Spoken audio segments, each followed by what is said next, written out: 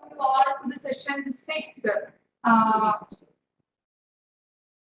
is a theme 6 is on strengthening FPOs in terms of capacity building, institutional linkage, and linkages to access, inputs, technologies, and services. So today's session will be chaired by Dr. V.V. Sadamate sir and Ashish Napade sir. So I would like to introduce our chair first. V.V. Sadamate sir, he is a former advisor at Agriculture Planning Commission, Government of India. Sir worked as a worked with the ICR as a junior scientist and with the Ministry of Agriculture as a director, then additional commissioner of extension, and later he joined Planning Commission as advisor agriculture and handled formulation implementation of 11th and 12th plans for agriculture and allied sectors, contributed in developing and operating extension reforms. Right now, sir, he is an independent agriculture extensionist, also a vice president of International Society of Extension Education, Nagpur, India. Welcome, you, sir. So we have a co-chair today, Mr. Ashish Napade, Program Director, Krishi Vikas, Gramin Prashikshan Sanstha. He is by profession he is an engineer. Also, he did his MBA. Around 15 years of experience he is having in the social sector, involved in promotion of FPOs since 2011. So he is a leading leading the vertical of FPO promotion in Krishi Vikas, promoted 70 plus FPOs in Maharashtra, Madhya Pradesh, and Gujarat. He is also leading an initiative all about FPOs, supporting more than 100 FPOs across India through this initiative. So, sir, today our chair supposed to take a session on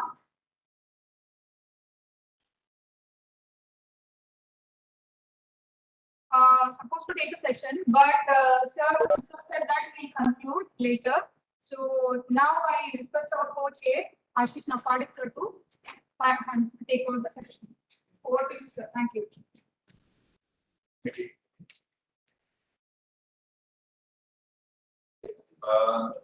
Good morning, everyone. Before I give the presentation, let me just underline a couple of things which are very crucial to this topic. First, capacity building of the fuels. Then, backward and forward linkages. And more importantly, what support and services is organizations need, when they access the input support, credit support, things like that.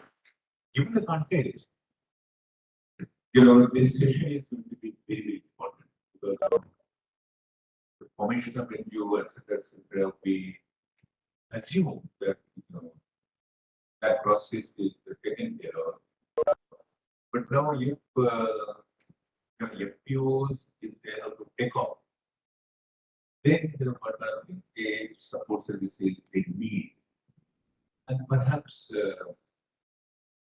unless those nitty-gritties are addressed, solved, there may not be much of visible progress. When it comes to capacity building of FPOs, again, I was discussing this point with Ashish. There are 2-3 important segments. Getting that capacity building of the management, board of directors, CEO, etc. Then getting that capacity building of marketing hours, 100, 200. Yeah. And again, there could be the bifurcation. The need of technology and your training environment. What kind of support you need from university, ICI institutes, research organizations, data, was why bring another very important dimension comes. Many speakers have mentioned yesterday also that FPOs can be a platform, for the schemes and programs to be done. If that kind of arrangement is acceptable to the practitioners of the book program, then the whole dynamics of implementation of the programs and policies will have to be relooked. Because and the whole thing, the whole delivery mechanism will have to be what you call it as enforcement. There's a scheme, there's a program, and then you capture the efforts in a taluka or in a district and make the delivery included. And so that kind of interpretation is very much needed.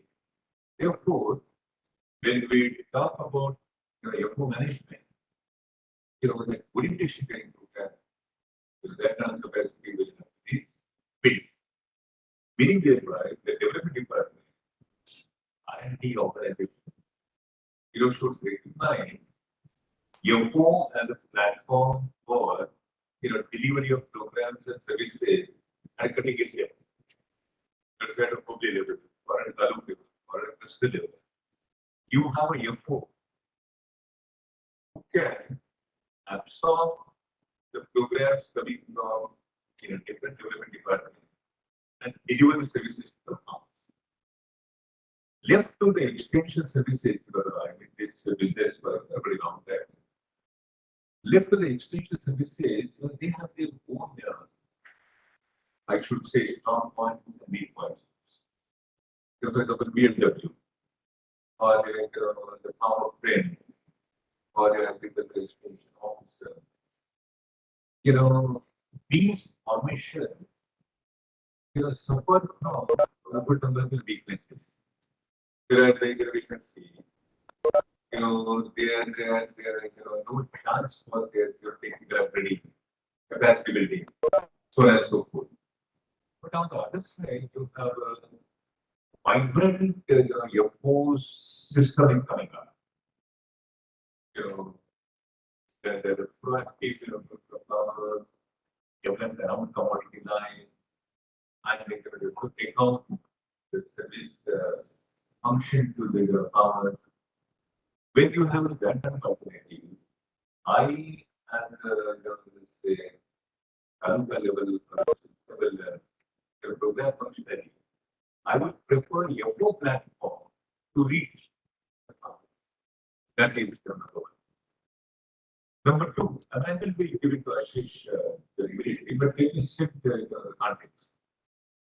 Second thing is, when I'm talking about the capacity building, it is equally important that the farmers use ecology.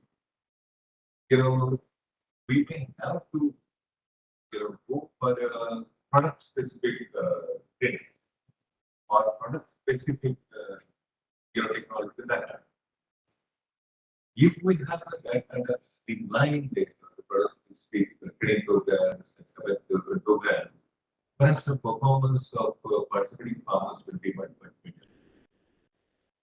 And therefore, we may have to identify who is the providing support to that product. Who is the university scientist providing support to that technology? Who is the research institution nearby or nearby state that would provide technological backup to therefore requirements. Also, there is in the topic itself, I mentioned that capacity building, the linkages with services, as services for your course performance, would be again known as well. Production support, technology support, marketing support, logistics support. Further, nearby service providers, who could bring in positive impact to the will, have a debate on that also. After our presentation, we will see, what is the your vision of the house, and if we conclude our deliberations, maybe with concrete recommendations. I think that will serve the purpose and the participants. But when I talk about developing linkages and services from your board, again I discussed with Ashish this morning. Credit and input support is very, very critical to your full operation.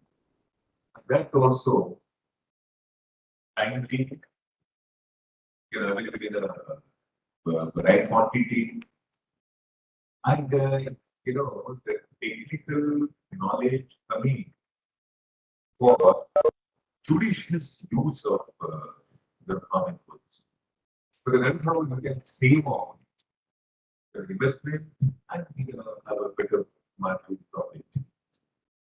I have two more points and then we are going to actually.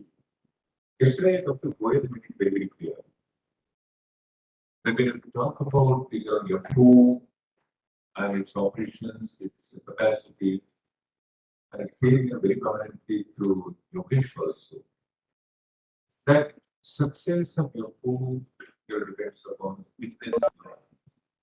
business opportunity, business idea, business proposition, you may call them any name, and how to develop capacity of your foods, and that Sushil will answer, so that you can have vibrant business idea, business plans. When you have a strong business plan, business idea, organization of your food, and functioning of your food, will deliver. Second, the last subject as the introduction to the subject is the convergence of programs and activities. Because your food can be a very good platform, available right at the grassroots level, at critical level, where schemes and programs can merge. If you have your agriculture department, horticulture department, animal, poultry, fishery, so on and so forth. But when there's a convergence point, like your food, 200, 300 farmers from different districts, nearby districts, then sale and delivery mechanism is very strong. Rather than BW, approaching the farmer. If your business proposition is captured by the farmer, then acceptance of the program and converting the programs into action will have a very positive impact. So with these, introductory remarks, Cynthia, who is our appropriate? Yes, yes. Okay. Okay, that is this is and Mr. Charlie is our here. I'm very happy to inform you that Charlie has worked with the government agencies, is very experienced and will manage, and we will have the benefit of Carlos' presence in the drafting the recommendation. So thereby the chairman's role will be to promote Ashish on one side, and they're going to say that Charlos have on other side, and they're going to be a good team of the management. So Ashish is over to you. Did you just given the what? 50 minutes? 20 minutes? Yes, sir. 20 minutes of time. Okay. So Ashish, thank you very much, and then we will discuss. After Ashish's address, we have one online paper presentation. So far he confirmed, and so then after we don't have anything. Good. Yeah. And I understand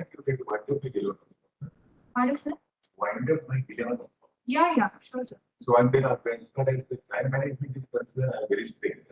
Yes, sir. I keep that in mind. Thank you. Thank you, sir. Namaste. My name is Ashish. I'm representing an organization called Krishi Vikas for Government Pension Samstha. As rightly said in the introduction, Krishi Vikas is working since 30 years for agriculture and welfare in Maharashtra. And in recent past, we are expanded in rest the states in India. At least we are currently working in Madhya Pradesh and Gujarat. Begin with, I have a documentary.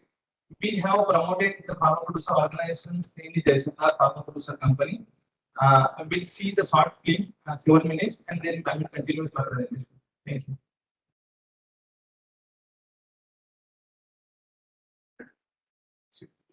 Yes.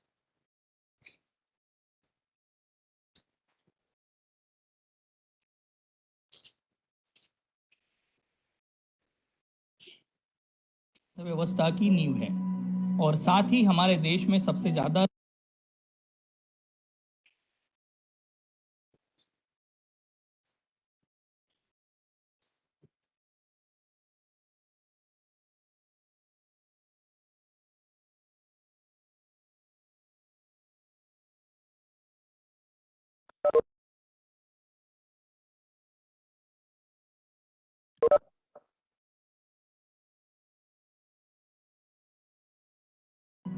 कृषि भारतीय अर्थव्यवस्था की नींव है और साथ ही हमारे देश में सबसे ज्यादा लोगों का रोजगार देने वाला क्षेत्र भी। लेकिन आज भी किसान की अवस्था बहुत ही नाजुक है। कभी बारिश ना आने की वजह से तो कभी ज्यादा बारिश होने की वजह से, कभी पेस्ट अटैक की वजह से तो कभी उपज को उचित भाव न मिलने की वजह से, कभी खराब सीड के कारण तो कभी पैसे न होने के कारण। किसी न किसी कारणवश हमारा किसान हमेशा परेशान पाया जाता है। किसान की इसी अवस्था को सुधारने हेतु महाराष्ट्र के कुछ किसानों ने मिलकर निर्माण किया जय सरदार कृषि विकास किसान उत्पादक संगठन का। देखिए हमारे देश के प्रधानमंत्री क्या कहते हैं इस संगठन के बारे में। आइए हम महाराष्ट्र चलते हैं।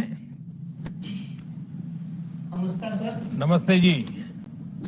मैं दिलीप नाफड़े जय सरदार शेतकरी उत्पादक कंपनी मलकापुर से आपका अभिवादन करता हूं। सर पहले कुछ साल पहले हमें किसानों के लिए बहुत सारी समस्या थी। उसी समस्या से लेके हमने जय सरदार किसान उत्पादक कंपनी का रजिस्ट्रेशन किया। उसके बाद में सर हमने वो किसानों से 1000 रुपए शेयर्स हमने जमा किए। हमारे 10 लाख रुपए जमा होने के बाद SFC नई दिल्ली ने हमें 10 लाख रुपए इक्विटी गारंटी दिए। ऐसे हमारे पास 20 लाख रुपए हमारे किसान संगठन के पास हमारे खुद के जमा हुए और वो होने के बाद हमने 35 लाख रुपए का लोन लिया और वो लोन लेके हमने हमारा कारोबार आगे बढ़ाया। दिलीप भाव तुमची सगळी मंडळी टोळीना माझे नमस्कार। नमस्कार। कमाल केला है तुम्ही सगळ्यांनी।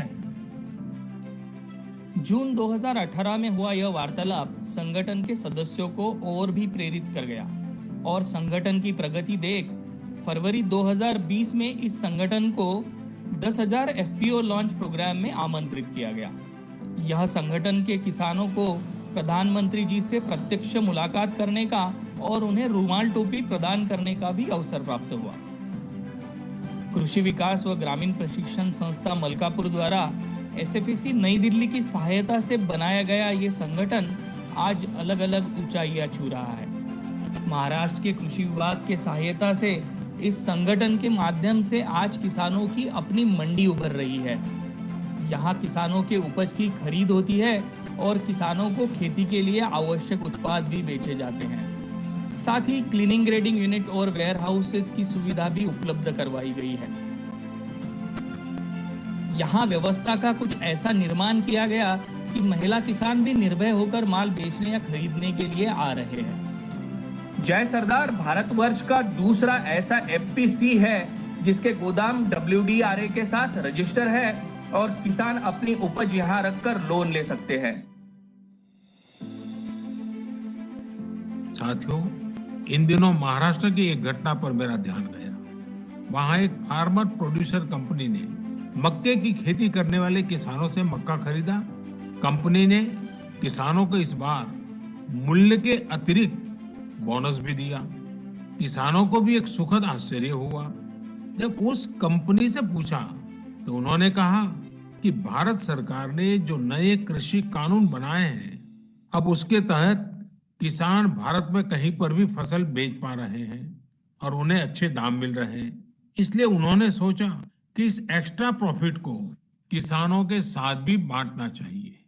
उस पर उनका भी हक है और उन्होंने किसानों को बोनस दिया है। साथियों, बोनस अभी भले ही छोटा हो, लेकिन ये शुरुआत बहुत बड़ी है। उचित दाम और सही काम के सूत्र के साथ साथ आगे बढ़ने के लिए और मार्केट कंपटीशन में किसानों के हित के लिए खड़ा रहने हेतु टेक्नोलॉजी का सहयोग लेना अनिवार्य है। यही सोचकर संगठन ने द्वारा ट्रस्ट के साथ एक ऐप का निर्माण किया। इस ऐप के माध्यम से किसान भाई बहन अपने घर से ही जो उपज उन्हें बेचना है उसके बारे में एफपीओ को जानकारी दे सकते हैं तथा एफपीओ के पास उपलब्ध चीजें भी खरीद सकते हैं। इसी ऐप के माध्यम से किसानों को क्रॉप एडवाइजरी सेवा भी प्रदान की जा रही है, जो किसानों की कम लागत में अच्छा उत्पाद लेने में भी सहायक हो रही है। एफपीओ के यशस्विता हेतु मार्केट लिंकेज सबसे जरूरी है। यह ध्यान में रखते हुए इस एफपीओ ने संतुष्ट नाम से अपना खुद का ब्रांड विकसित किया है और ऑनलाइन तथा ऑफलाइन माध्यम से उत्पाद बेचे जा रहे हैं। इसके अलावा महा एफपीसी, एनसीडीईएक्स, एनईएमएल जैसे अन्य कई संस्थाओं के माध्यम से भी मार्केट लिंकेज बनाए जा रहे हैं। ई नाम के माध्यम से भी किसानों को एक देश एक बाजार से जोड़ने का प्रयास जारी है। जय सरदार एफपीओ सिर्फ अपने किसानों तक ही सीमित नहीं है, बल्कि देश भर से अलग अलग जगह से किसान यहाँ कुछ सीखने आते हैं। इस एफपीओ द्वारा अन्य कई एफपीओ के निर्माण और उनके सक्षमीकरण में योगदान दिया जा रहा है। जय सरदार एफपीओ द्वारा निर्मित इस व्यवस्था के कारण किसानों के समय की बचत हो रही है। वैज्ञानिक तरीके के इस्तेमाल से उपज का सही वजन हो रहा है। मार्केट में उपज की चोरी भी रोकी गई है। मार्केट के स्तर पर आने वाले अन्य लॉसेस भी बचाए जा सके हैं। वैज्ञानिक तरीके से निर्धारित उचित दाम किसान को मिल रहा है और साथ ही किसान शिक्षित भी हो रहा है। जय सरदार एफपीओ का यह काम अलग अलग प्लेटफॉर्म पर सहारा गया। यूएस काउंसिलेट, बाला विकासा और Tata institute of social science Mumbai द्वारा आयोजित स्पर्धा में पहले 10 इनोवेटिव स्टार्टअप में जय सरदार को स्थान दिया गया। एनसीडीईएक्स द्वारा प्रकाशित मासिक पत्रिका में खेती के सिकंदर के रूप में जय सरदार एफपीओ के काम को नवाजा गया। एसएफएसी द्वारा फाउंडेशन डे के अवसर पर एफपीओ को सम्मानित किया गया और लेवा चेंबर ऑफ कॉमर्स, इंडस्ट्रीज और एग्रीकल्चर द्वारा भी इस एफपीओ का सम्मान किया गया। किसानों की जिंदगी में सकारात्मक बदलाव लाने हेतु उठाया गया यह कदम एक नई शुरुआत है।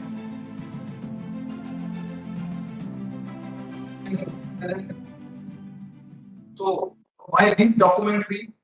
Because we are discussing about the capacity building, institutional linkages, market linkages, spirit linkages, and technology use in this session or in this team. So all the topics these FPC has files to cover. The FPC has established spirit linkages.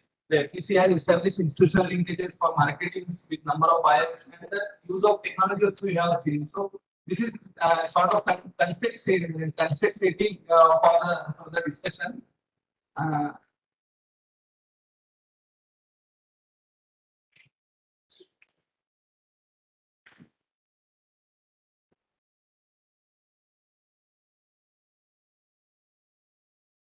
So today we are discussing about how scenario appears in terms of capacity building, institutional linkages, and grid linkages. That's why we have seen the documentary. As I introduced, I am Ashish. I am working as a program director with the Krishi Vikas of Ram Christian Samstha.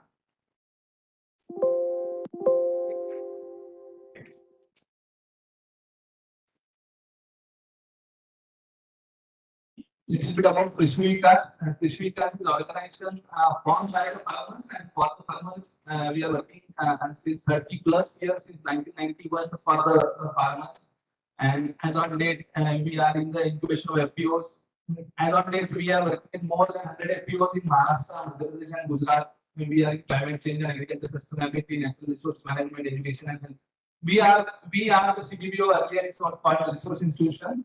And since 2011, we are working with SFAC and Department of Agriculture for the promotion of FPOs since the pilot phase. And now we are, as a CBBO, we are working with NABARD, NCDC, SFAC, and NABARD. This is a little bit about the work we are working with FPOs. We are FPO Academy member of Manage, and through our banner All About FPO. This is All About FPO is initiative of Krushi Vikas, and through All About FPO, we are working for capacity building activities with Manage with Manage, and we are running online course for 20 hours online course for the FPO capacity building for boards, for CEOs, for youths, and those who are aspirations to work in the sectors. Yeah, coming towards the topic, we little bit discuss about the critical aspects or challenges what FPCs are facing and what we as a professionals are facing. So in India, near about as on date, लगभग 20,000 के करीब FPC हो गया, 18,000 के near about है, तो we'll say about 20,000 FPCs in India. At least 50% FPCs का capital low हम कह सकते हैं, जो in between 1 lakhs to 3 lakhs or 5 lakhs. Approach हम लोग फेस कर रहे हैं बहुत पिछले कुछ दिनों से एफपीओ प्रमोशन में. सो ये सारे इश्यूज एफपीओ के लिए है. तो एफपीओ प्रमोशन के काम करते वक्त हम लोग मोबिलाइजेशन के इश्यूज है, किसान को मोबिलाइज करना, कन्वर्ट करना, ये जब जिस तरह से मोबिलाइजेशन के इश्यूज है उस तरह से आगे जाते हैं. FPC management, I think since last 2 days we are talking about these issues also, FPC management, their leadership, their business spirit, ownership, and many more. So these are some critical challenges and issues we are facing with the FPCs, business planning and development, marketing linkages, legal compliance and governance. Tomorrow only I am talking with Saramati sir and we have discussed these issues, that from where these farmers or these board of directors or anyone can get the information on how they can resolve these challenges. They have challenges with business plan, they have challenges with business development, they have challenges with credit linkages and financial linkages. So coming towards conclusion that FPCs have low capital and low capital tends to low transaction. बहुत बार देखा है कि FPC के पास capital नहीं है या credit linkage establish नहीं है, तो transaction कम हो रहे हैं, और transaction कम होने की वजह से limited ownership among the members or among the boards we can see. So this is also an issue we are talking about when we are talking about ownership.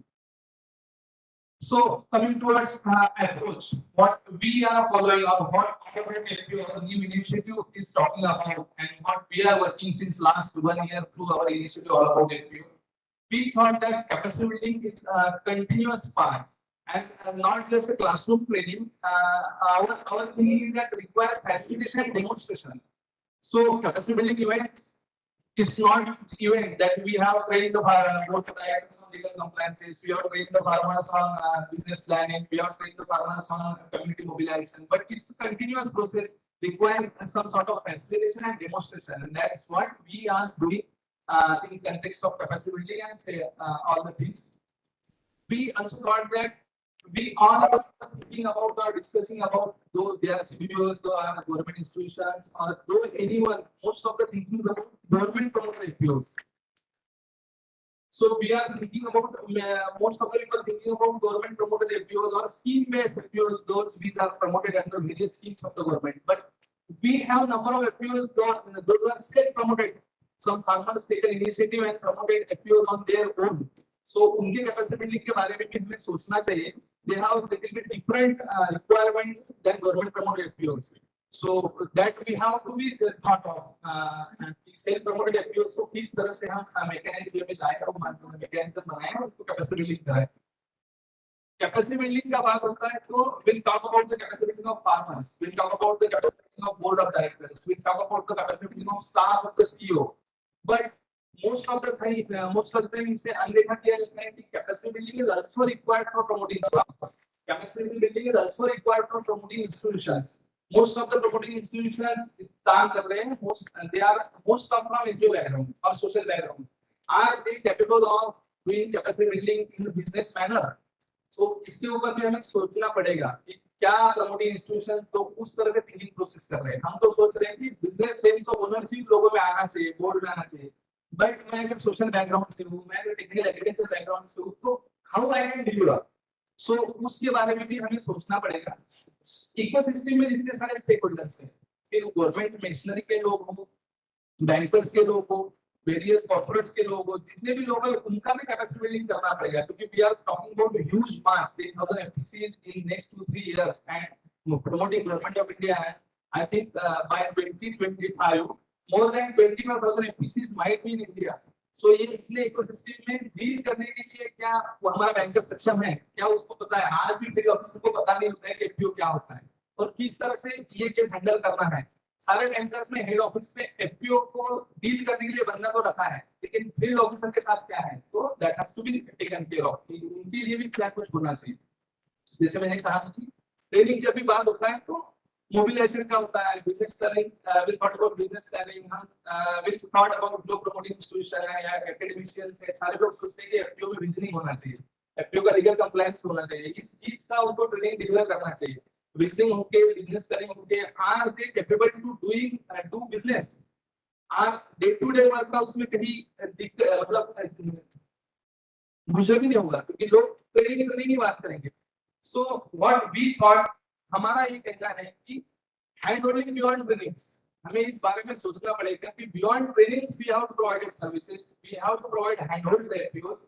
सो जैसे कि अकाउंटिंग, मैंने अकाउंटिंग क्लासरूम में सिखा दिया, but in practical accountant का capacity नहीं है, तो एक बार 1-2 दिन में सीख के या पूरे 4-6 महीने में सीख के वो जाएगा, तो हमें किसी के साथ बैठ के उसको ट्रेन करना पड़ेगा। At least have to do exposure FPO में देना पड़ेगा। That we are doing in Jaisardar. हमारे पास बहुत सारे एफपीओ के अकाउंटेंट आते हैं, they sit with the accountant of Jaisardar and they experience how accounting is done. So इस तरह से फर्स्ट हैंड एक्सपीरियंस में देना पड़ेगा। Same case with bulk commodity procurement. Sir को बात करें कि क्या कमोडिटी प्रोक्योरमेंट किस तरह से होता है। Sir experience is that most of the corporate are interested to buy from FPOs, but again scale का इशू होता है।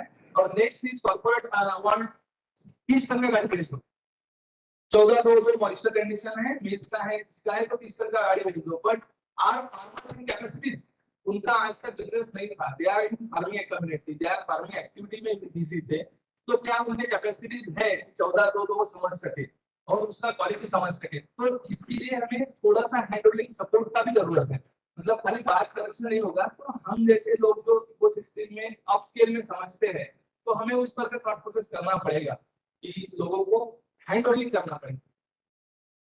फिर एक मिसिंग लिंक है कि पूल ऑफ प्रोफेशनल्स। आज अगर मुझे कोई सर्विस चाहिए, मैं एफपीओ में काम करता हूँ, तो कनेक्टिंग डॉट्स होना चाहिए। डॉट्स बहुत जगह पे है, मैं महाराष्ट्र में काम करता हूँ, चेन्नई में काम करते हैं, ऐसे बहुत सारे जगह पे कनेक्ट डॉट्स है, लेकिन क्या डॉट्स को कनेक्ट करने के लिए कभी किसी ने कोशिश किया है? तो एफपीसीज का रिक्वायरमेंट है, आज उसको कोई लीगल कंप्लायंस के लिए एडवाइजर लेना है, सर्विस लेना है, तो इस तरह से manage can take initiative and empanelment of resource हो सकता है। जैसे नेशनल रिसोर्स पर्सन एनआरएल में लोगों ने किया है डिपार्टमेंट, तो that type of things happen here also कि अगर किसी एफपीओ को जरूरत है, तो वो कहीं भी वेबसाइट पे जाके किसी को कॉल करके उसका रिजोल्यूशन कर सकता है। इससे दो चीजें होगी, एक तो उनको प्रोफेशनल रिसोर्स भी मिलेगा, next they will know the fees. अभी सेक्टर में हर एक प्रोफेशनल अपनी अपनी लेवल से फीस चार्ज कर रहा है किसी एक्टिविटी का, ये भी एक्सपर्ट थोड़ा सा बचेगा। तो पूल ऑफ रिसोर्स जो भी है हम बना सकते हैं, और वी आर ट्राइंग, हम लोग कोशिश कर रहे हैं। एक शेयर प्लेटफॉर्म भी बनाने का हमारा प्रोसेस है, और that I think manage can take initiative. ये एक शेयर प्लेटफॉर्म हो जिसमें हमारे सक्सेस स्टोरी, हमारा नॉलेज पड़े, क्योंकि एफपीओ के पास भी बहुत सारा नॉलेज है, बट वो मतलब पिक्चर लाइमलाइट पे नहीं आ रहा है, लोगों को नहीं पता है कि कौन सा एफपीओ कहाँ अच्छे से फंक्शन कर रहा है। अगर इस तरह से कोई प्लेटफॉर्म होता है, जैसे सोशल मीडिया पे हम लोग डालते हैं कि I was in manage and I am discussing on this, उस तरह से एफपीओस के लिए भी एक प्लेटफॉर्म हो सकता है जो अनइंटरप्टेड वे से लोगों को नॉलेज प्रोवाइड करेगा कि कौन से एफपीओ में क्या हो रहा है।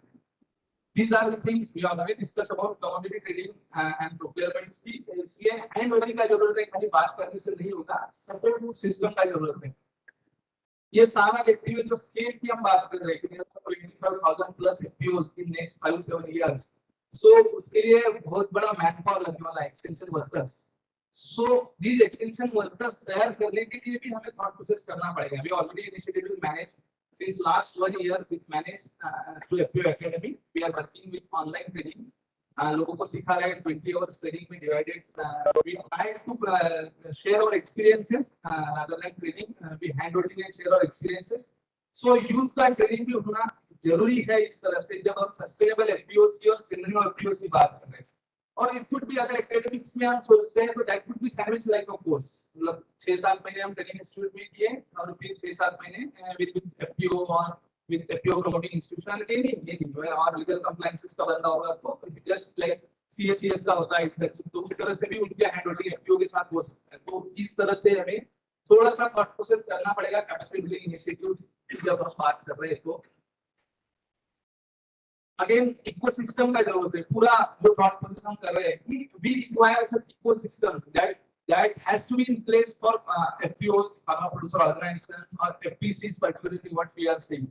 Cooperatives, we have well set ecosystem from block level to state level or country level we have ecosystem for support. But for FPC can we have? तो ये होना चाहिए. Someone has to take initiative in this. ये FPO के लिए कहाँ जाएगा? आज अगर FPO बोर्ड मेंबर को कोई दिक्कत है सो मतलब ब्लैक है वो मुझे कहाँ जाना चाहिए. उसके पास पहला अप्रोच है उनका कंपनी सेक्रेटरी, उसका सीए, उसका प्रमोटिंग इंस्टीट्यूशन या उसके गांव में कोई एफपीओ बनाया है उसके ही उतना ही उसके पास अप्रोच है. बियॉन्ड दैट वो कहाँ जाएगा अनआंसरेबल क्वेश्चन है. तो एक इकोसिस्टम या सपोर्ट सिस्टम उस तरह से खड़ा हो सकता है वो हमें सोचना पड़ेगा. That we are also thinking of to almost FPO. So one stop support centre FPOs के लिए बहुत जरूरी है.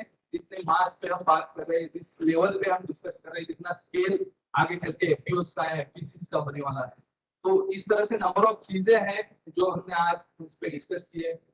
व्हाट वी थिंक जो हम बात कर रहे थे पिछले 2-3 स्लाइड में I have discuss that capacity building event capacity building interventions. But मुझे लगता है कि जितना गवर्नमेंट प्रमोटेड एफपीओस हैं या सेल्फ प्रमोटेड एफपीओस भी है रजिस्ट्रेशन तो लोग कर लेते हैं. मेरे जैसे या आपके जैसे किसी से भी डिस्कस करते हैं कंपनी सेक्रेटरी से डिस्कस करते हैं दे डू रजिस्ट्रेशन इनिशिएट भी करते हैं. बट इनिशिएशन के बाद what happens when it comes to business level. So we thought that this is critical needs and here we require hand holding for FPOs. Register हो गया initiate हो गया अभी बिजनेस डेवलप करना है बिजनेस ग्रो करना है. तो अगर हम मोटा मोटी एफपीओ लाइफ साइकिल अप्रोच इस तरह से सोचते हैं कि registration phase initiation phase, then business development phase and growth and sustainability phase. So most crucial part है कि initiation और business development. तो इस फेज में हमें जाना चाहिए और क्रिटिकल नीड्स यहाँ पे है एफपीओस को हैंड ओवर करने का क्योंकि वो नहीं तो वो लॉस में जाएगा और इट विल स्टॉप. तो वो अल्टीमेटली हम डिफिकल्टी में आ जाएंगे हमारा पूरा मिशन जो है. तो this is the critical stage what we explore. Institutional linkage के बारे में जो भी बात हो रहा था कि गवर्नमेंट इंस्टीट्यूशंस है गवर्नमेंट की बहुत सारी स्कीम्स है लेकिन नंबर साइज में पुअर है तो उसको लिंकेज एस्टैब्लिश करने की जरूरत है. एक FPO system single window system government ने एस्टैब्लिश करने के ऊपर थॉट प्रोसेस करना चाहिए जिससे ये सारे क्वेश्चंस के आंसर्स एफपीओस को या किसानों को मिले. फाइनेंशियल इंस्टीट्यूशंस अभी अच्छे से आगे आ रहे हैं. They are coming forward for term loan working capital but still we are farmers और बहुत सारे लोगों का सीबील दिक्कत है कैपिटल लो है फिर प्रपोजल मेकिंग उनको आता नहीं है. तो इस वजह से भी बहुत सारे एफपीओस अभी भी स्ट्रगल कर रहे हैं क्रेडिट लिंकेज एस्टैब्लिश होने के लिए.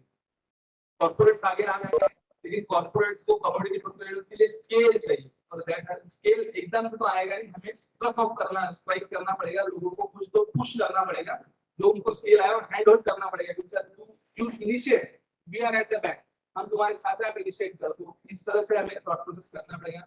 Federations बहुत सारे बने हैं. We are also part of FPC.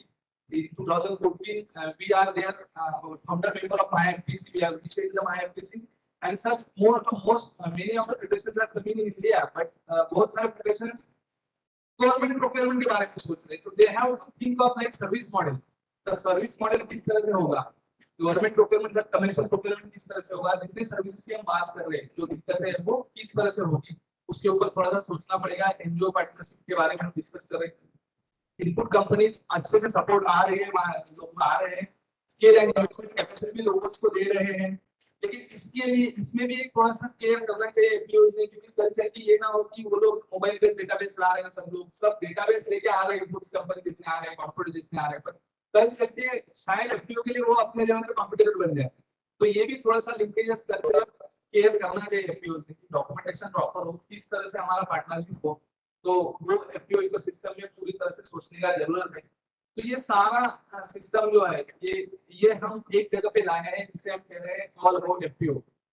So all of FPO is initiative, our initiative, Krishi Vikas initiative, under which thought 360 support services to FPOs. हमने अभी capacity building and hand holding की शुरुआत की है, बिजनेस डेवलपमेंट के लिए भी शुरुआत की है। धीरे धीरे वी आर प्रमोटिंग सपोर्टिंग एफपीओस, और जो बेसिक मैंने कहा कि hand holding beyond capacity building, मतलब कैपेसिटी बिल्डिंग तो रेगुलर प्रोसेस में हो जाएगा, लेकिन उसके बियॉन्ड हैंड होल्डिंग होना चाहिए। सो ऑल अबाउट एफपीओ का यही मिशन है जो हमने नए इंस्टीट्यूट लॉन्च किया है। भारत के एटलीस्ट 5-6 स्टेट्स में हमें अच्छा रिस्पांस मिलता है, कैपेसिटी बिल्डिंग कर रहे हैं। मैंने एफपीओ एकेडमी के माध्यम से पिछले 1 साल से जो भी हम काम कर रहे हैं, तो एफपीओ एकेडमी के माध्यम से हम लोग एक प्रोफेशनल कोर्स लोगों के लिए चला रहे हैं, जिसमें 20 आवर्स मेरे वेरियस मॉड्यूल ऑनलाइन चला रहे हैं विद थॉट अबाउट फिजिकल। देखते हैं अभी कोविड का होने वाला, फिजिकल के बारे में सोचते हैं। ओपन यूनिवर्सिटी के साथ हमने एक प्रोग्राम शुरू किया महाराष्ट्र में, that is on FPC management. So FPC board भी कर सकते हैं, सीओ भी कर सकते हैं। तो these are some capacity initiatives that we are taking.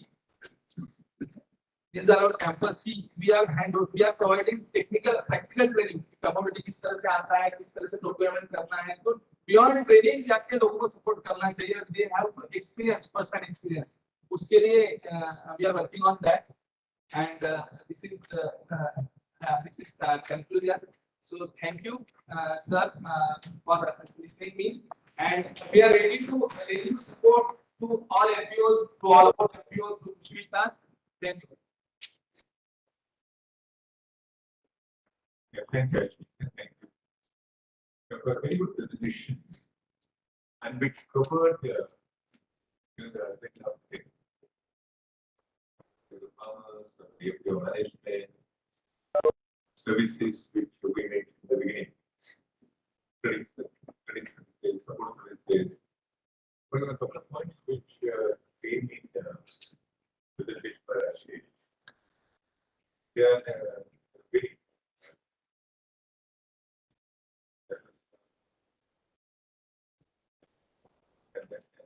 for example, very well.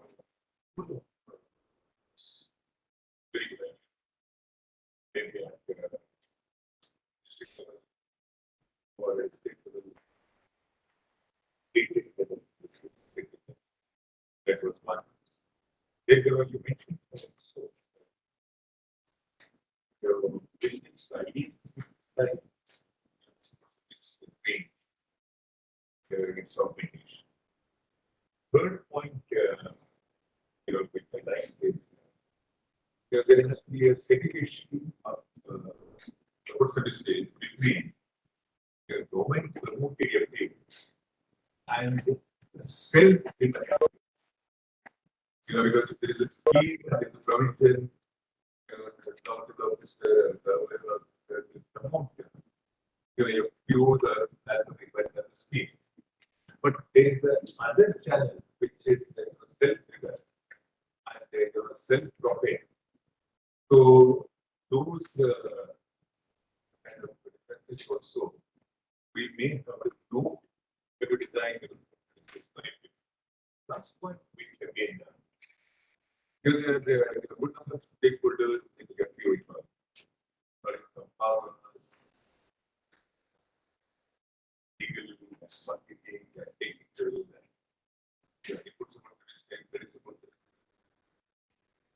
my presentation is very clearly say that there is need capacity building for each one of them. And relatively less or more, but each one of them needs capacity building support. If we have to, move from yes number to Y number and cover the long state. Ashish, very good presentation. You also equally good. Yes. Thank you. Whatever the point you highlighted, they are all straight from the field, and we already taken note of it. And when we present our recommendation, definitely we're going to add that. Thank thank you very much, sir, for your wonderful presentation. Yes, sir. Yes, sir. Now, panel. Yeah. Sir, that's yeah, but You sit on the dais, no? I was surprised. The reporters are missing. Please come. Come. Alright, you have to be on stage. sir, I did not ask her. That was I also requested to this. There is like twice if you want to. Okay, wherever he feels comfortable. Okay. Yes, sir. She is also reporting our expression. Next.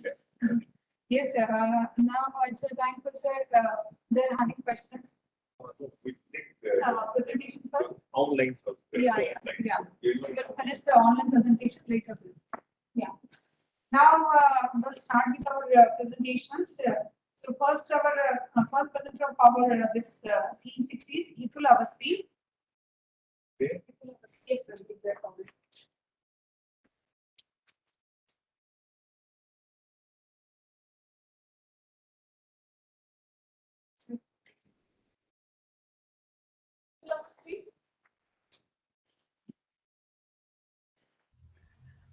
Good morning, all. What's his name? Sir, shall I start? Yeah, sure. But tell me about the timing. Yeah, so we are getting a 10 minutes of time. So 8 minutes for your presentation and explanation and 2 minutes for your conclusion. Okay, after 8 minutes, link will be there. And then after you have to finish your whatever the findings within 2 minutes. Okay. Yes, ma'am.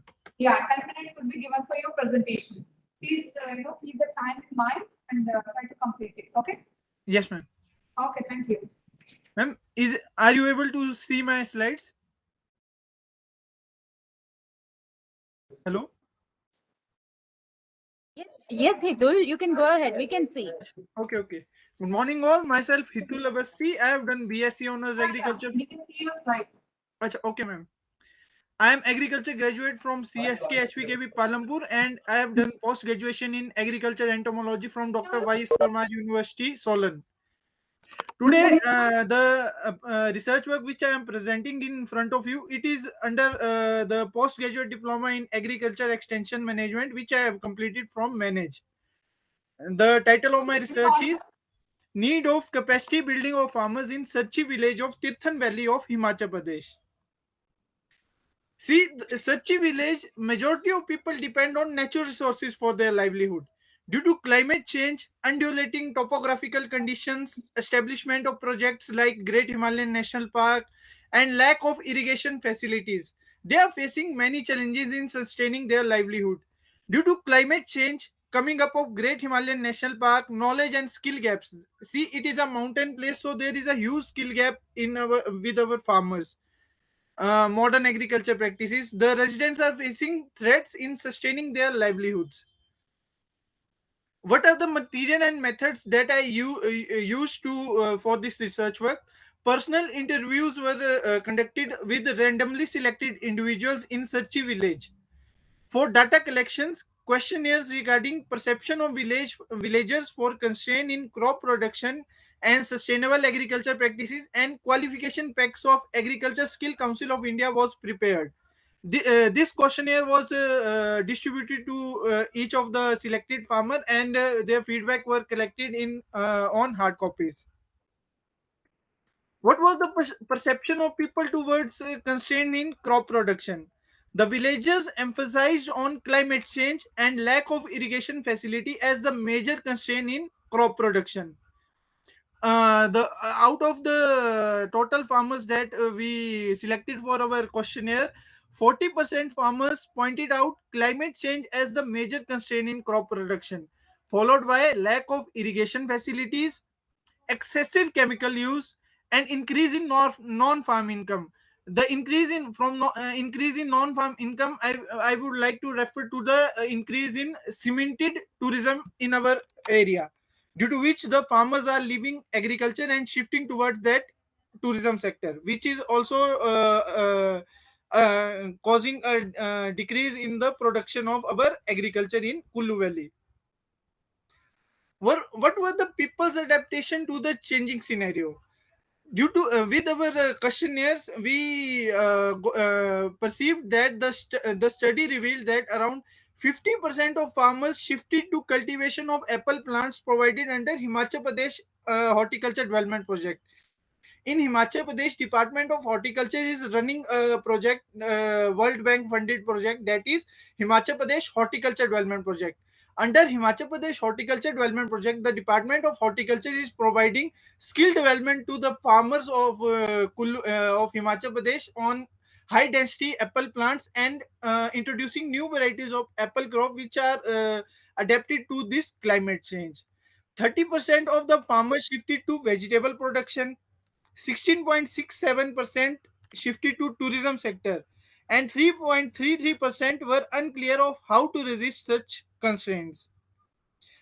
So what were the when we asked our farmers that what are the job roles in which they are interested? So this was the result which we got: job roles for entrepreneurship development in Sarchi village of Tirthan Valley, for which farmers showed their interest. Majority of people, 36.6% of our from our study, showed great interest toward entrepreneurship and skill development in fruit productions. This fruit production, the inclination of farmers towards fruit production was due because they were in because the results of this Himachal Pradesh horticultural development projects are very good. People are getting good results with introduction of these high yielding apple varieties. Other preferred choices for capacity building was tourism sector. Then there was followed by vegetable production, beekeeping, and sericulture. So, what are the conclusion that we draw from our study? Around 40% pointed out, 40% farmers pointed out climate change as the major constraint in crop production, followed by lack of irrigation facilities. To cope up with these constraints, the farmers shifted to cultivation of apple plants provided under Himachal Pradesh horticulture development projects, while other which include 30% shifted to vegetable productions. The farmers also showed a great interest in undertaking entrepreneurship and skill development programs in fruit productions, followed by tourism sector, vegetable production, beekeeping, and sericulture. Thank you. If there is any question, I am ready to answer, ma'am.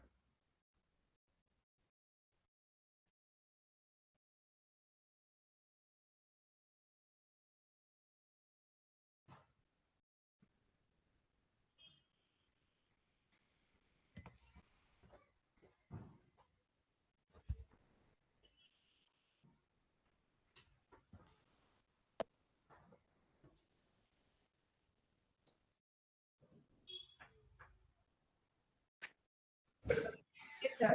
Suraji Reddy. There Suraji Reddy.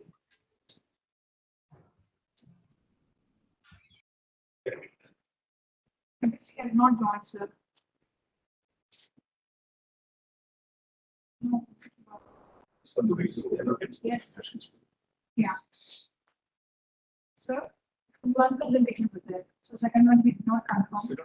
Yeah. So we can go with the question answer with Hitul Avasti. After that, we can go with the concluding remarks of the chair. Very good. No, sir. Okay. Sir, open the house for question and answers. Yeah, I like that. Okay, sir. You are coming back to Hitul's presentation. When I get into the online, very sweet and thoughtful. But Hitul has very clearly, there are three issues. That the house appreciate. But what is saying that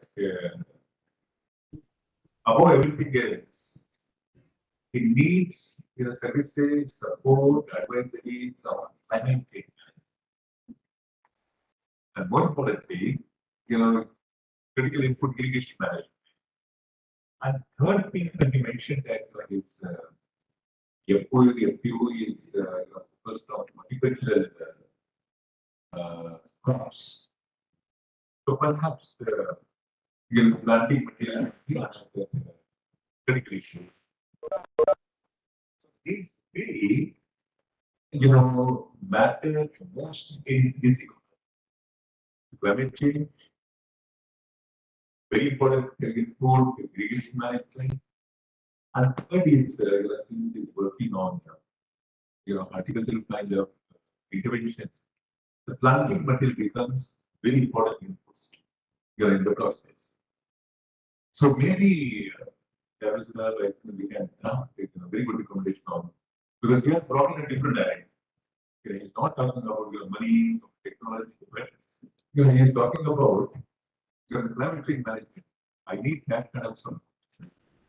Now I think we can keep the house open for discussion. And for benefit of Sir, Karanji sir, and Director sir, the first presentation was very good. Like almost Harvey Doge, Ashish made a very strong appeal on credit services, input services, financial management, conflict resolution within the organization. More importantly, audit and accounting compliances, and he has brought into focus on code dimension. If the FPOs have to move fast, get promoted, then he says that business development is very difficult. Then training and capacity of all the stakeholders, starting from farmers to the management of FPO to research and input, those second and third level circles of agricultural development. Convergence was another point which actually the point out. So if I take a stock of these two presentations, then the issues which emerge are as follows. Number one, need-based support and service providing. Number two, I very strongly agree with Ashish that he says that the government promoted the NGOs that your goals and your goals which are self-promoting.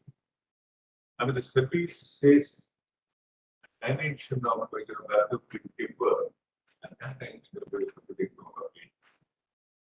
Ashish has again point out very important dimension of the convergence, pool of professionals.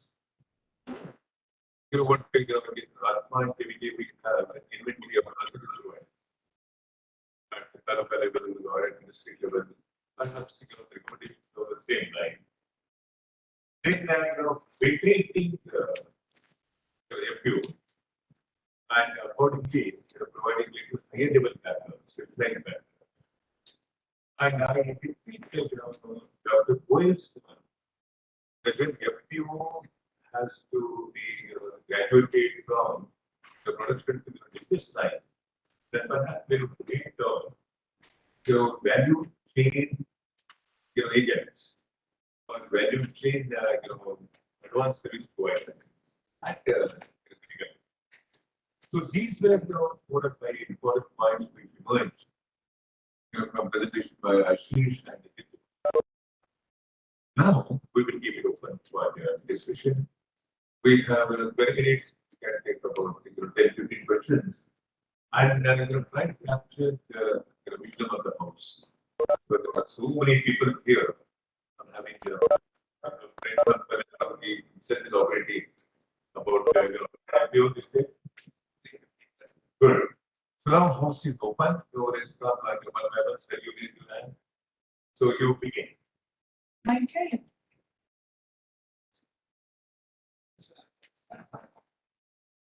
We'll give you open. If you have some idea on providing the support services to your view, and I appreciate the suggestions and wisdom coming from the ground. So that's what. Must congratulate Ashish Apade for a wonderful presentation, endorsing, and he spoke more of the academician and experience into operating and managing farmer. Most of the audience here say everything is true. If they are getting a PO, from KVK, from academics, disciplines, so some are just entering into the arena for PO, some are highly experienced, there are policy experts. So your kind of looking for newer business opportunities, like you have correctly identified in account for capacity building of all these related stakeholders, starting from the CEO, promoting organization, the farmers practitioner, the entire ecosystem needs to have a proper capacity building, and to that extent, sufficient infrastructure and policy may be not existing. So the beautiful contribution to strengthening the total APO movement, and who had also shared the APO life cycle, wherein he identified the formation and the business plan. States between these two are extremely crucial. Now, based on your experience, and it extremely useful for many of us in attending this conference online and also people joining virtually. Many are at this stage actually, formation stage, and many of the institutions like this, ISA institutions, universities, and some more NGOs, smaller NGOs, they are in this formation stage, and they're active in this mobilization and getting it registered. When the question comes for business plan development and aggregating and collectivizing, things most of the time are not happening. So based on your experience for all the practitioners present here, what could be done to minimize the risk between the stage 1 formation, stage 2 business plan development, and the collectivization and aggregation and other activities that the FPO is supposed to take? What could be done for the stage between the stage 1 and stage 2 so that it becomes such a Thank you, sir, for your appreciation about the presentation and work we are doing in the sector. Definitely, we thought this I had heard discuss about handholding support. Basically, most of the pharma produce companies get registered. वो KVK ने किया है या कोई government scheme के माध्यम से किया है या some from forward and sell from, but they need the little bit jerk after registration. I have experienced number of FPOs. I have also written in 400 FPOs. Most of the FPOs thought that ये हमें जमेगा कि नहीं जमेगा. Are we are able to do business? Are we are if we have started commodity procurement, can we have the buyers? So इस तरह से बहुत सारे लोगों के क्वेश्चंस होते हैं. इसके बेसिक पहले अगर जाते हैं तो people thought about can we manage the procurements? So particularly with me or particularly with Jaisandar, what we think for 2-3 years we made into government procurements. So government procurement provided us capacities, that knowledge, how to deal with the commodities and what the people are talking about in the sectors. Just like that, I have said that someone is bias there, but he's talking about 14 to 2. Yes, he's talking about scales, and other scale just bias is just have one, and they say same thing the material between 14 to 2. But the issue with the farmers or issue with the they are in a difficulty to manage 14 to 2. No, 14 to 2. I am just taking example of most commodity. So कोई भी buyer अगर बात करता है तो we discuss about technical parameters, quality specifications of that produce. So most of the players अभी तो emerge हो रहे हैं, they are farmers.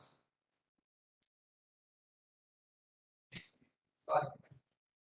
So most of the farmers are initiation stage और they are finding difficult. इस तरह से माल मैं कैसे करूँ?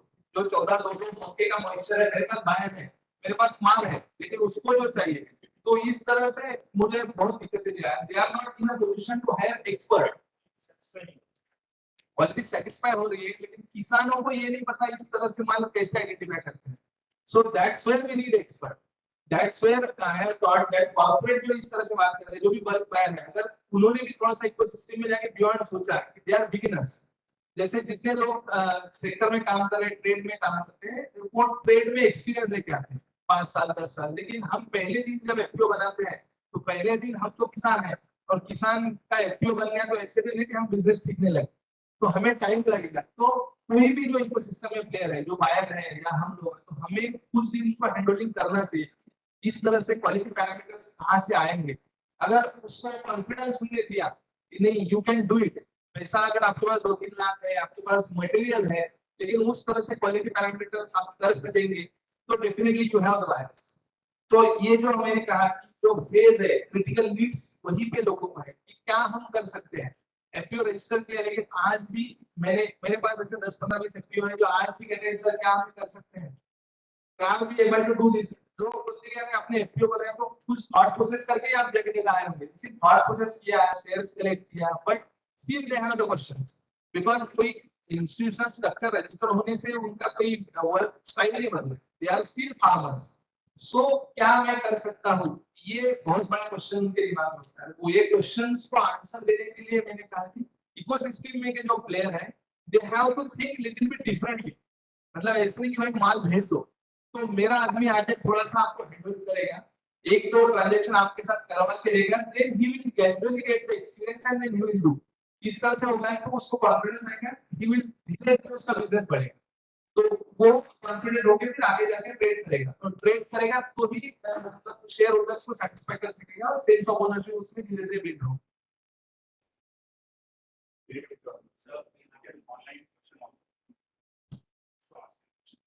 Okay.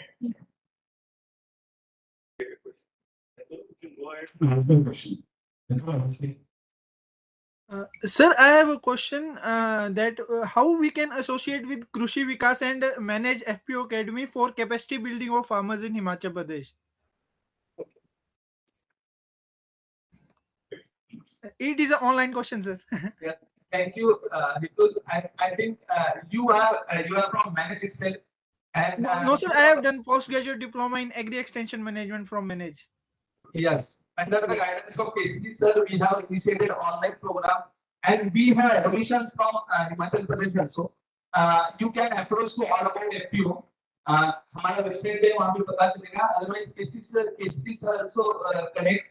So वहाँ पे किसानों के लिए हम लोग प्रोग्राम लेते हैं, तो इस तरह से हो सकता है ये सारा प्रोग्राम जो है 20 hours का, it is divided more than practical experience. Yes, KC sir will explain. Yeah, Mr. Avasti, I think you can join FPO Academy from your organization. Rishi Vikas is already a FPO Academy member. So under overall mentoring of FPO Academy, they are taking up for capacity building program. If you need any customized training program, then we can offer. Either you can come down to Hyderabad or we will go there and conduct the training programs. Other than training programs also, if you need any help, like, documentation of success stories or whatever be the case related to FPO, we are ready to take up. We are really happy to take up this.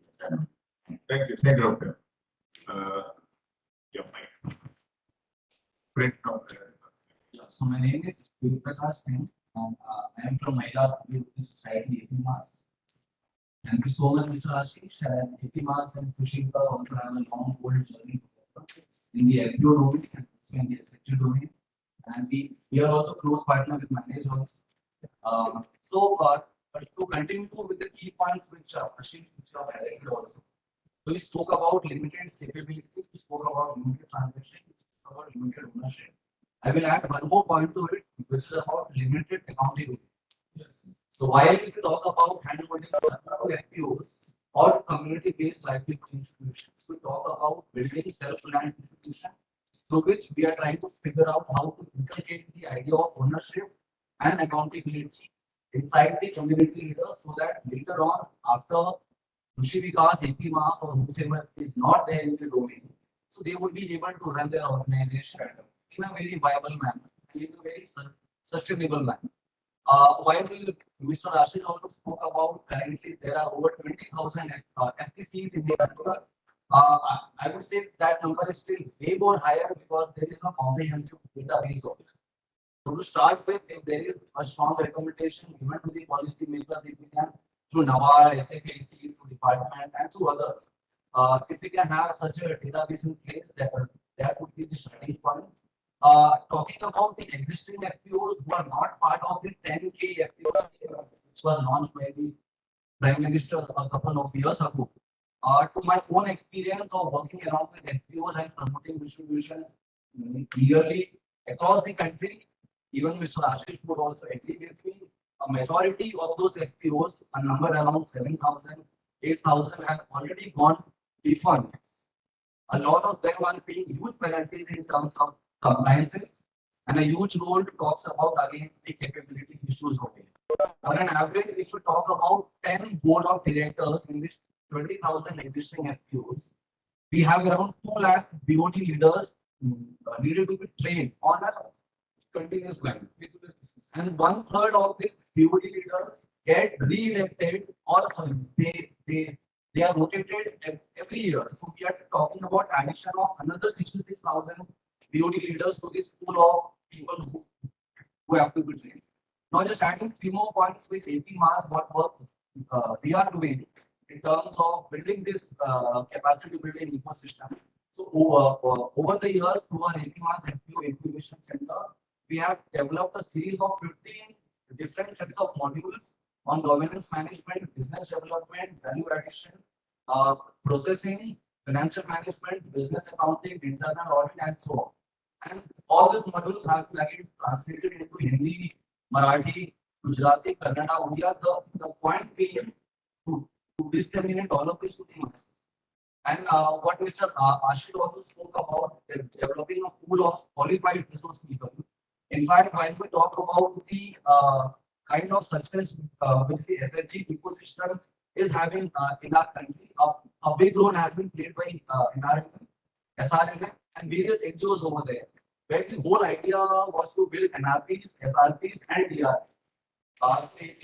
From the last 15 months, we have been working on a similar model where we are facilitating a training of trainers program of concept, where the idea is to again develop a pool of resource people across the country. And very recently, a very small part, and then I can conclude. So very recently, we also had a MOU signing with SBI Telangana, and one core initiative of that is to give training awareness to the bank officers, which Mr. Ashish also had. Okay, Sir, before that, I have one point to add here. What the representative of AP Mass told. See, I agree with you. There is no single database where we can access about the number of FPOs or FPCs, whatever the case. Tata Cornell made an effort to document the number of FPCs existing, but it is also not comprehensive. Yeah, that is point number one. Point number two is that you said around 8,000 FPCs are defunct. Or, majority of them, they are very small, where more than 50% of them, they have a working capital either 1 lakh or less than 1 lakh. So now, what comes to my mind is, it is going in the way of, proportion of large farmers, marginal farmers, small farmers, at individual level. It is happening at FPC level. So here, I want to make one suggestion that we need aggregator for aggregations.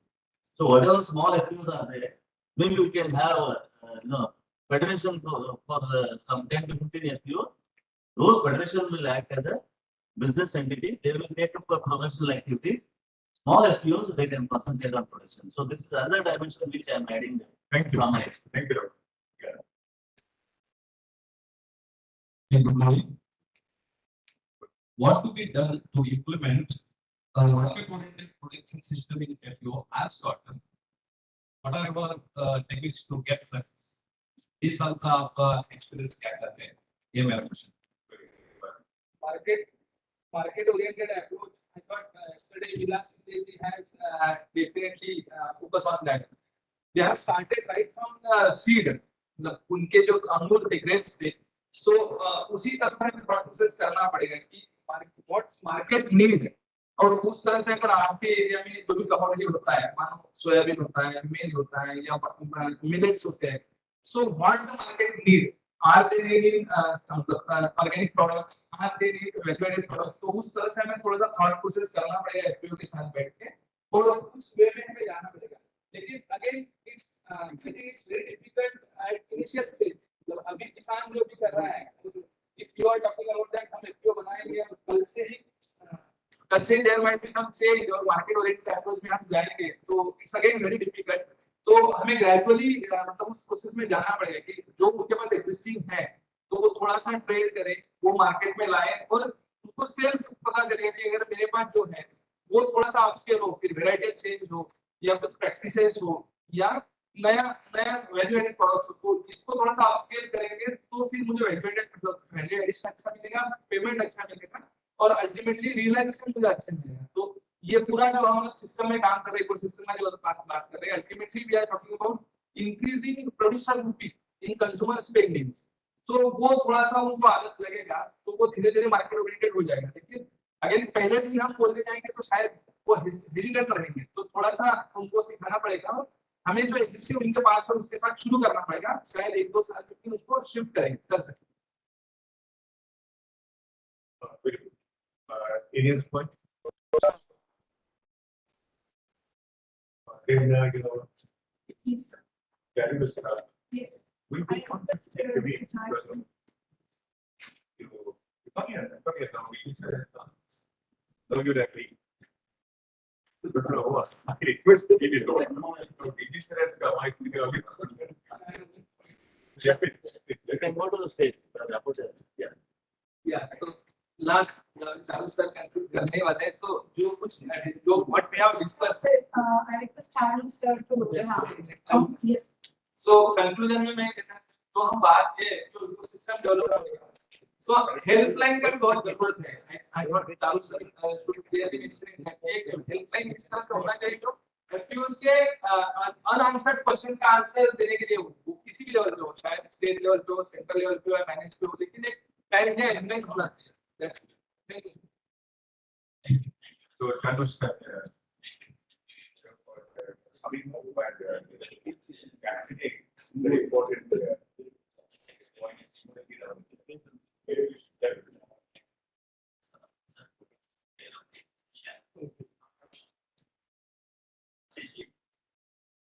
First, I put the last point, call center.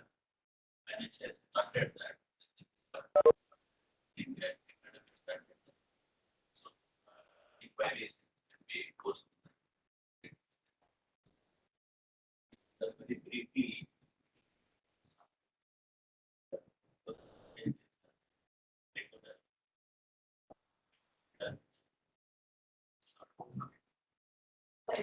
Get summed up very nicely. You did only from his points. That's very easiest to transfer. She mentioned that creation of a pool of expert. That is a very important action point. He says that the business plan development is the critical point in the business. That is where we need to focus more. And the session also related with the same question. And we should also focus on the self-promoted peoples. Their needs, capacity needs are diverse and special. Perhaps we need to focus, try them specially. but the distance is going to be very important. There are the skill promoting young people. The self the skills and second stage required by the two states are little different. And they will have to be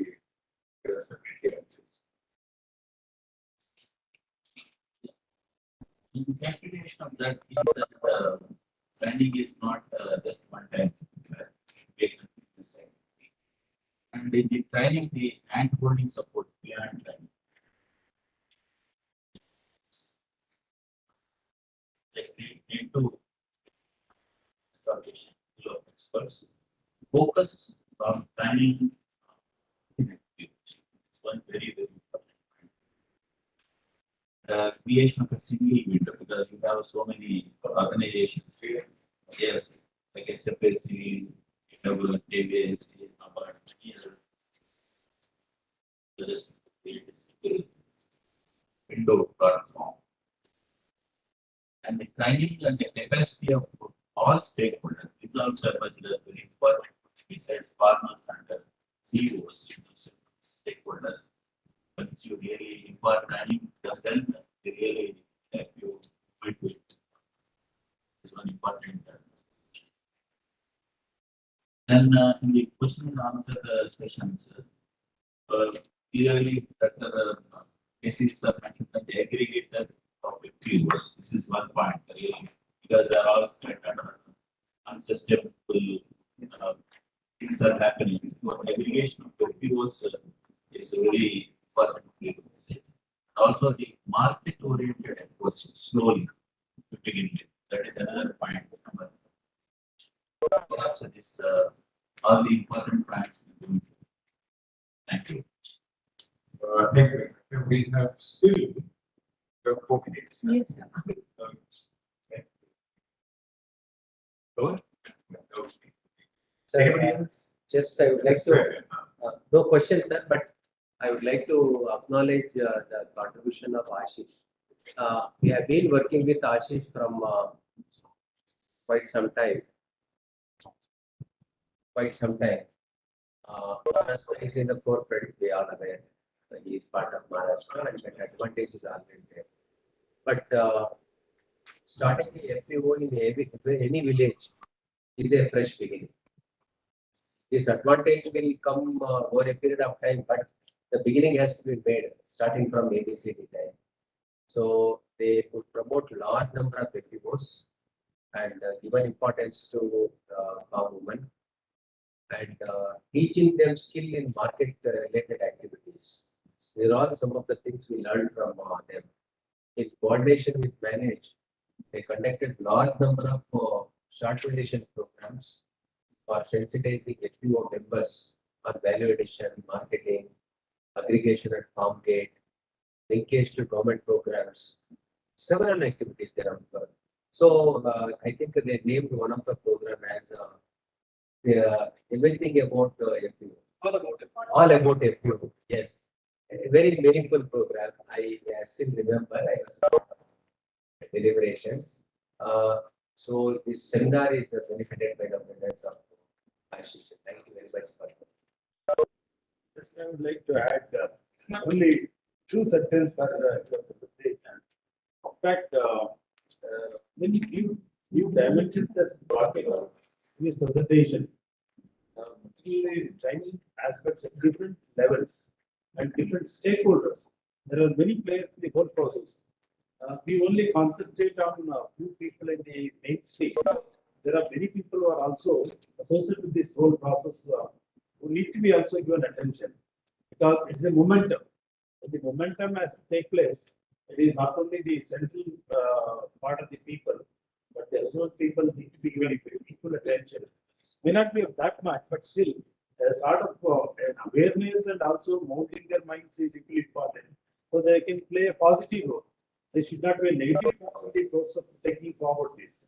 So that type of thinking has already gone in. We appreciate so much of involvement and a lot of in-depth thinking has gone in the whole process. And there is need for in every district, as I think mentioned by Damatiji, sort of resource persons to guide and facilitate these people. Unless it is at the district level, it is not easy for the people to get into state level. Again, the type of enterprise will be vary from district to district. Within district, you find so much of commonality.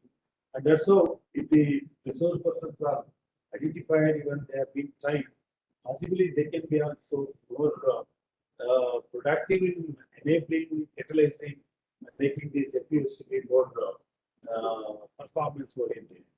Anyway, a lot of thinking has done. We should appreciate this so much of deep thinking and all the good.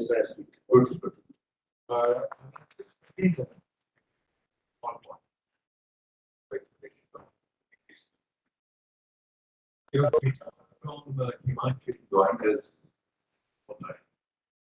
They do you what is fine, and they were distinct from distinct points.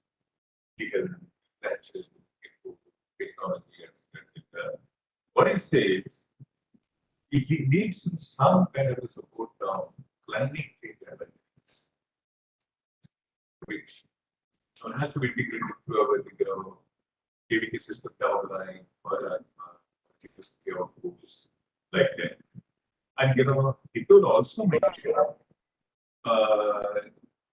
some advisory on how to avoid excess use of inputs.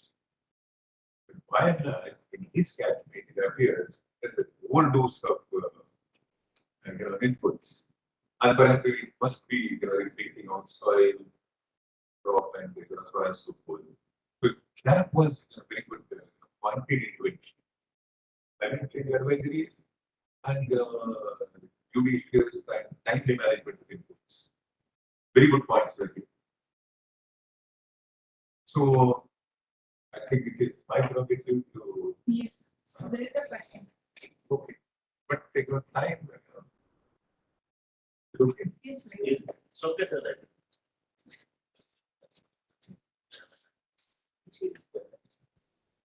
Sir, we have discussed the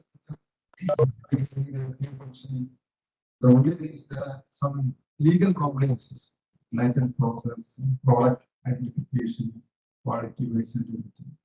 Step by step, there is some difference variations in the rules and regulations. So actually, we want to a common civil legal system for national wise. Some maybe some variations that we will, but it is very essential functions. Some of the FPOs are different functions because of this compliances. So I think it is management suggested. Yeah. I think we have a session by Mr. Pawan Kumar from Legal in here. Maybe for a few minutes you can throw a light on this query. Mr. Pawan Kumar. Why? The PPT have included this point actually. Yeah. So while explaining my PPT, I will cover. Yeah. Just Ashish has the point. Yeah.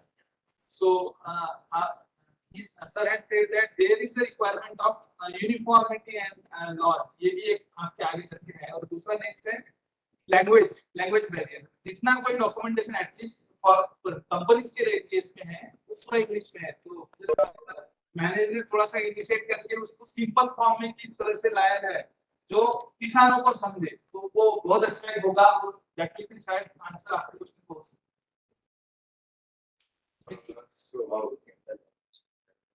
Thank you everyone for effectively participating and guiding the deliberations. I'm sure Chandusna will take a note of it and we'll try to convert it to not more than 3 corporate recommendations on this theme. Thank you very much. Thanks a lot. So before concluding the session, to acknowledge the basic president of Mr. Ashish Mapade sir, we would like to present the memento. So I request Sadamati sir and Charlie sir. Very good.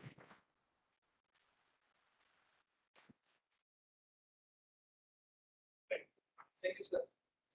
Thank you, sir, for presenting the memento. And now I thank Chair and Co-Chair, Dr. Sadamati sir and Mr. Ashish Mapade sir.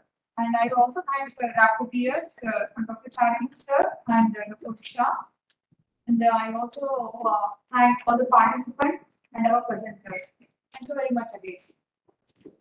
Now it's a break for high tea and followed by another session will be there.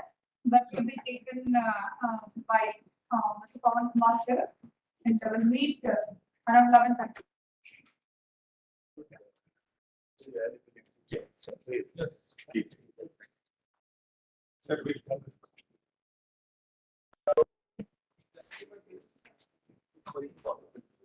I have noted down, sir.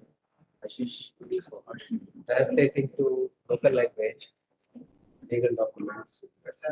We will take it as part of our academic. It is very, very important. We will make it and put it in our website. Somebody want to use it. Right away, download and use it. All the 7 languages.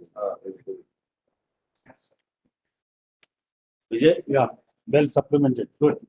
ये आप कौन से बंदे हैं? नहीं sir, मैं लेके जाऊँ। अच्छा आप लेके जाओ।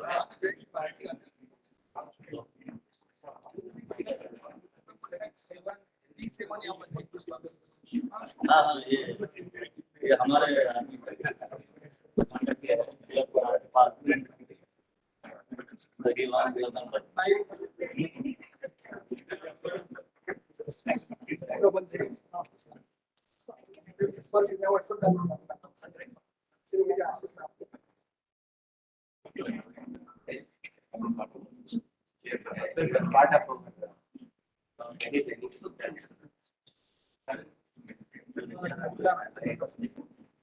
Happy to meet you.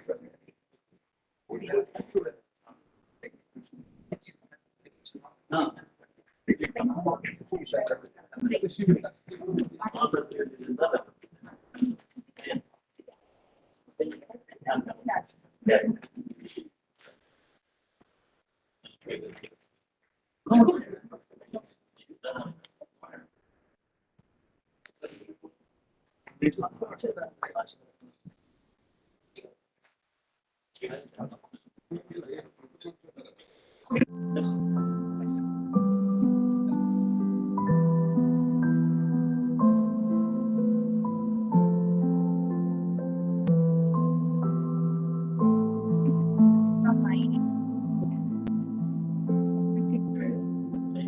What are the points now? We just first write with him. Maybe take 40 minutes or 50, 30 minutes or 50. Only 4-5 salient points. Nothing like that. No. Whatever major point came and stop the page. Don't write all that. Like 3-4 points.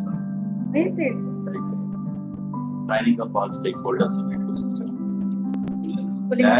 Dash, whoever on there. And then the special attention on self-promoted FPOs and their capacity needs. Yes. And engagement of FPO experts at different levels. Converging the schemes. Converging the schemes. So like that, 4-5 points. And last thing, the legal parameters. Legal compliance and language. Legal to be made available and accessible to different entities. Sure. And make it more user-friendly.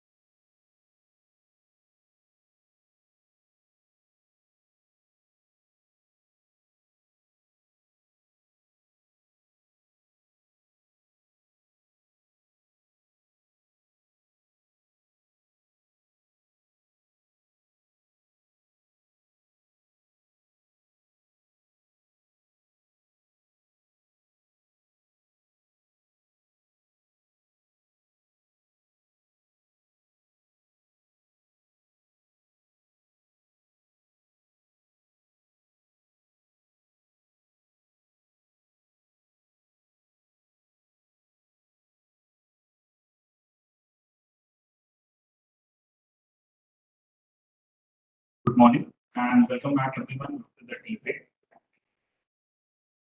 I, Anupam Martins, will be handling this session under the theme 7, which is need for comprehensive regulatory framework, innovations, and government initiatives and policies for promotion of FPOs. Theme 7, which is need for comprehensive regulatory framework, innovations, and government initiatives and policy for promotion of FPOs. Promotion and strengthening of FPOs have been one of the key strategies of the government of India to achieve inclusive agriculture growth.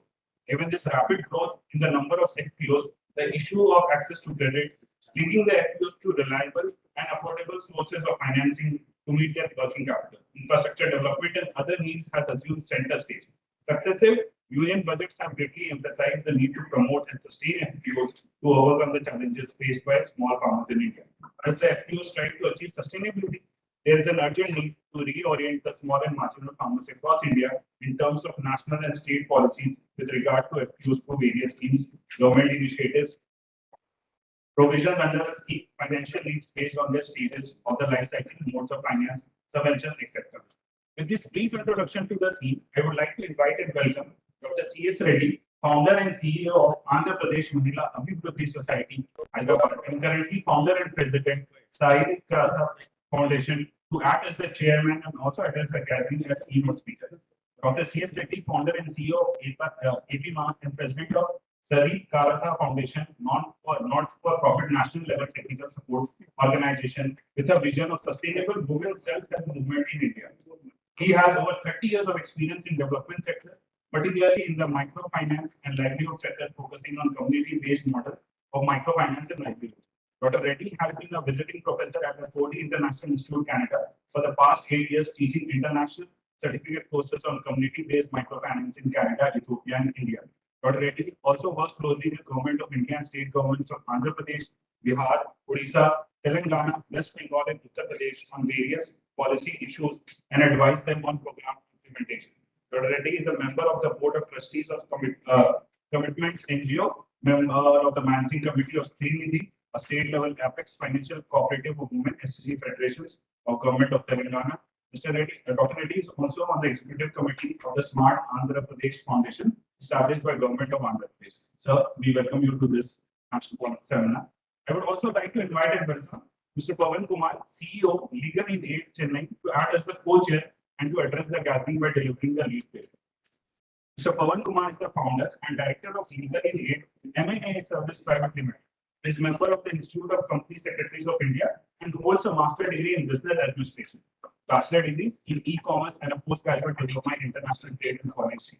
He is an in-panel consultant of SFAC, promoted by the Ministry of Agriculture and Farmer Welfare. He is also a registered trademark attorney. He specializes specifically in FPO registration and their post-registration compliance. He has currently registered more than 400 FPOs across India.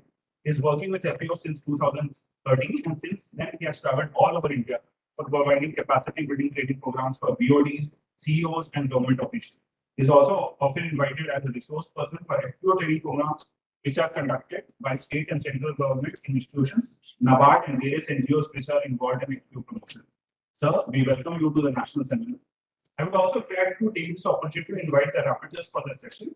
Dr. V. Venkat Rao, sir, serving as an assistant director at Manage, and Dr. Manisha, serving as a consultant and implementing the AC scheme of Ministry of Agriculture and Farmers Welfare. Sir and Dr. Manisha, please welcome to the stage. I would also like to inform the state, the House, that Dr. Venkat Rao sir is running a big day and he will be joining us within 2 minutes. So now I would like to invite the chair to deliver the keynote speaker address. Use the podium. It's easier than just stand up. Yeah. So good afternoon, should I say, or good morning still. But very nice to be here at Manage. I was just mentioning to the Director General of the Institute that I'm just coming from the national conference of the cluster-based business organizations. In a way, the outcome of that conference I'm using for this presentation. So, and we had almost some 500 participants in that conference. which was attended by the Minister for Agriculture and Farmers Welfare, Mr. Tomar, and we had the other minister, Kailash Chaudhary, and the secretary, the additional secretary, Mr. Lekhi, Vijayalakshmi, joint secretary, and of course SFAC managing director, Neil Kamal Darbari ji, and Chindala, Dr. Chindala, the chairman of NABARD. So I must say, after a long time, by the way, many of you may be aware that Government of India issued the Central Sector Scheme guidelines more than 2 years ago, 2020, February, I think, and the scheme was then formally launched. So with the COVID pandemic around, I think we have had no physical meetings of that nature. So in that sense, both for the Government of India, for all the implementing agencies, there are supposed to be 13 of them. By the way, is English okay or Hindi? English, yeah. Okay. And then the 13 implementing, and we have almost 247 cluster-based business organizations from across the country, empaneled by these so-called implementing agencies like NABARD, SFAC, NCDC, NAFED, and other agencies. So I would say, and also the National Project Management Agency, Ernst & Young, was also there as the. Were you there in the event? It was like a jamboree of sorts. The only thing that was missing was a large number of maybe bankers, because bankers have a very important role to play in the farmer producer organizations. And maybe the private companies that need to work with the farmer producer organizations, which will work as business organizations. So, but I think I must say that from that meeting at around 4:30 p.m., we all came out happy that the meeting took place. There was a fair amount of understanding between Government of India. There were, of course, also state government representatives, and with the cluster-based business organizations. So it was I would say, a dialogue of listening to each other, learning from each other, understanding how we could make this not just as a scheme, but as a movement of the farmers across the country. 30 years ago, Women's Self-Help Group Program began as a movement. And I think the second movement, or the second generation institutions that we are talking about, is the farmer producer organizations. So I think I would say the Minister of State, Mr. Kailash Chaudhary, stayed through the entire day, listening to the participants, responding to the questions. So, but I do have a few other slides, but I will try to be quick because I do want others to speak and also maybe have some discussion, with the hope that we will conclude this session on policy framework maybe by 1 o'clock. Is that kind of the understanding? Yeah. So then let me get on with the business of sharing some ideas. I put on this particular slide that APMAS has been in the work of institution building for 20 years. So we have been working with women self-help groups and the not-for-profit organization, federations of self-help groups, and now more recently, I would say maybe past 7-8 years with the farmer producer organization. So I would say one of our core competencies as an organization is how do we build sustainable institutions? How do we build institutions based on cooperative values and principles? So that's kind of something that we have done. And our hope is that the learning coming from the SHG movement will influence the institution development process of the farmer producer organizations. Yeah, it works. So my first slide is a picture from the conference we had of the national workshop of the SAG federations. They came from around 17 states in the midst of the COVID, November last year. And SAG federations were, there were national awards for the SAG federations. You know, why I put Dr. Chintala is there very much in the picture, and the former Director General of NIRD, Dr. W.R. Reddy, who currently is on the board of FPOs also there. So the reason why I put this picture is, I think we should look at when the moment we talk about building farmers collectives, building farmer producer companies, we must really think about the foundation being the 30 years of SAG banking, 30 years of social mobilization, institution building. And I think that really makes the learning curve much steeper. And hopefully we will not have to do so many of the mistakes that we have done in the past. And the promotional process itself could be, in a way, hastened. So, in fact, I had one proposition at the national level when I made a presentation at the conference, that why not we consider the well-functioning SAG federations, which are predominantly called as cluster level federations, which may have maybe 300 to 500 circle groups. And if the members are predominantly agriculture families, the SAG federation itself could be considered as a farmer producer organization instead of doing, because all these federations have capital available.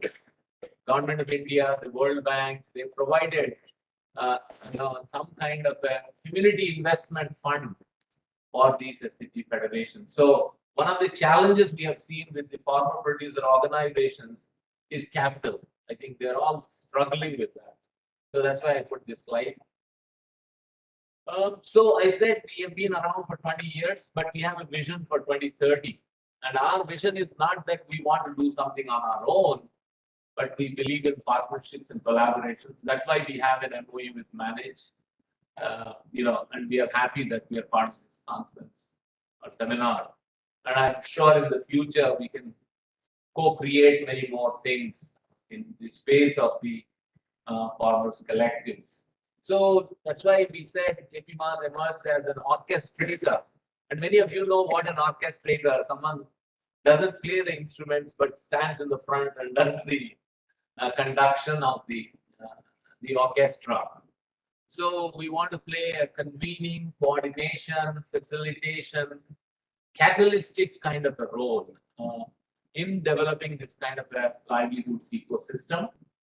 And the reason why we put the words like resilience, self-reliant institutions is because climate change is real. And I think when we are talking about farmer producer organizations, we also need to really be thinking about how these FPOs could also address climate change and how do they facilitate their members to have climate risk adaptation strategies to kind of sustain their livelihoods. And in our name we have Mahila, women, so marginalized women led by them. So we are saying even in FPOs, the women leadership is critical. We are talking about indigenous communities also because of tribals. And we are not talking about some kind of an incremental change, but we are talking about social and economic transformation. And I think that's something I really want to underscore because the incremental change is sometimes unsustainable. So if the change is transformative, then it's more likely to sustain. So again, in the next, by 2030, we want to reach 1 billion households in a more holistic way. So that's FPOs has an impact through its partners, collaborations with around 10 lakh families.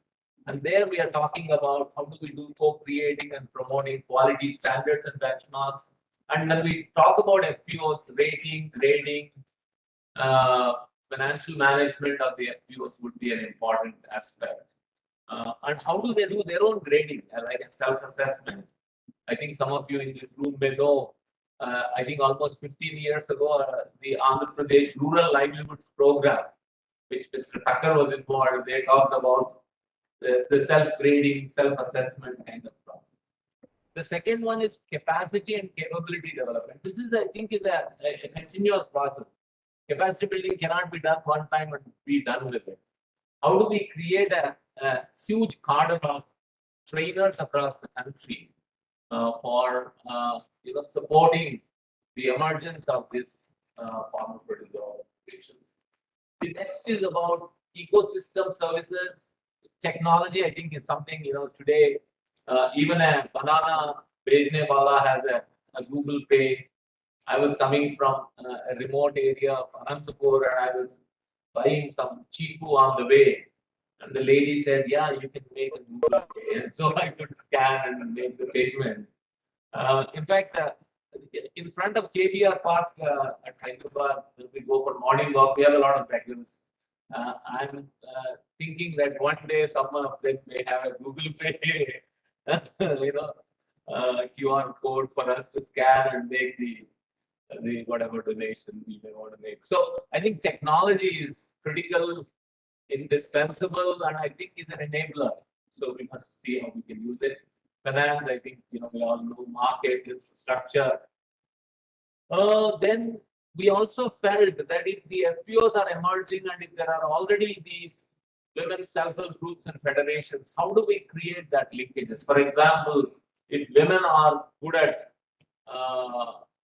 doing some production, if FPOs are good at marketing, can they kind of complement each other? So that's something. So how do we create those synergies?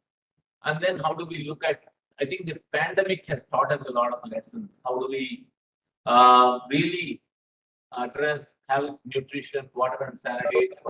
Even if India has a thriving economy, if malnutrition is still vibrant, very widespread in the country, then I think we are not in a great shape. So I think nutrition is still, I think if we are talking about food production, production systems, farmer producer organizations, market-oriented production, nutrition must be part of that centerpiece.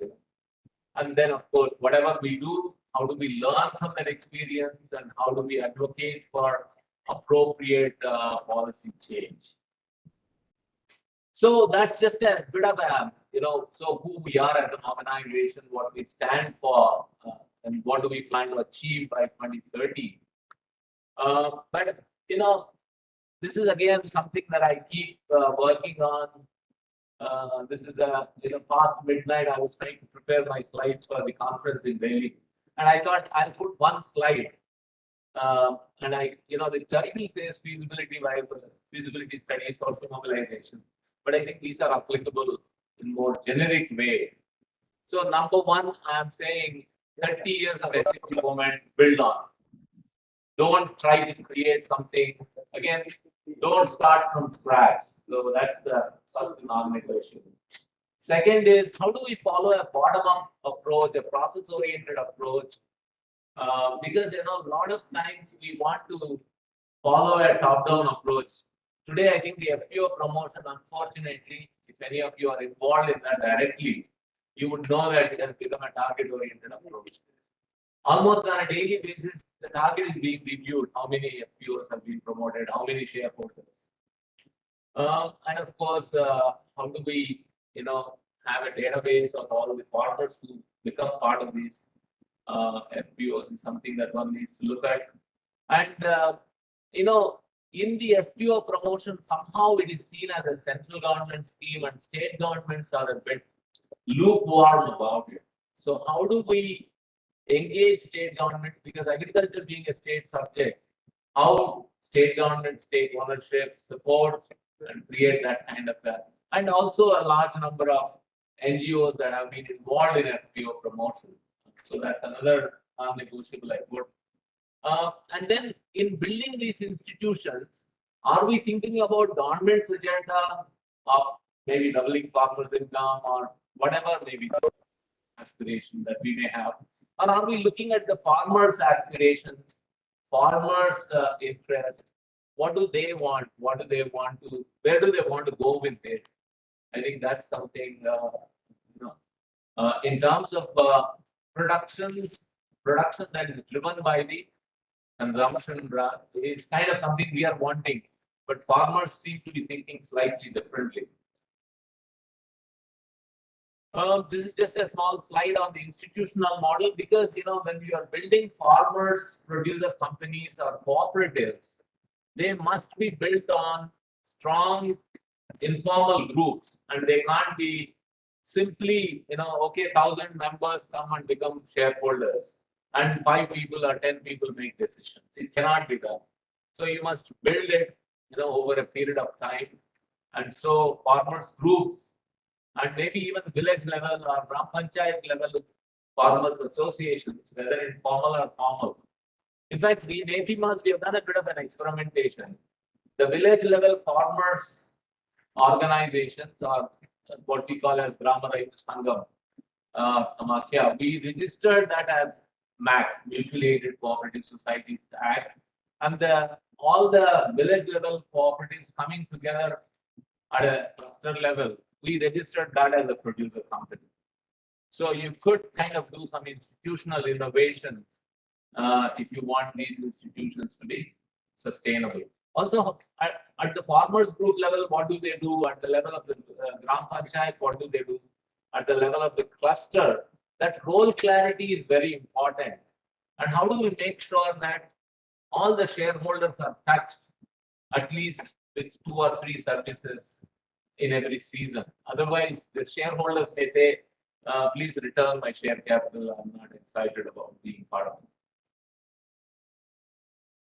This is just to share with you. I think the session before me was capacity building. So we have developed a huge amount of modules for board of directors training of the FPOs. We have 12 modules. By the way, they're all available online. You can download them from APMA's website.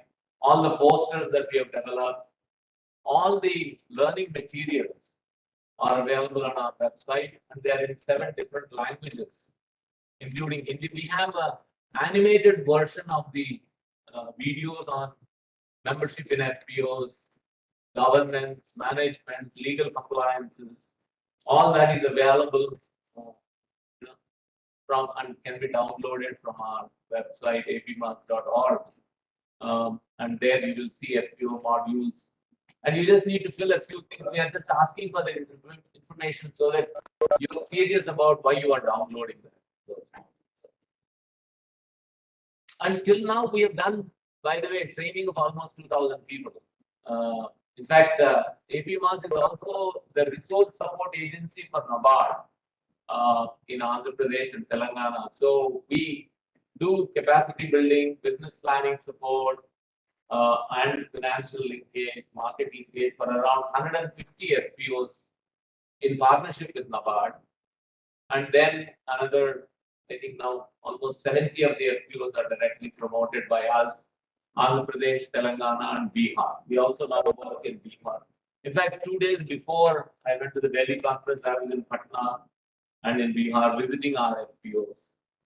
Some interesting work. In fact, we signed an MOU with Jivika, which is the self-help promoting institution in Bihar, so that they can help us in women joining as shareholders in FPOs. And we are saying if 15 members are there in a self-help group, if all of them happen to be farming families, they could en masse join the FPO as shareholders. So that's kind of an idea that we are pursuing. And I think some of the NRLM, the National Rural Livelihood Mission, or the State Rural Livelihood Mission promoted FPOs are also all women FPOs. APMAS, we ourselves have promoted around 10 FPOs, which are 100% total shareholders. These are some of the posters that we have developed.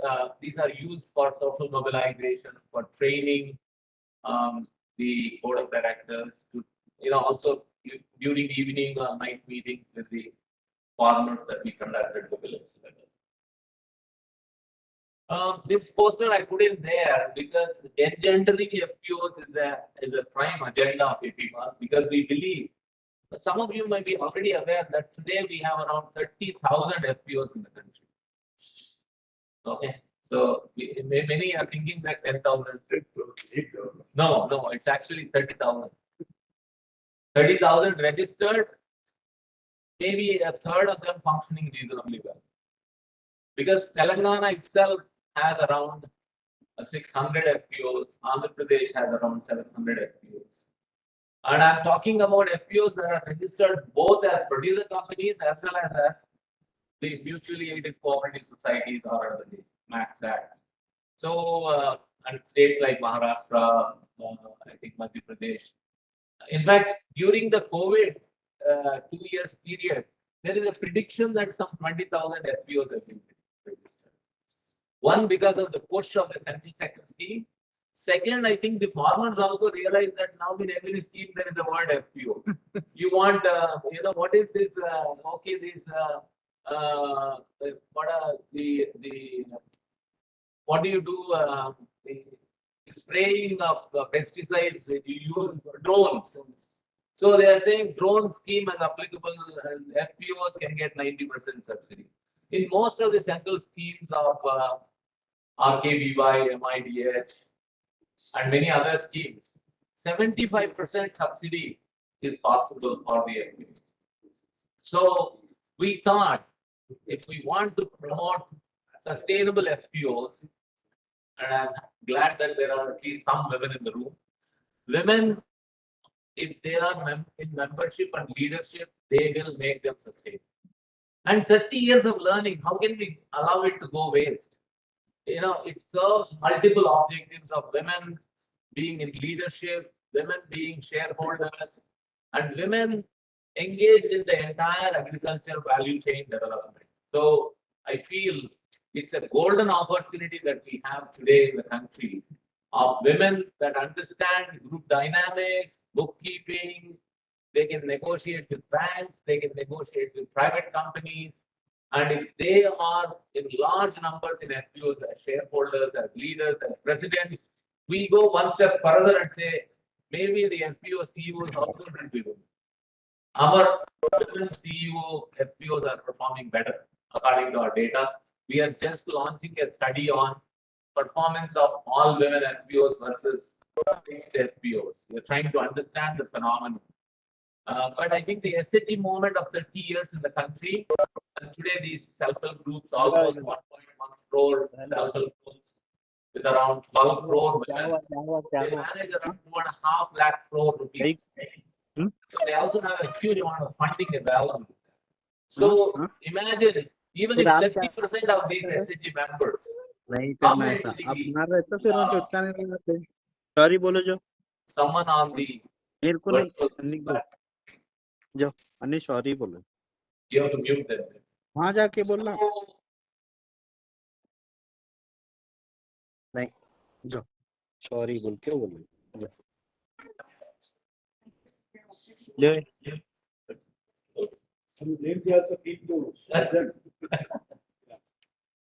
Okay, yeah, you can go into the slides from home. Thank you.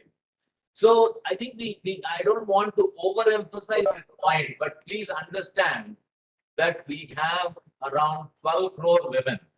And even if 3 crore women are involved in agriculture, by the way, another fact I want to put before you for your consideration is 70% of agriculture done well.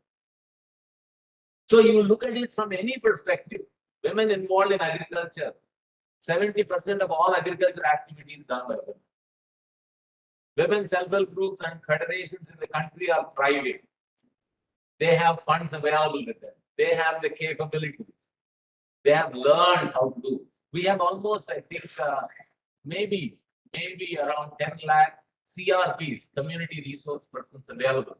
Many of them are involved in promoting natural farming now. So you look at it from any perspective, for the FPO system to become a movement and not just a scheme. I think Dr. Chintala keeps saying this in every meeting. He says 10,000 FPOs is grossly inadequate. So India needs to have maybe around 1.5 lakh FPOs, maybe 2 lakh FPOs. At least 1 lakh. 100,000 FPOs, each FPO having around 1,000 shareholders. So if that is the case, if the FPO system has to become a movement, though they're all business organizations, then we have to really think about innovative strategies and not an incremental approach of, when I see the social mobilization in the field, it looks as if people are going around begging the farmers, please join as a shareholder. They say, I don't have 1,000 rupees. मेरा पास नहीं है, तो कल आओ, परसों आओ. And so just share capital mobilization has become an onerous task. And then when do you provide services? When do they appreciate FPO as a useful entity? When do they see the FPO as an organization that is adding value to their own agriculture activity? Otherwise, they'll say, please, मेरा share capital वापस दे दो. FPO बकवास है. आप क्या salary के लिए आप FPO कर रहे हैं? मेरे लिए क्या फायदा है? Because if the FPO is all about profit, then why should we burden them with an organization that doesn't serve them? Because in the first place, FPO is coming because it has to provide services to them, whether it is input marketing, output marketing, or production systems development, or climate resilient or agriculture or agroecology. So I think that's why I feel the SHGs and federations, in a way, they are very vibrant organizations. They have meetings happening, they have funds flowing to them. Banks are desperate to lend to the SHGs and federations. No bank is very keen to lend to an FPO. NAPKISAN is coming around, Samunnati is doing some work. Again, a lot of number game is going on. No one has estimated what is the credit requirement of FPOs. Now, in comparison to the credit requirement of the working capital and the investment capital requirements of the FPO, what is being made available to them is not even 5%. So, I think this kind of in my opinion, we have a design fault in the FPO movement. If we are going the way we are going currently, of 1,000 rupees. Okay, they gave 1,000 rupees or 2,000 rupees share capital. What happens next year? Will they give again another 1,000 rupees share capital? They are reluctant to do that. Whereas in SHGs, they have a monthly savings. Every member puts money. So there is growing fund there. FPOs, they're all putting their share capital because they can get an equity grant. And I think if anyone promoting FPOs saying, you put your share capital so that you can get equity grant, I think you are having a serious problem. Because they will say, अच्छा equity grant आ गया, बांट देंगे क्या हम आपस में? So they put 1,000, another 1,000 came. So there are many FPOs that are coming together simply because there is equity grant available, there is a credit guarantee scheme available. In fact, in some cases, and I'm saying this in this room, not so much to be quoted, is that there are someone else paying the entire share capital and then the FPO is formed. The old PAC system, the primary agriculture cooperatives. So I think we have to be very, very guarded in how we promote these FPOs as sustainable, viable, self-reliant, autonomous business organizations. So I'm pleading that, please look at women's, and I think it is going to be, a win-win situation. Women's empowerment happens, FPO model will become successful. Otherwise, if you get all men, they will fight among themselves and the FPO will become deformed. Okay, these are some of the kind of posters that we have developed on marketing, so I thought I'll just share with you. I can skip some of these pictures about so I'm coming to the policy now. Okay, the next few slides, maybe 3, 4, I'll then maybe end there. The reason why I'm kind of forceful on some of the points that I'm making is, if we don't think, if we do FPO work in a very routine, monotonous manner, they're not going to survive. I'm saying this with experience. I'm not saying this as theory.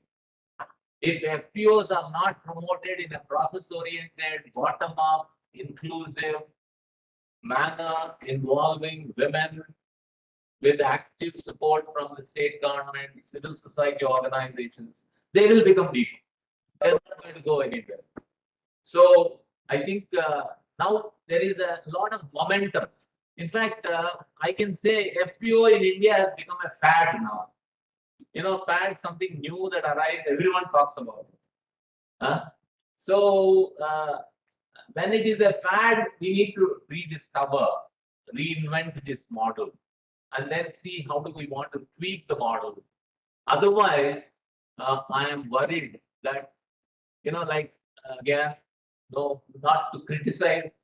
We talk so much about doubling farmers' income, we don't talk about it anymore. we now talk so much about FPOs maybe 3, 4, 5 years ago. Later we may say, "Arey yaar, ye thoda purana ho gaya," not sexy anymore. So let's go on to another topic.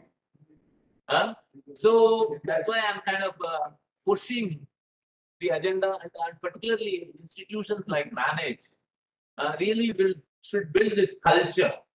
In my opinion, institution building is a culture. You go to Germany, see how the cooperative institutions function. You go to Netherlands, you see how they function. You go to Canada, you go to the US. Those cooperative institutions are truly self-help organizations. They are truly autonomous. They are truly independent, and they are truly member-driven. And not, अच्छा promoter, अच्छा CBBO आ गया तो ये चलाएगा संस्था. Do they take ownership? Do they take responsibility? Are they willing to be accountable?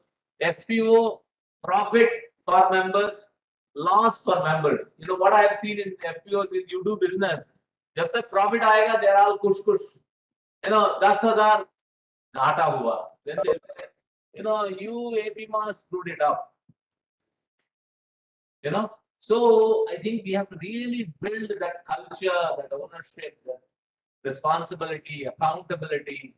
Being a board member of FPO is not a privilege. It is a responsibility. And that, I think, from my experience of 30 years in development sector, I can say women take that responsibility more seriously than men. I'm sure many men here take offense to it.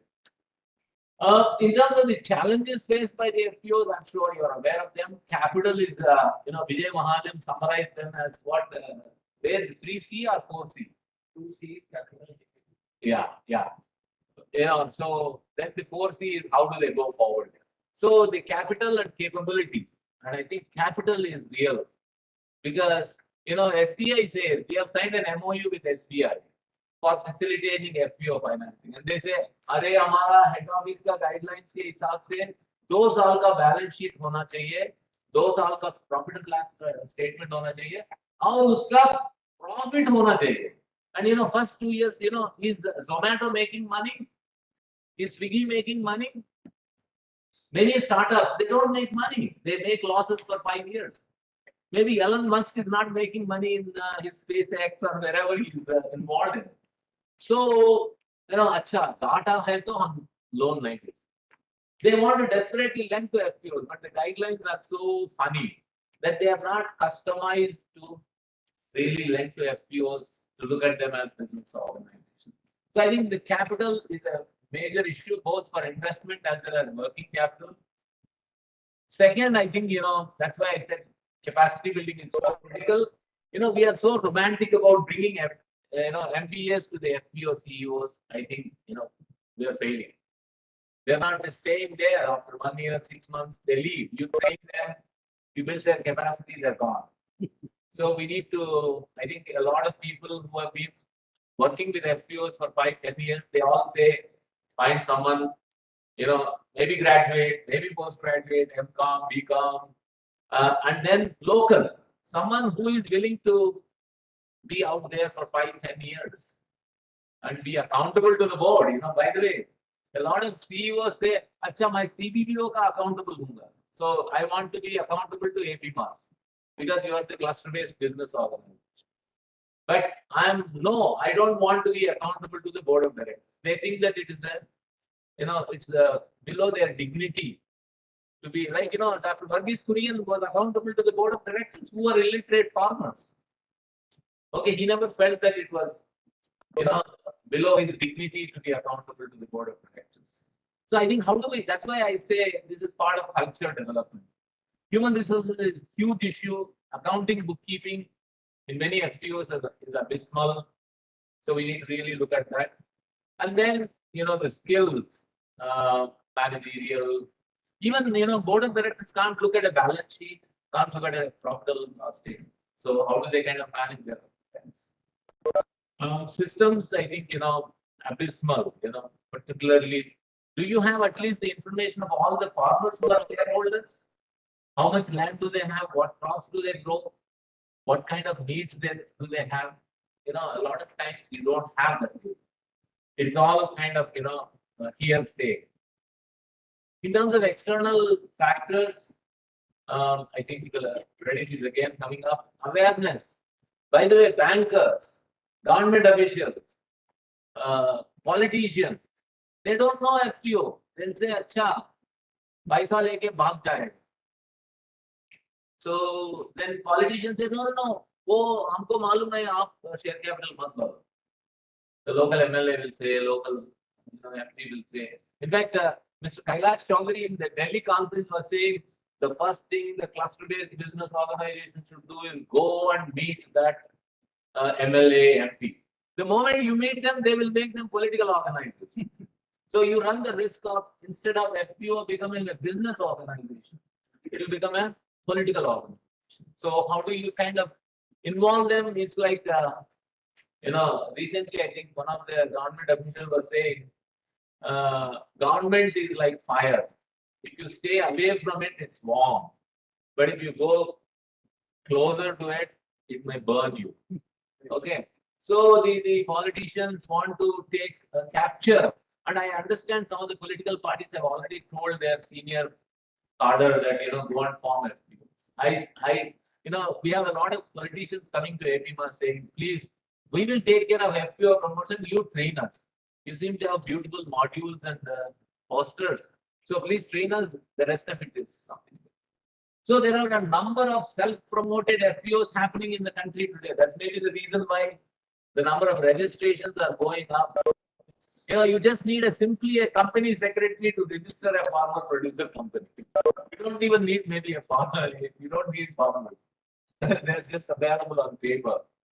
So I think this awareness among the entire, I'm saying public at large, not just the people who are involved in this. Another issue that we have seen is the input supplies. Like, packs have a certain provisions of free on lorry. They are eligible for, they are allowed to be procurement agencies under MSP. FPOs are struggling to get those kind of, support. And also, one of the concerns is if FPO promotion is supported for a period of 5 years. For FPO to become sustainable, viable business organization, it may take 10 years. But if the support from Government of India is 5 years, the CBBO withdraws, most likely the FPO will collapse. So these are some of the challenges. So I'm sure many of you know that there is a district monitoring committee as per the new guidelines of the Government of India. So which is headed by the district collector. So in the day before yesterday's conference, the complaint was the DMC never is held. And if it is held, collector will give 2.5 minutes. How can you discuss issues and challenges of a newly emerging fledgling institutions in 2.5 minutes? So it's not on the priority list of the district collectors, because it's not on the priority list of the state government. So we are talking about they must be working in a mission mode, look at operational issues.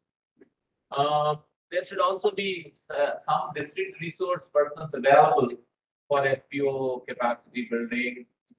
Because, unless the capacity building is decentralized, it's not going to happen. If you say all people will go to Bird and get trained, it's not good.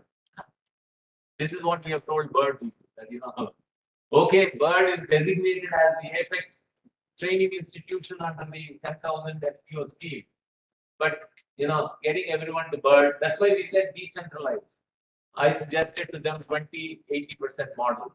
20% trainings happen in Bird, TOTs. 80% of the trainings are out in the field, at the district level, at the state level.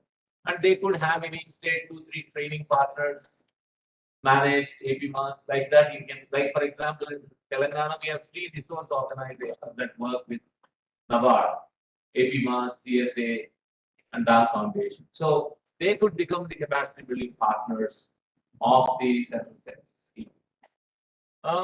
Then I guess the other attitudinal issue that I'm struggling with is, does the government, particularly state government, look at FPOs as partners in development?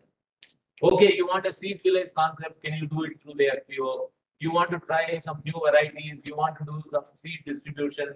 So for every activity, can you look at FPO as a partner of the agriculture department, horticulture department, rural development department? I think without that, it's not going to happen. I already mentioned about the synergies between SNG federations and farmer producer organizations. And then how level playing field. How do we make sure that the FPOs which are emerging, which are learning the ropes, how do they ensure that they get an opportunity to be involved in maize procurement, red gram procurement, soybean procurement, paddy procurement under the minimum support price? And PACs are not happy with that, but they have to somehow find a space to be involved and learn that. And also, once you are involved in MSP procurement, many of your shareholders you are able to serve them. And we know, I think everyone in this room, that PACs have a lot of issues, and a lot of legacy issues. And today, almost all PACs have become political organizations. The ruling party person will only be the president of the primary cooperatives. You go to any state, is something burning?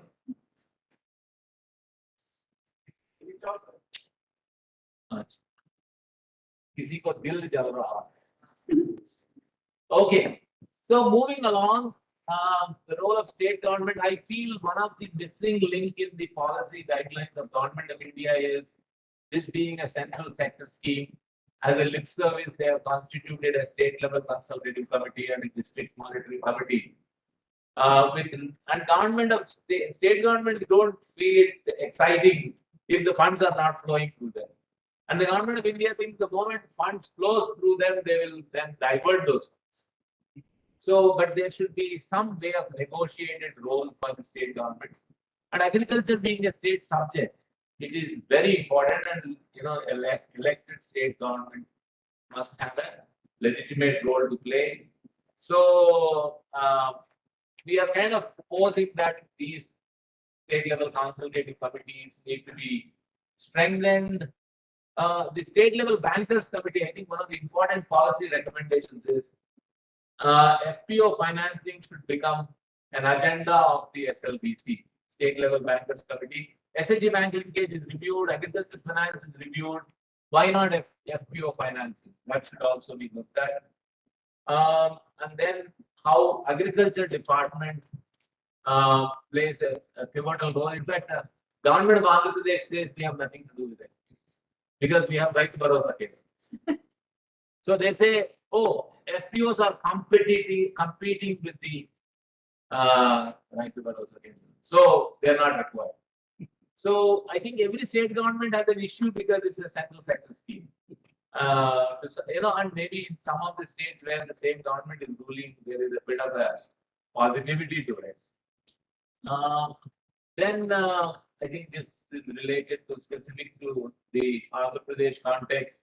How do the village horticulture assistant, village agriculture assistant, or whoever are the cadre in Telangana, for example, you have a mandal extension officer. So how do they kind of recently, by the way, we held a meeting with the Secretary cum Commissioner of Agriculture, Telangana, Mr. Raghunandan Rao, and he said, from the Department of Agriculture and Horticulture, I will designate one officer as mentor of an FPO, so that he or she is responsible to solve any government-related problem. उसको license नहीं आया, license दिलवा दो. उनका मतलब seed license, fertilizer license, और उसका MSP procurement का permission चाहिए, so that there is some kind of a organization. Yeah, something like that, or you get RKBY funds for collection center, for primary processing unit, for custom hiring center, things like that.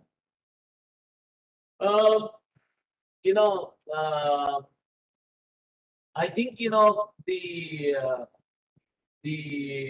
the other issue that we have faced over the past 2 years after the central sector scheme is जो FPOs पहले बनाया गया वो पराया हो गया. There were so many FPOs promoted by SFAC, NABARD, even state governments, horticulture department in Karnataka, so many departments in Madhya Pradesh, Maharashtra, Gujarat.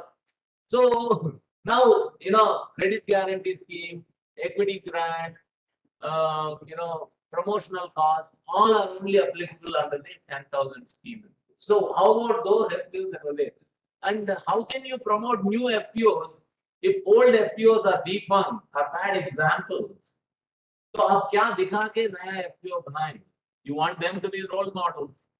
So one of the things that we have been telling the government of India and state governments is, please make sure that the FPOs that are already promoted by whoever and under whatever scheme, they should be strengthened. I think some of the other points I've already covered, but I think the another policy point that I want to emphasize is for FPO it needs an identity. Identity means it has an input shop.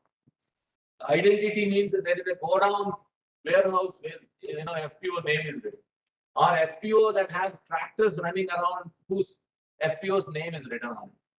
So you need to have some kind of an infrastructure, maybe a collection center, a transport vehicle, depending upon what business they want to do. I'm not saying give it to them simply because they want to get an identity, but as per their business plan, as per their business model. Can you support them? I think is something. There is a tremendous scope for example, 2023 is a year of international year of millets. So can we support FPOs in millet processing wherever they are growing millets?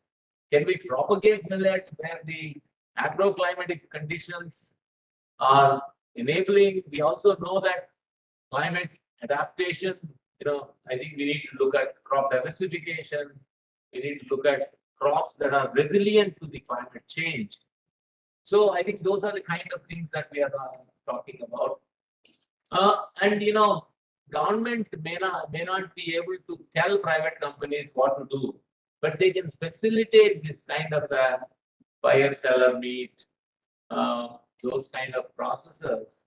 I think that is will be a kind of an important role. And of course, how instead of directly government trying to reach the farmer, can the FPO become a platform? Can the FPO become a facilitating organization for KCC, Kisan Credit Card, for drip irrigation system, or whatever the schemes that the government may have? That will also maybe possibly reduce the burden of the government officials at the field level, and they can do extension. Otherwise, most of the government officials of the agriculture, horticulture department officials have become simply filling the forms that have nothing to do with agriculture extension. So I think how do in my opinion, state government can recognize FPO as a business organization. If it doesn't recognize, then you have a problem. If they ignore FPO, then I think you have a problem.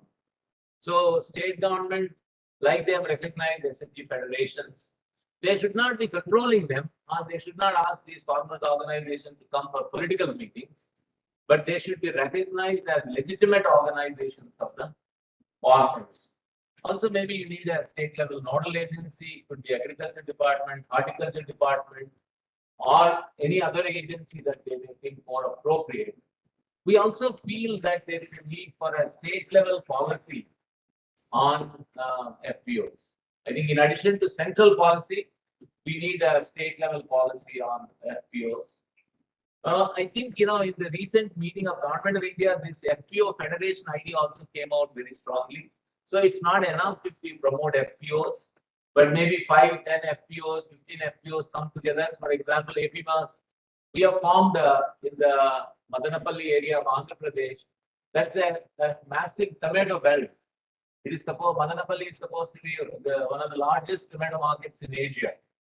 So there we have 15 FPOs that have come together into a federation called M Tomato Farmer Producer Company. And the federation provides certain unique services that the FPOs cannot provide to their members. So how do you kind of bring that kind of a federated structure? I think is, of course, the agencies of the government like MarkFed, NAFED, Civil Supplies, Oilseeds Corporation, how do they do business with the FPOs? The moment an FPO is appointed as a procurement agency under MSP or PSS, price support scheme, they are likely to get 0.5% or 1% service fee. That will also have to be an income source in addition to learning how to do business. It has a lot of benefits to the. So this might be my last slide. So what are the policy recommendations for the national government? In fact, by the way, Government of India is revising its policy guidelines, and we are feeding them almost on a daily basis. They have committed that by the end of the month there will be revised policy guidelines. And they plan to have 6 regional workshops with the FPO stakeholders. So that means maybe 3-4 states in one location, or maybe north, east, west, south, northeast, and then maybe central. So the Ministry of Agriculture, Government of India, to develop a policy framework that would support all FPOs promoted in India over the past 15 years, and not just under the scheme guidelines of 10. Second is to promote FPOs as business organizations of small and marginal farmers, not the rich farmers. Okay, and oftentimes there is elite capture in FPOs that we have seen. The better off tend to manipulate and manage them. The stakeholders must follow certain process-oriented and bottom-up approach, not a target-driven approach. All the cluster-based business organizations I already mentioned, we have around 250 of them empaneled across the country. So the point I'm making is, if any of the implementing agencies like NABARD, SFAC, NCDC, NAFED, if they empanel agencies, others should be able to work with them instead of each organization doing a separate empanelment process. Okay. Then, as of now, there is a restriction at Government of India level that a cluster-based business organization can be only allocated around 25 FPOs. We are proposing that that limit be increased to 100. 1, the CBBOs do a good job. 2, for them to be viable. And 3, hopefully, those organizations will learn from the promotional process that has already been happening. The other one is training and capacity building, as I mentioned, is a continuous process and must be decentralized and as per the growth of the institution. For example, if FPO is still in the input marketing, you can't do business planning, training for output. So I think the growth and the training, there should be, it's like, seasonality is a part of training on production systems. So there is already a Reserve Bank of India policy on FPO financing. It needs to be popularized. Maybe there is a need for the bankers' orientation, training, how to grade, how to do the due diligence, or how to do the appraisal of the FPOs and financing of FPOs. Buyer seller meet I already mentioned. And then how Government of India can ensure that every state has an FPO policy that is having some kind of an enabling ecosystem, so that these FPOs can thrive as autonomous business organizations. And also there is a need for some kind of a portal at the national level where the entire data of the FPOs, irrespective of who the promoter is housed, and case studies, experiences, innovations, best practices, all can be there. I think that's the end of it. Thank you very much.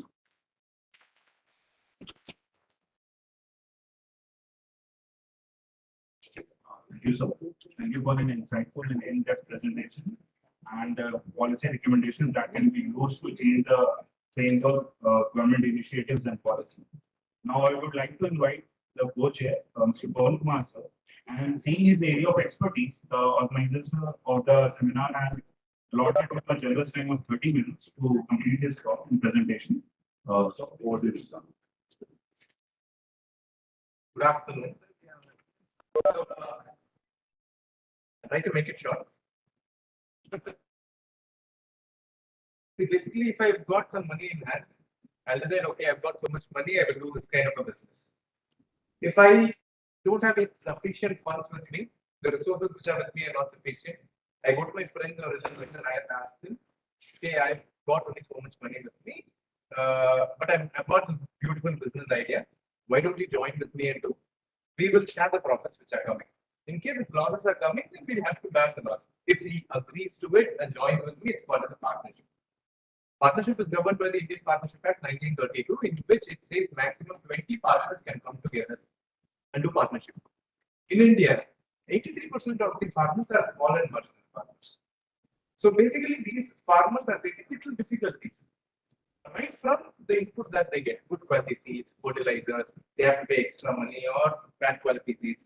After that, they'll have to go to the field and they have to start their production activity. The technology, they don't have access to the latest technology, to the traditional way of doing it. So the production which comes is limited. They don't have access to machineries. So after that, if they want to take it to the market, they don't have logistic facilities or they cannot bear that expenses. They can't store it and also keep it. Middleman comes and stands there and he says, give me the product for the rate that I design because you're giving a small quantity. You don't have any other road. We'll have to give it to the middleman. If we say no, I will go to the market and sell it, then I have to bear the logistic cost, go to the market, I have to get a good buyer, or I have to end up doing a drop sale there or leave it there and come back because I don't have storage capacity or the money to bring back. And after this entire cycle, for my next production cycle, I don't have money in hand. And if I want to go to a bank or a financial institution for a farmer, no one is going to give me. So I go out of the farming and I tell myself, don't get into farming, do some other activity.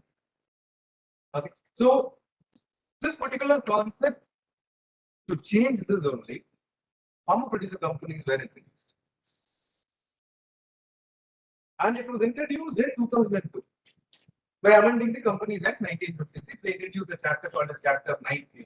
And how this came into picture? Because they, before 2002, they did a study and they understood, okay, how this model was, how agriculture was happening earlier, how people were doing it. It was happening through cooperative models where collectively these cooperative people used to go and give their produce to the cooperative and they used to get money in return to it. And in case they need a credit facility also, cooperatives will give credit facility, they're happy with it. But certain things were lacking in it. We can broadly classify it into three different categories. What was lacking? Transparency, governance, and accountability. So this was little lacking in the cooperative model. So they wanted to bring the system where transparency, accountability, and good governance is there. So let's start it as a company. Because when we start as a company, should we start as a private limited company or some other new type of a company? These are farmers. We can't compare them with Tatas or Ambani who are doing business at that point of time. These people should do business in a way that is more familiarized to them. So let's make a hybrid model of cooperative society and a private limited company where the producer companies came into the pictures, FPCs. Even though in 2002 it came that there was no much growth which happened in 2013, as we know, 200 crores were allocated and NABARD was given a task to promote 2,000 farmer producer companies, and rest is all history. Let me not say too much on that. So it just started like that. Now we'll have to understand we are dealing with farmers, and we are making the unorganized sector into an organized sector. And we'll have to understand the financial capacity of the farmers, the background of the farmers, the education that they've got, and the practices that they've got. And when we are bringing them to an organized structure, the legality of it, is it user friendly to them? Are they accepting it or not? Or later on, what way they will say, we are happy that way only. You're bringing us inside and you're putting so many things, we are not able to understand. On top of this, after complying with all these things, you're asking us to do this. is another person. Okay, but FPC is good. As an individual person, if I am going to take a loan, say I've taken some 10 lakhs loan. If I don't pay the 10 lakhs, what will the banker do? The banker will come to my house, he will attach my personal properties, he will somehow take the property and go. Let's take an FPC concept. The FPC is farmer producer company, it's divided into various shares and each share is equal to 111%. Let's imagine this particular ball is divided into 1,000 shares and 1,000 shares are equal to 1,000 shareholders. Right? So which means that there are 1,000 people who are having ownership in this company. If I'm the owner of a company, what do? I come to the company, I decide which market, which product, which customer, what kind of strategy, policies, everything I decide for the company. When there are 1,000 owners in a company, they practically cannot come for which board of directors are appointed. Shareholders are appointing the board of directors. They think you 5 people, you decide what you have to do for the entire year. Yearly once you audit your whatever income expenses come, conduct annual general meetings and you tell it to us. If we like, you will continue as a director. If you don't like, you will be removed from directors. So this particular concept was introduced, which means that the owners of the company are the shareholders. Tomorrow, if the company is taking 1 crore loan, and if the company is not able to repay, as a separate person, when I took 10 lakhs loan and I was not able to repay, my personal assets were attached. When the company is taking 1 crore loan and if the company is not repaying the money, for any reason, if they were not able to repay, the company shareholders are not affected because of the limited liability concept here. At the same time, if the company makes profits, they get dividend, which means that we are giving them a legal structure where they can do business in a safer way. So this concept is really good. And as Sir rightly said, things go on in a own manner. Within this month end, we have to incorporate so many companies. Within this month, you have to mobilize so many farmers. When these things happen, a lot of miscommunication happens. You put 1 lakh, you put 1,000 rupees, you will get back 1,000 rupees. This is what. So this is basically not the way how an FPO runs. See, you put 1,000 rupees. You put 1,000 rupees. And from 1,000 people, I'm collecting 10 lakh rupees. Because I start a small business, I will start facilitating their input supply. Suppose if they are buying inputs for 10 rupees, the company will facilitate it to get it for 8 rupees. The company will make sure the middleman does not abuse them. The company will get a good buyer. If they are selling the product for 8 rupees, they will sell it for 10 rupees only. The logistic facility, the company will buy machineries. The company will take necessary steps to educate the farmers on the new technology. And after doing value addition, marketing it, and after they get a profit, they get a share of the profit also.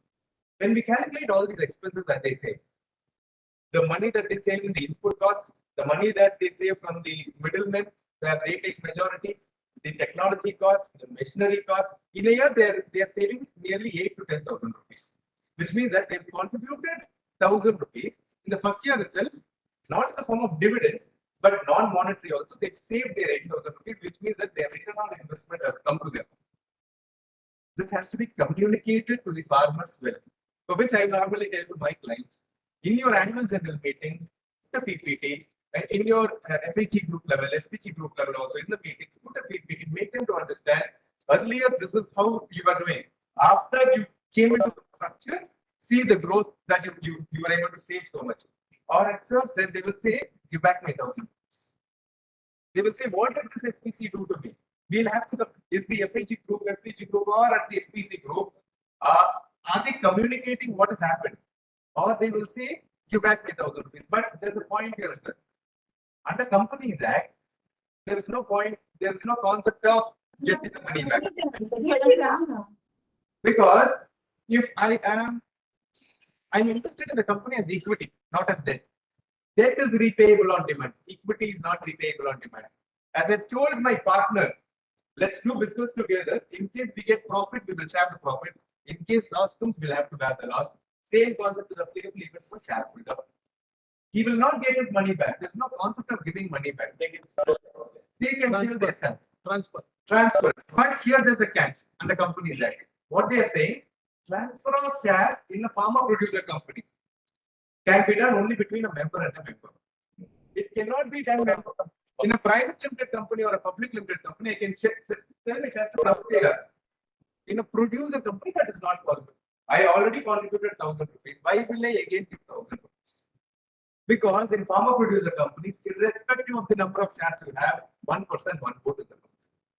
So when I'm going to have the same one vote, then the advantage of having more shares is you will have dividend accordingly, proportionate to your salary.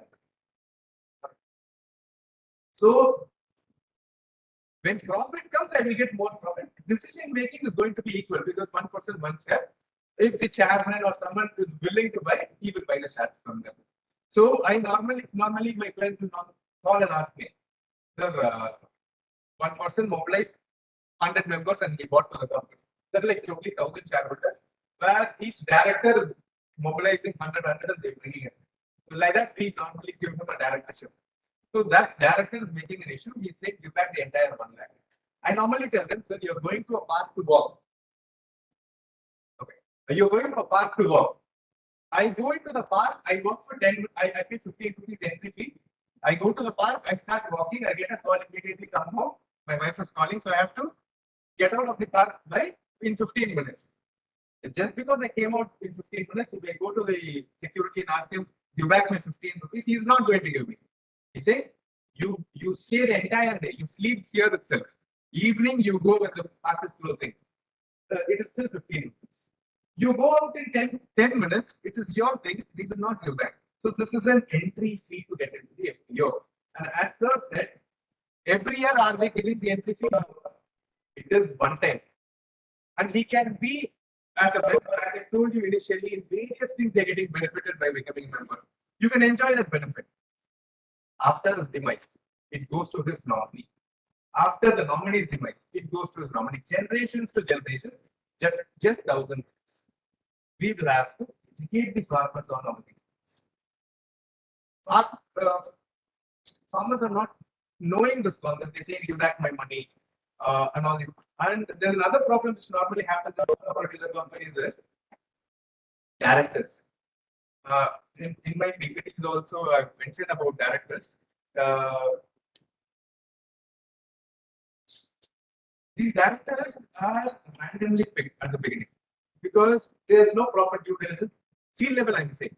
There's no proper due diligence which was done by selecting these directors. Because they say we have to incorporate the company before 31st of March, we'll have to incorporate this company. So we go to the village, we'll say who wants to be a director, these people say I want to be a director. And they select 10 representations and they appoint the directors. And in this process, we'll have to understand FPOs are registered under two different types. One is government funded, one is self-funded. Let me not talk about self-promoted as of now. Let me talk about government promoted. So what is government promoted companies doing?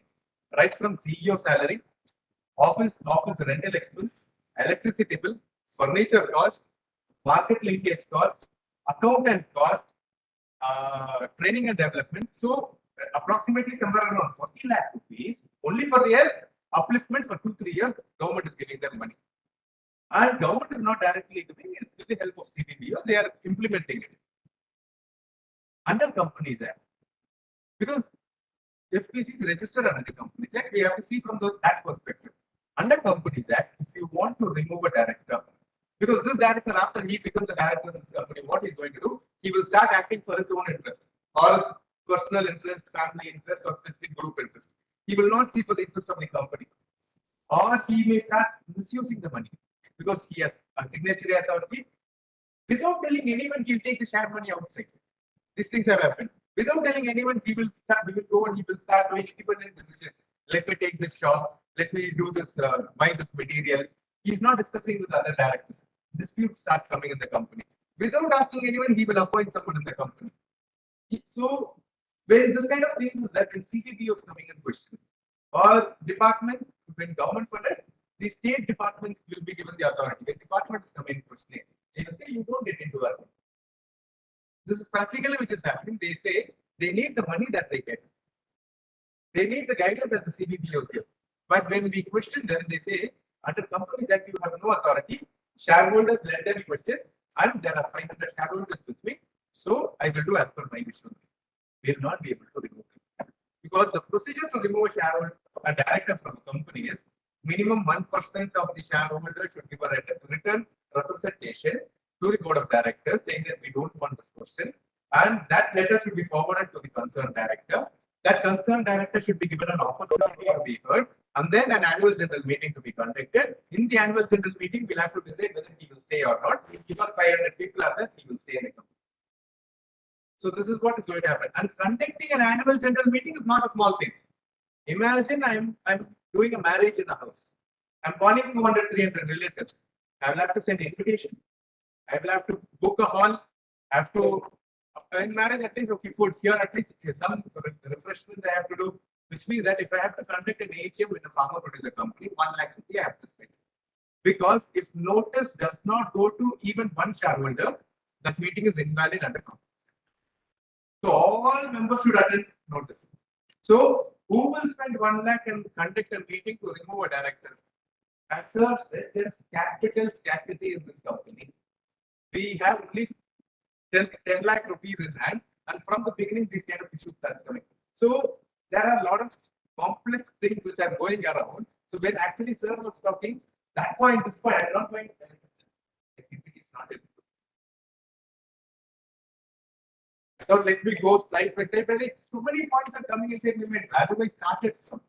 You are comfortably taking the beauty of slides too far. Still, Good. So there are one point which is being placed in both of the companies. FPCs are company is typical problem. So I'm traveling with FPCs for past 9 years.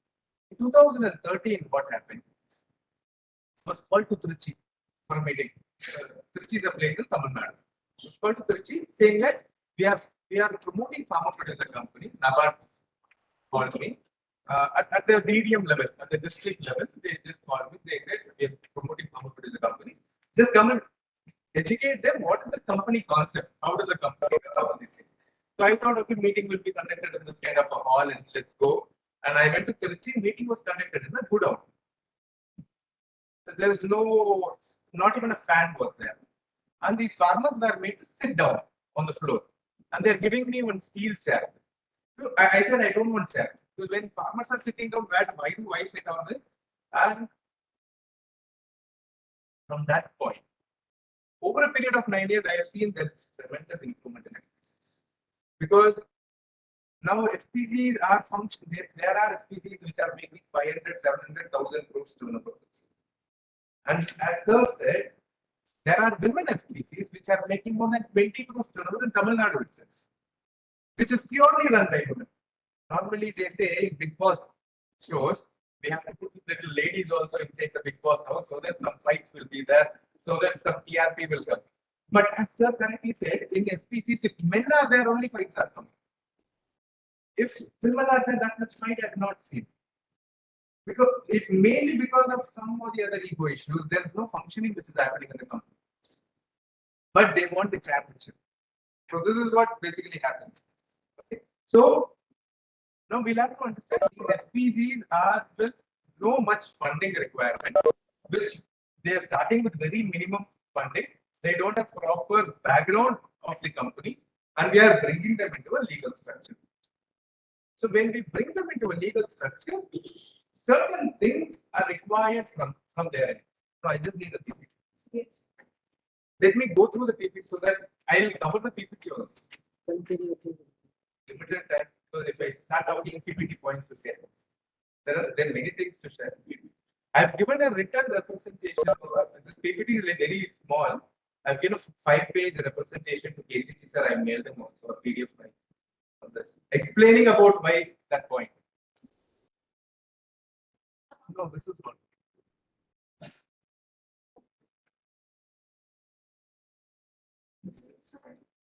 You want my?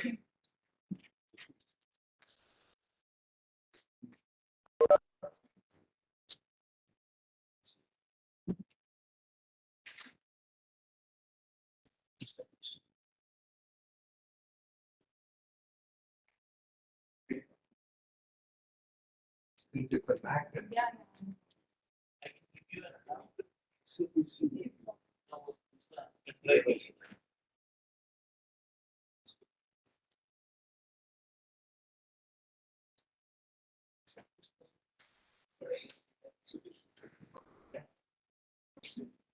So I think we also have some presenters in this particular session, in addition to the chair and co-chair. So I guess the organizer, so what is the kind of time we want to conclude? We have to conclude the session by 1:30. Yeah. So there are three presenters. We will be giving 8 minutes for each of these presenters. So which means at least 1 o'clock we should start. 1 o'clock, so we'll start the presentation. So I would request the chair to complete his presentation by 1 o'clock.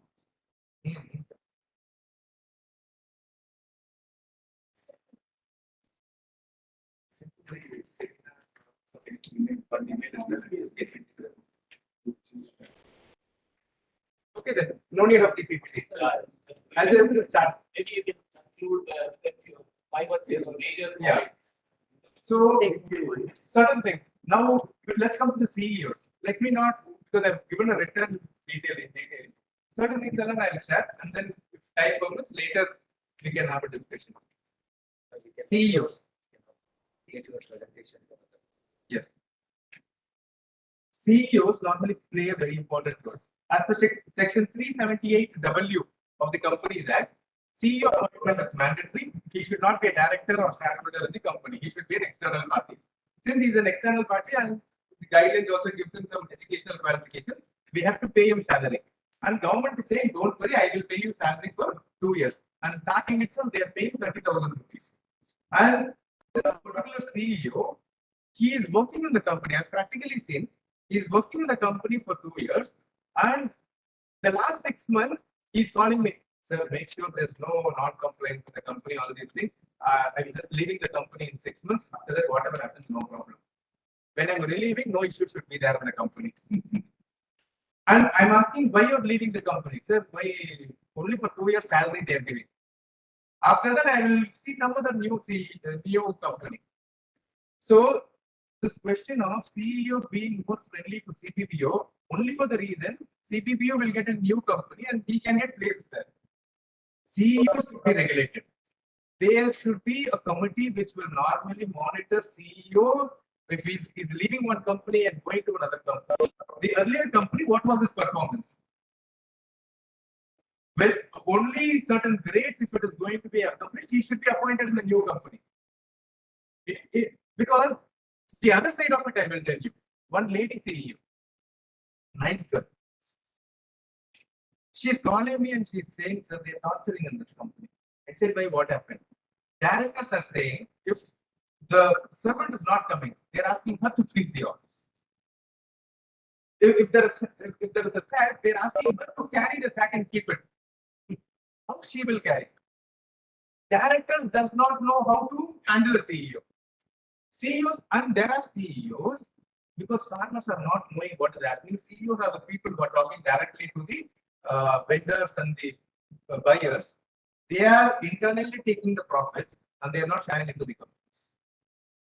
They are showing losses in the company and they are taking profits. There is no transfer. There should be this particular committee which monitors their performance should have the powers even to take disciplinary action against the CEOs. There should be a stringent norm so that, because government is giving 30,000 not simply because they believe CEOs will make a change to the company. They should not leave the company just like that and go, or misuse this company for, okay, I have 1,000 farmers with me, I will use it. So they should not misuse these things. And for this purpose only, directors, and there are directors whom I said they also attempt misuse. They also do as per their wish. So this training and development should be given. There should be a mandatory certification course for both directors and the CEOs of the company before they become a part of the company. And after they become a part, for the next 3 years, every year based on the module, there should be an increase in the because after first year they will gain certain experience. With that experience, the next level of training. Second year they'll gain a little more experience. The second level of training. So like this, if they have, they will also know what is their roles and responsibilities, duties and liabilities. So the directors, CEOs monitoring, and a national level committee, which is not national level, and the state level committee, which is normally functioning, they should also encourage, start giving FPO award functions under various categories. Women FPO. I actually incorporated an FPO last 2-3 months back, which is purely for handicapped people. That was something different which I saw, because I've done a lot of women FPOs, a lot of other FPOs. For handicapped people, I did an FPO. That person is also a physically challenged person. He comes in the wheelchair. He says that for my community people, I want to do something. I asked him what kind, some handicraft, something where I can sit and do. I want to do something. So for that category, we give a, it will encourage these people. So award functions for FPOs at the national level, when these exhibitions are happening, or when these buyer seller meets are happening, they can claim even these award functions along with them. Few more things where when this particular seminar, the invitation came to me, I have limited knowledge. I've worked with FPOs, I've got some limited knowledge. I thought, let me ask my FPO people also. If I want to make a presentation, if you have any points, you also tell it to me. So what we did, I just sent a normal message to few people, and in 2 days we said, let's have a Zoom meeting. Let's discuss on it. 128 FPOs attended. Taken a screenshot of it and put it in the PPT. 100 in a shorter notice. Because I've got links with more than 350-400 FPOs. And in a shorter notice of 2 days, in the Zoom meeting, 128 FPOs attended. And the points that they put only, I put in the PPT. So the head of my PPT will be Bishop 100 FPOs. So that will be a PPT started. So one practical thing, cooperatives are exempt from tax. So the agricultural income is non-taxable. The cooperatives are exempt from tax. So government also considered this. In 2018 Finance Act, Section 80PA was introduced. Section 80P is for cooperatives. Section 80PA was introduced, which said that even for farmer producer companies for the next 5 years, no tax. No tax, income tax. So next 5 years, there's no income tax for up to 100 crores of turnover. Certain subject limit, certain conditions they put. But unfortunately, as far as I know, no company is able to avail that benefit. Only for the reason, if I go to the online website, my ITR form, there's no specific provision. There should be even FPO or a private limited company or what type of company. That provision itself is not there, which makes me mandatorily to pay income tax from the past 3 years, even though there's an exception under Section 80PA, companies are paying income tax. So a recommendation can be made where ITR forms can be more user friendly to say, okay, now I'm an FPO, so that they can, because these FPOs are saying, I paid for 3 years, will I get tax exemption again? Will I get a refund for it? And government is focusing on promoting 10,000 more farmer producer companies. So will this be extended to a further period of 5 more years? Because this will help them. And 2-3 more things. Okay. Maybe take that I wanted to share. Let's take non-compliance. And as I said, 30,000 farmer producer companies. Under Companies Act, let's keep it to 20,000 only. And in this 20,000, as per my knowledge, 35% are active. Remaining, they want to be active, but they are not able to be active. Why they are not able to be active? If a company is incorporated and they don't do compliance for 1 year, there is a compliance contest for filing from DIR3 KYC. All the directors have to file their KYC every year. If they don't file, DIN number will be deactivated. If the DIN number is deactivated, to activate, each director has to pay 5,000 penalty. In a FPC, minimum 5 directors. Minimum 5 directors. Few companies are having even 10 directors. 25,000 to 50,000 only for non-filing of KYC. Second, after annual general meetings, I have to file my annual return within 30 days. There are 2 forms that I have to file. If I don't file within 30 days, per day 100 rupees fine. Which means that if I don't file my annual return for 1 year, 76,000 rupees penalty. So 1 lakh it already became. Considering 5 directors, 25 plus 75, 1 lakh penalty has come. Income tax return non-filing, 10,000 penalty. GST return non-filing, per day put 50 rupees penalty until you file. So if I don't do business for 1 year, I have to pay penalty of 2 lakh rupees. Which FPO will remain? there are so many inactive companies which are not able to revive only for those reasons.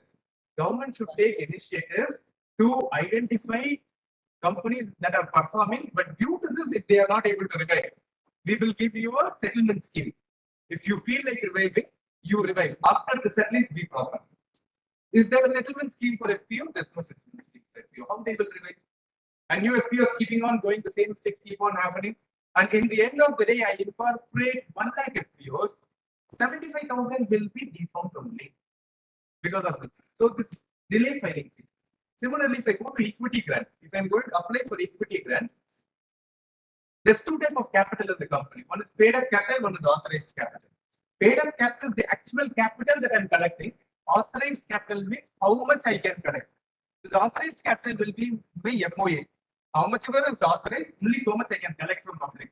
If I want to collect beyond that, I have to amend my MOA. I have to increase my authorized and then only collect from the outside. I collected 50 lakh rupees as paid up capital from my shareholders because equity grant is now applicable up to 15 lakhs. So 15 lakhs I collected. My paid up, my authorized both is 15 lakhs. If I'm going for equity grant, because money is coming in the form of equity, I have to increase my authorized double the type of my paid up, which means that I have to make my paid authorized 30 lakhs. Only then paid up 30 lakhs I can increase. So when I'm going to increase my authorized capital, they put stamp duty. And the stamp duty that they're going to put from 15 to 30 lakhs is 30,000 rupees. For an FPO to avail equity grant, they have to pay 30,000 rupees plus the compliance charges, plus the application charge the person who the auditor is going to do. So if I'm going to equity grant, 50 to 60,000 rupees I have to spend. The problem here is recently that I've seen is equity grant applications which are put apart from the 10,000 farmer producer company schemes. No other companies getting. I think people who are working with FPOs also would have seen I made the application, but it's been 7 months, it's been 8 months, I'm not getting the money. I'm getting a reply saying some of the other reason it's getting rejected. So equity grant process can be more time bound within 30 days or something with an online tracking facility where my application, what is the status of it, and the stamp duty up to 50 lakhs at least should be exempted for farmer producer companies.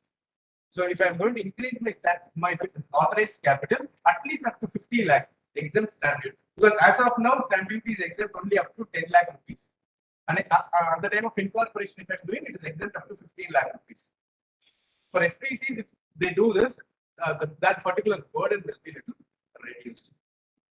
And little more things and all, my farmer friends, they told me, like these toll charges for farmer producer companies, vehicles, say no need to put toll charges. So some more things that I've written it. I'd just like to conclude. I took 5 minutes extra. Anything you want to ask? One question before you complete it. Yes. You said even toll charges they have asked. Possibly they might ask the GST. You know, the biggest problem with all this FPC thing. They charge for inputs 18% GST. Even the output also they have to pay 18% GST. This itself is taking away much of the profit margin what they are doing. And they not asked this question. They've asked, sir. This is related to tax exemption. This point also was there. Another point also what they asked was about input specifically. These farmer producer companies get input license. They get to start an input shop and they start selling fertilizers and all these things. Problem here is when they are procuring again from the local retailers only. They are not having the access to these manufacturers. Why they are not having access to the manufacturers? Because manufacturers are saying pay me at least 2-3 lakhs in advance so that we will supply. These people are not having far off places. So is there any possibility for us to where the government can facilitate this, where FPOs can be given some option where they can buy directly from manufacturers? So any kind of system can be done. So it was a request which was put by the FPC people purchasing the inputs, so that it will bring a good margin in the profits. So this was also a point which was totally 20 points were given. I shared 4-5 points only. So anything else? So thank you very much. In fact, I believe government of India, you know, there is at the national level, the National Association of FPOs, NAFPO, chaired by Pravesh Sharma, who used to be SFAC director earlier. So a lot of representations have been made. By the way, MAT is another tax. So and then penalties. Can the FPCs be treated as another class of companies so that these daily penalties, weekly penalties, compliance issues can be brought? So I think there are a number of issues being considered. We even advise the government of India to constitute a task force or a working group to deal with all these issues. But just two clarifications before we get on to the presentations I want to make. Current scheme of government of India for FPO promotion is for 5 years. Earlier it used to be for 3 years, 5 years. And for this 5-year period, for FPO promotion, the cluster-based business organization gets around 25 lakhs. That means per year 5 lakhs. It's promotional cost. Then for the FPO management cost, they get for 3 years 18 lakhs. So that means 50,000 rupees per month. So you mentioned 2 years, so I'm just clarifying that. And then 15 lakhs, they can draw the equity grant in 3 to 4 installments. They can't be drawing it forever. So that's the equity grant, and up to 2 crores of loan that they take and be eligible for credit guarantee. But I mentioned there are 100 other schemes under RTVY, MIDH, Agricultural Infrastructure Fund, Prime Minister's formalization of microenterprises. In fact, we have also requested Government of India, the National Project Management Agency, to consolidate all the schemes that FPOs can access and then make that available to the FPOs so that they are simplified. Like you mentioned, I think in the form you got yours mentioned that you are eligible for that.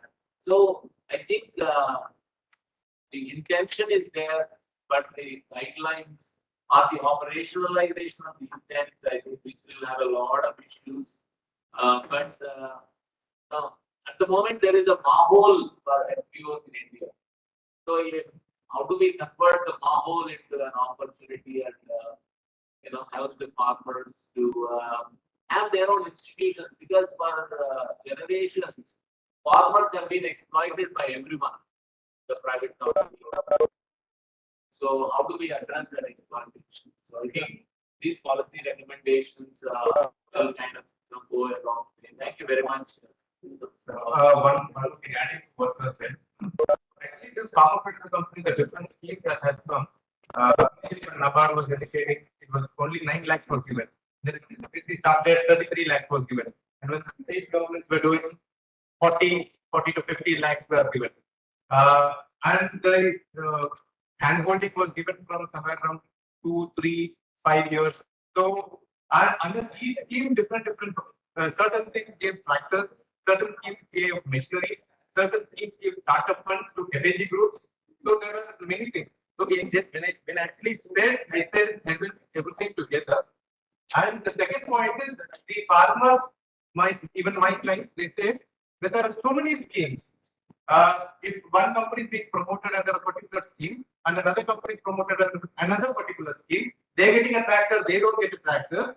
The farmers are fighting with the resource institution saying that you only took my tractor. Or they are getting the money, but we are not getting the money. In between, these people are playing something. There's a lot of misunderstanding which happens. Why is this unbiased treatment? Why can't we have a single guideline for all companies, or so that there will be no confusion? Everyone will be eligible for everything, and eligible self-promoted companies also can be absorbed. So this also was a recommendation. Thank you, sir, for walking us through all the legal ramifications of establishing an FPO. With the permission of the chair, we will now begin the presentation. There are 3 paper presentations in this theme, and the organizers of the seminar have kindly requested the presenters to stick to the time limit of 8 minutes. That is 6 plus 2. 6 minutes will be given to complete the presentation and 2 minutes to conclude the presentation. So the first presentation under this theme is opportunities for farmers producer organization from the COVID-19 outbreak, which will be presented by Raghuvan. I kindly ask the speaker to come on the dais.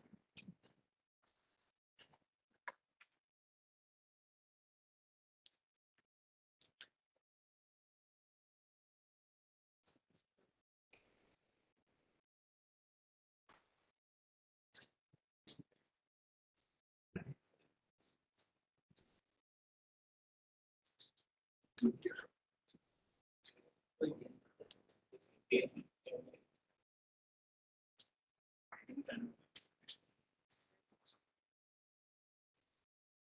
Rathabalan, all the best.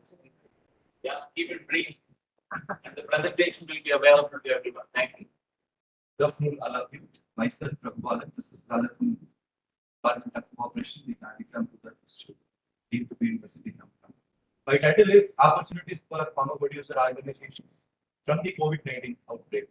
I start my presentation from the words of Chad. He told from the COVID-19, we know how to live and how to be with nutrition and all. The same FPOs also get some things, new opportunities from the COVID. We got some positive for FPOs from the COVID also. In this study, I discusses on the new opportunities for FPOs from the COVID-19 outbreak. So first, we have to know what the FPOs done during the FPOs. That is the first objective of my study, to study the agribusiness activities of FPOs during COVID-19, and I am going to explain. I explored the new opportunities for FPOs from the COVID-19 outbreak. So we have seen in Tamil Nadu, there are around about 600 FPOs are there. In that, 19 FPOs came forward to regularize the agricultural supply chain in Tamil Nadu. The government also initiated efforts with FPOs. The government announced 10 lakh credit scheme to the FPOs who are all come forward to supply the agricultural produce during the COVID. And in critical districts of Tamil Nadu, there are 2 FPOs promoted by MS Swaminathan Research Foundation. They also did the same thing, procure the producers of their members and marketed. And also they supplied the fertilizer and pesticides. Why? Because it is important. During COVID, especially in the first lockdown, everything was restricted. The farmers are limited to access the fertilizer, pesticides, and also marketing. In that time, these FPOs are done and procured their producers of the farmers and sold through farmers markets in Tamil Nadu. It is called Ulavar Sunday, and also sold to the households of the households. And in Ahimsa Organic Producer Company in Tamil Nadu and Tamil Nadu Supply Chain Management jointly procured the vegetables produced by the farmers of Krishnagiri and Dharmaburi district. They purchased the vegetables are cleaned and they packed as 5 kg bags and directly sold to the Chennai and Coimbatore districts. And also in Salem district, FPOs and KVKs jointly worked to regularize the supply chain. And also the Vasista FPC procured vegetables from the farmers and sent packs regularly to the Bangalore. And in Ariyur district, there was a Andimadam oil seeds FPO procured groundnuts and the Palur vegetable FPO procured maize from the farmers and pay immediately to them. During COVID-19, it is hard to the farmers. They have no way to market their producers. In that time, these FPOs are come forward and procure the producers and make immediate payment to the farmers. And in Maharashtra, there was a Rahuri Krushi Farmer FPC in Maharashtra procured vegetables and fruits from the farmers and distributed to 70,000 families by Bijak online platform. See, agricultural business in online platform is not done by any MNCs because the agricultural producers are the vegetable, fruits, flowers are perishable. So it is a risk to them. They are not entering into the online marketing by the big MNCs. But in the COVID, we got the chance to market our producers in online. It is also possible, and also some states, especially in Tamil Nadu, and also we are seeing in Nagpur of Maharashtra, they use the administrators or use the FPOs as an agricultural supply chain channel to get to the supply the agriculture and agricultural products like vegetables and fruits and flowers to the households. And the government in administration of Nagpur, there are 220 FPOs in Nagpur selling about 2,000 quintal vegetables and fruits on daily basis. the district administration also allotted 223 places to the FPOs to sell their agricultural produces. In Andhra Pradesh, there were 14 FPOs and TechnoServe jointly worked to procure the farm products and found new buyers to sell the procured farm produces. Through that, the farmers could sell their produces and receive immediate payment, what we already saw. In Karnataka, Angod Horticulture Farmer Producer Company, functioning with the main business of procuring and processing of onion and chili. In that place, they not only help to their members, they help to their non-members also, who are all suffering due to the lockdown. They procured the black gram, onion, lemon, watermelon, banana, vegetables, mango, grape, and they sold all the producers of their members and also non-members who are all suffered. In Kodagu, in Kudare FPO and KVCO worked together to procure the farm producers like avocado and vegetables, and they sell it to them. They help their farmers. In New Delhi, the FPOs is same. They are doing it online. They are trying to online marketing with the help of Agri Bazaar. There is an online platform. They sell. And in Chhattisgarh, in Bagalkot, grape is an important fruit. There were 3,000 hectares it is there. Out of that, 2,000 hectares are under the FPO. They also help. In Haryana also, the state government procured wheat from the Adampur FPO. Adampur FPO also, with the collaboration with the state government, they procured the wheat from their members and also supplied to Food Corporation of India. So these are all the things done by the FPOs. When we categorize it, these are all the things are done by them: input supply, procurement and marketing, valuation and processing, animal feed supply and export. So what are all they get? The new opportunities what we are get from the contribution. First one is the input supply business. The thing is that every FPO, the first business will be an input supply center. Okay, but there are many FPOs still not started the input supply center. So during this COVID time, there are many FPOs. They are not doing the business of input supply. They enter into that. They procured from the agencies and sold to the their members, and utilization of government support to enlarge their business. I already told in Tamil Nadu, the government announced a scheme of 10 lakh credit scheme. The FPOs who are all come forward to supply the agricultural producers. So how many FPOs are there? There are 600 FPOs in Tamil Nadu, but only 90 FPOs are come forward. So the thing is that because of lack of leadership, it is happening.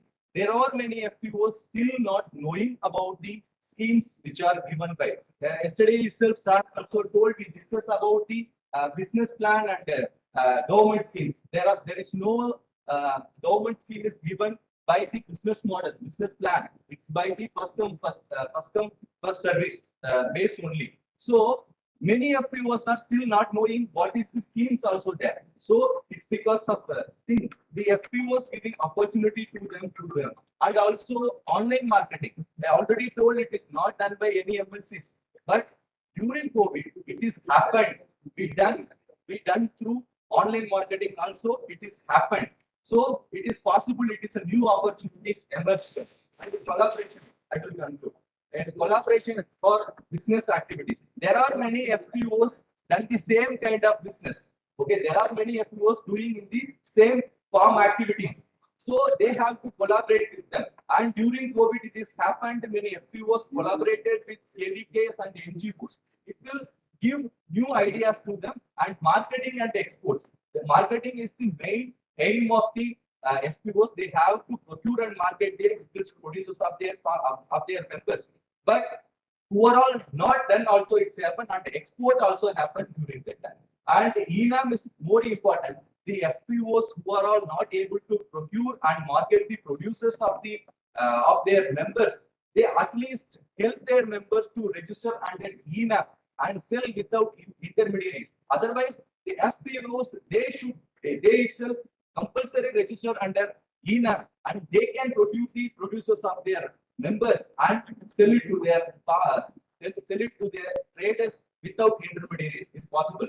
Totally presently 1,877 FPOs only registered under ENA. The others have to register to avail the benefit. So the thing is that what I am trying to conclude is the FPOs are emerged from the concept of cooperation. The COVID-19 also witnessed that the FPOs are still functioning under the ideology of cooperation by serving to the farmers and not only members and also for the non-members. If they follow the opportunities which are they gained from the COVID, it will be benefited in the future. Thank you. So very good. That's the student using your secondary research, you've done a great job.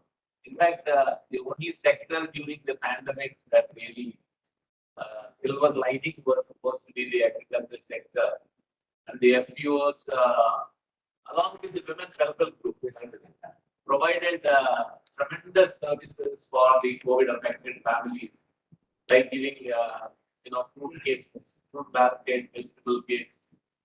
In fact, our FPO federation marketed 4,000 metric tons of tomato to the processing industries during the 2 COVID days. Thank you. I think you did a great job. Thank you everyone for your presentation. Sir, we'll now move to the second presentation of the theme, Farmer Producer Organization as Boon for Farming Community. It will be presented by Ashish Shonda, sequence number 1 under the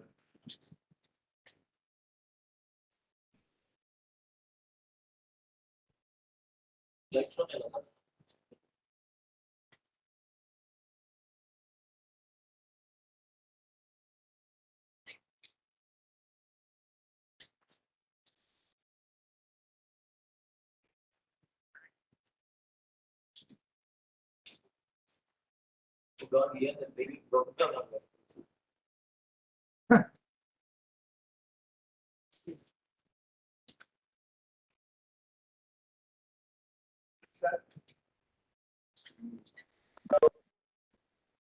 Yeah, right.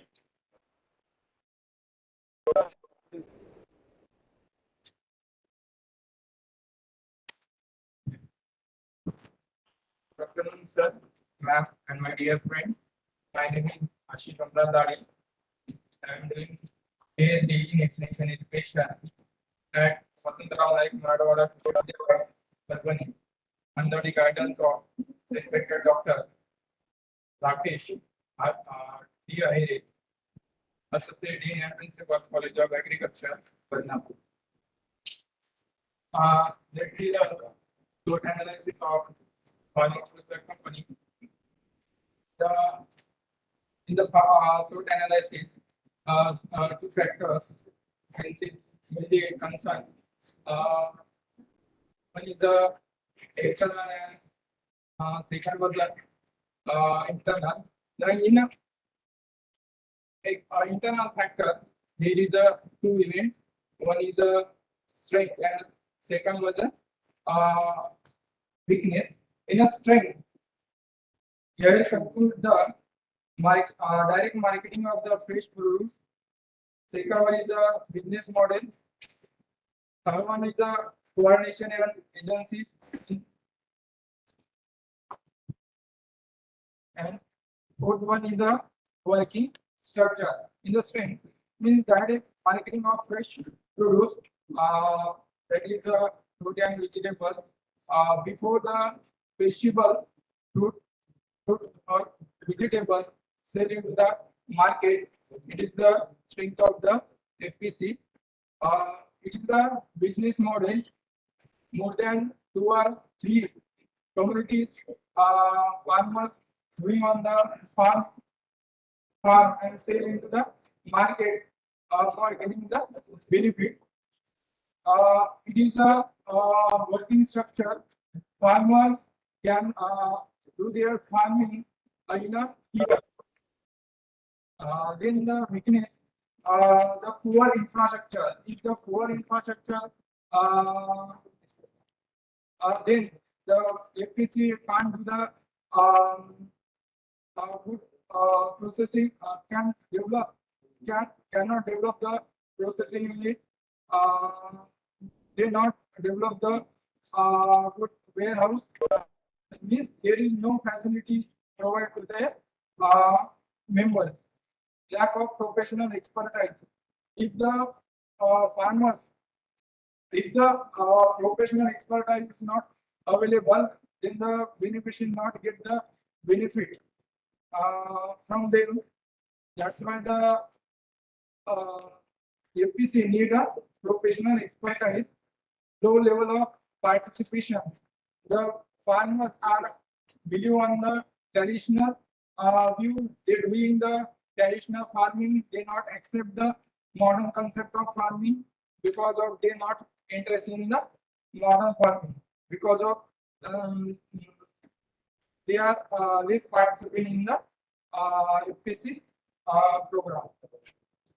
The FPC not have enough money for the develop their infrastructure, selling the buying the farm inputs. That's why the they are not developed. And if the government launch the various services or subsidies to the APC, but they not meet the at proper time to their beneficiaries. Then second factor is the external, in the external factor, opportunity. In opportunity, the training for the FPC, if the FPC given the training, then the ultimately develop the skill and develop the employment opportunity. You study the FPOs. This is based on a study that you conduct. Sir, taken from my research. Okay. But इतना detail में explain मत करो ना, संक्षिप्त में बताओ. You understand Hindi? So keep it short, because these are general points. What analysis? But what is it that you want to really highlight? You are saying FPO is a boon for the farmers. So can you please explain why it is a boon for them? So many points is but only by your Okay. SWOT analysis, you have done it well, but you know, kind of so what? क्या आगे कैसे बढ़े?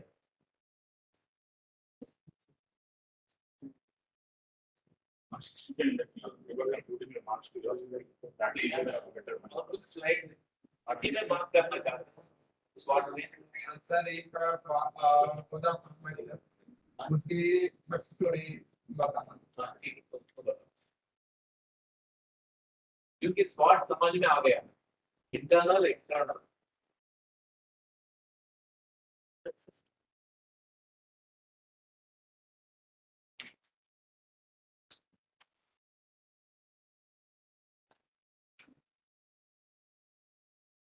Success story of Vodafone Pharma Producer Company. The Vodafone Pharma Producer Company registered was 26 August 2060 at Kalamuri in Moli district of Maharashtra state. It is the first non-subsidized pharma producer company. Actually slide तो है, सभी पढ़ सकता है ना, no problem. 2 minute रखिए, बात करें. Go to next slide.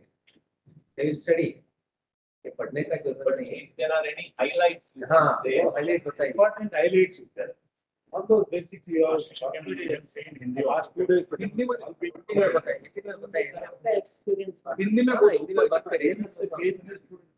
Sir कोई सब प्रेजेंट कर रहा था इसलिए हिंदी में बोलो. जो भी बोलना है उसका जिस थोड़ा सा हिंदी सांगतो नाही.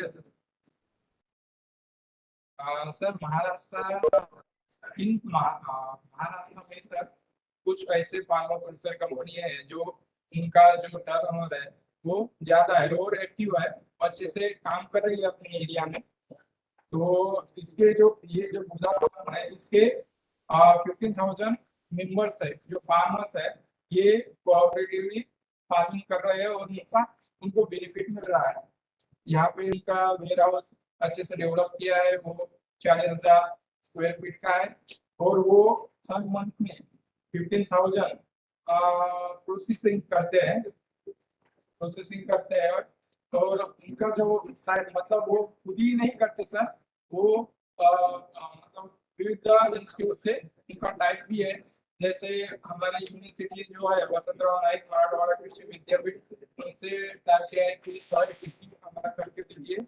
उसके बाद है इन्फॉर्मेशन जो कुछ आता है जिसमें कुछ अनसर्टेनिटी इन्वॉल्व हो जाता है, इन्वायरमेंट में कुछ चेंज हो जाता है, उसके बारे में बताते हैं, या कौन सा सीड लगाना है उसके भी बारे में बताते हैं, कैसे फर्टिलाइजर अप्लाई करना है उसके बारे में भी बताते हैं। ठीक है sir, Thank you. Doing PhD on, you are doing PhD on the FPOs. Sir मेरा टॉपिक ये था consequences of pharmaceutical company in Marathwada. अच्छा, बढ़िया बढ़िया।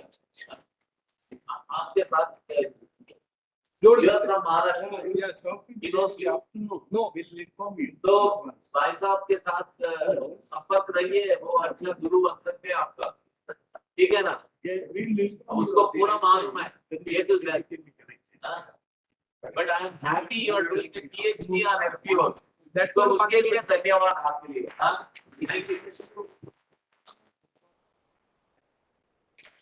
We'll move on to the last presentation on the team, which is family farmer and new strategy to promote sustainable FPOs.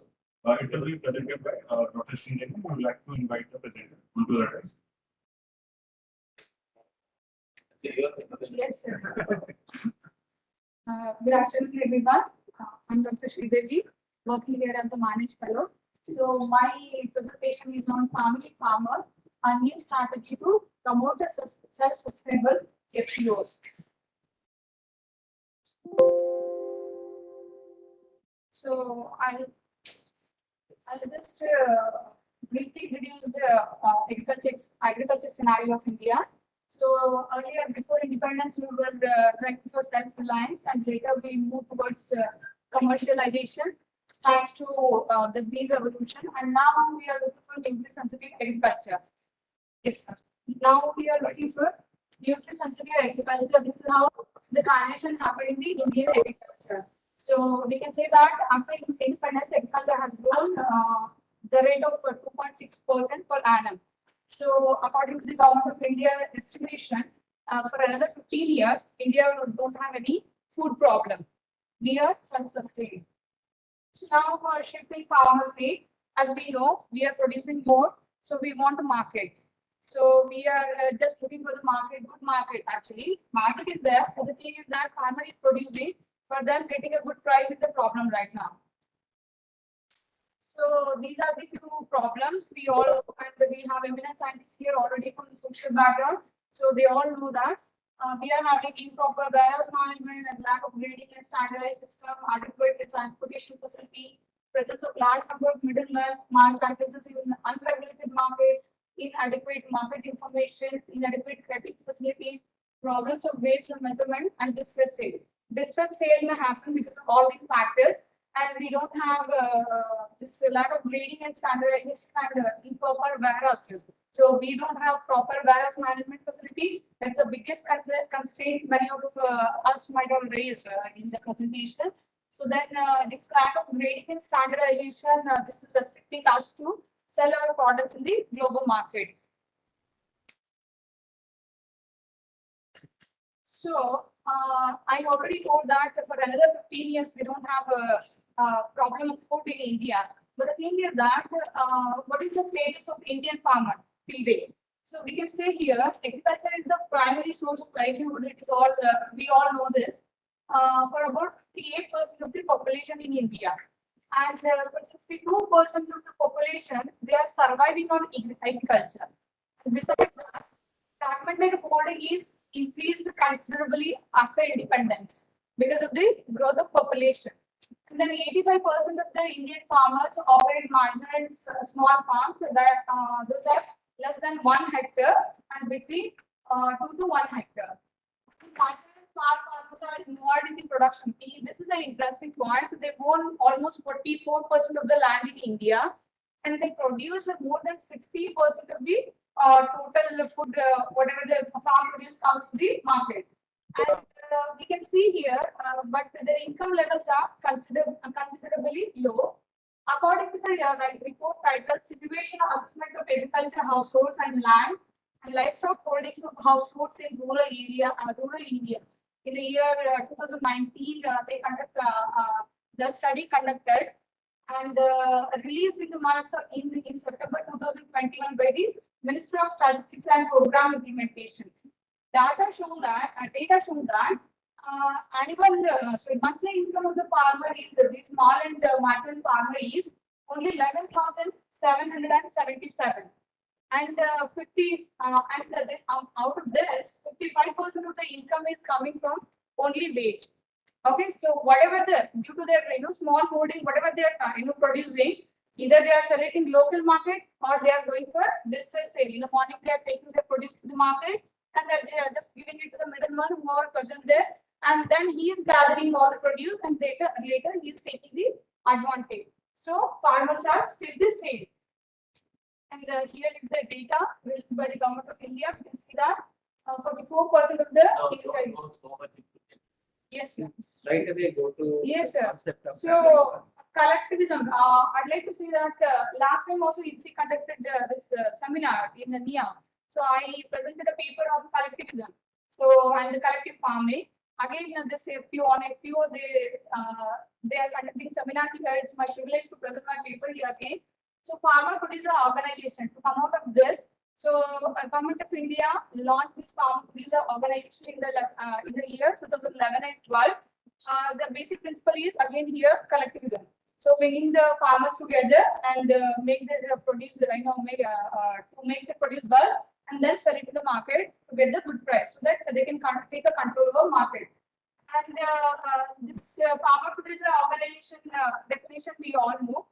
So this is a legal entity formed by a primary producer. So producer may be farmers, milk producer, fisherman, weavers, anybody can form this producer organization. So producer organization, feature of producer organization is this provides support to small farmers with the end-to-end service covering. They are providing all the input from input to last till the marketing. And then these are some of the challenges. Viability of this farmer producer organization is the question. So this is a new concept. This is not actually new concept. This concept came into the existence in the year 2012 only. It was sailing in the part of Gujarat as well as in the part of Maharashtra. This family farmer. Family farmer is nothing but like a family doctor. So what he is doing is he is producing.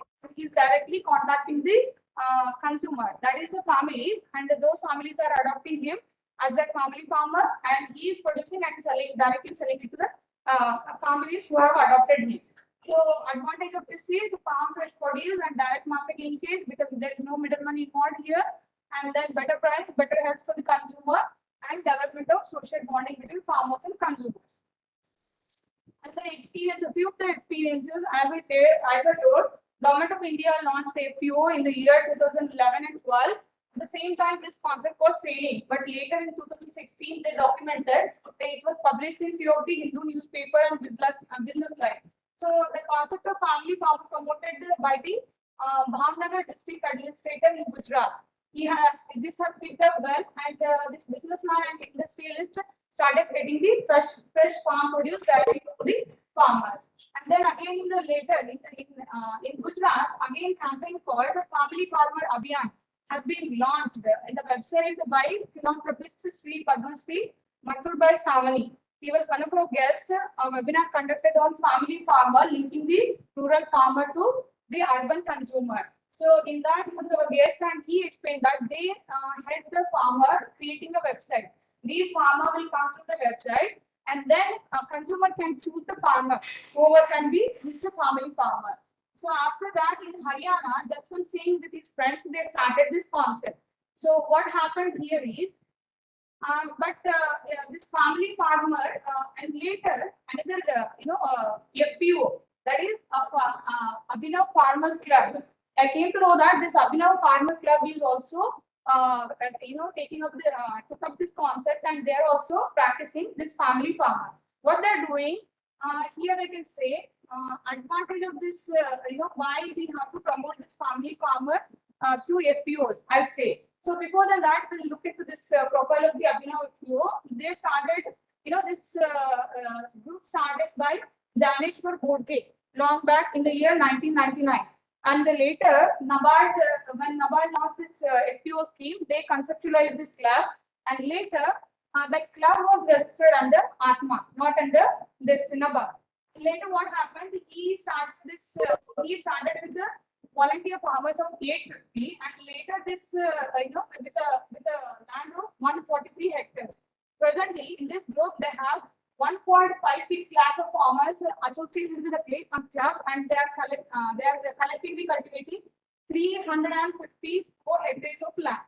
So this they either practice organic. This is unique. They are either practice organic or they go for natural farming. So their turnover, they revealed the turnover in the 2020-21. It was 458 crores. And this FPO covered 22 districts from Maharashtra and 6 districts from other states. So this is the business map of Abhinav. So business map, how they have planned this FPO and how they are practicing this family farmer concept. So they have 305 directors and 280 from Maharashtra and 25 from other states.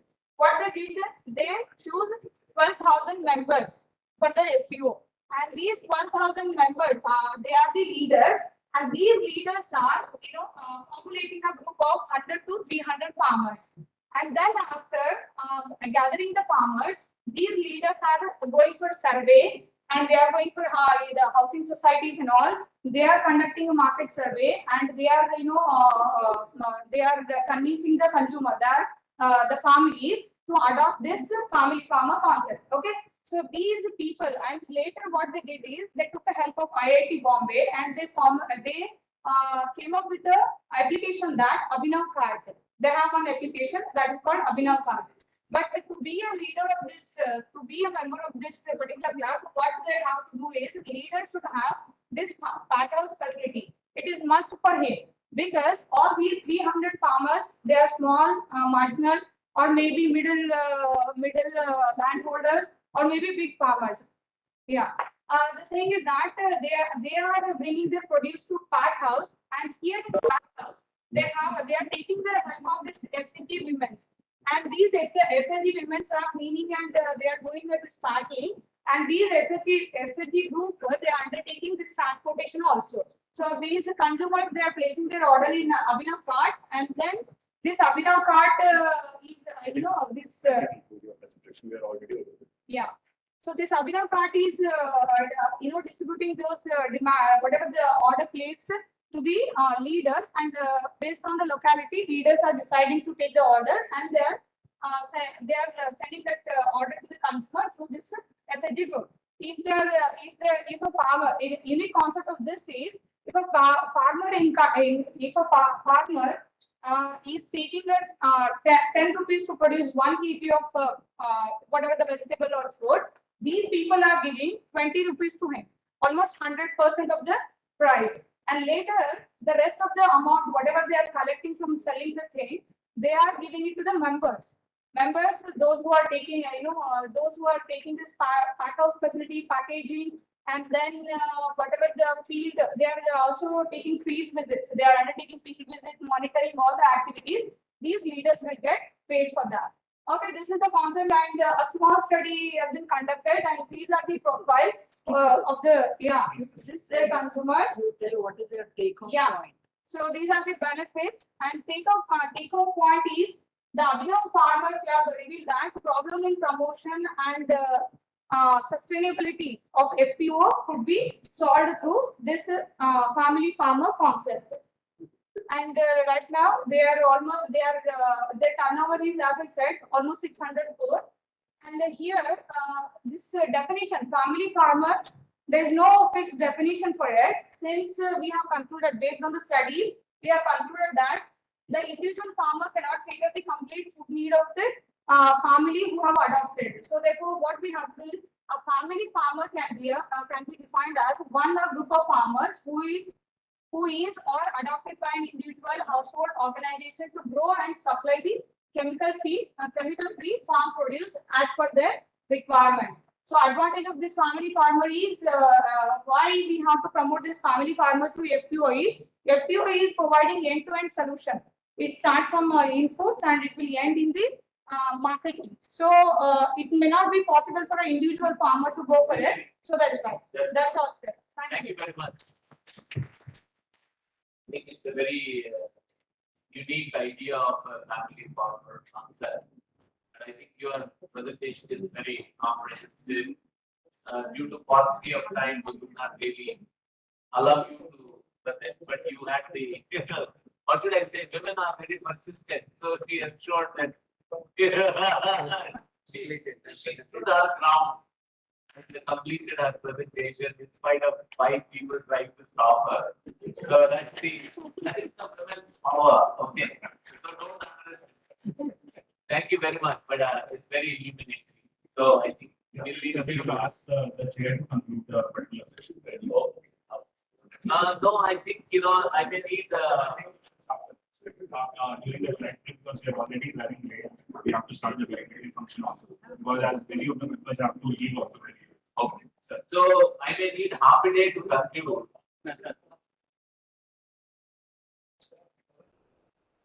But during the break time, they can. We have a break. Yeah. So, I'm not going to take too much time, but I'll just say 3 things. Number one, I think it was a very energetic session. I didn't know that they were present, so I think I would have taken less time. It was my fault that I overstepped my time. But I found that that's very, very enriching. Number two, I think policy formulation is a continuous process. You can't just have a static policy. For farm producer organizations, we need a dynamic policy at the national level and the state level. And I think number three, in this policy making, how do we make farmers as partners and farmers organizations as partners is something that we need to think about. Oftentimes, we always have only, other than farmers, everyone else is discussing about farmers. So I think maybe that manage does this kind of an event next time. Maybe we should do one day just with farmers, the presidents of the FPOs, and then maybe do it 2-3 different languages and then follow it up with the secondary stakeholders. But thank you for the opportunity. I enjoyed being here and look forward to the next lunch. Bye. Before we conclude the session, I will ask Venkat Rao sir to kindly felicitate our chair and co-chair for their valuable time to the conference.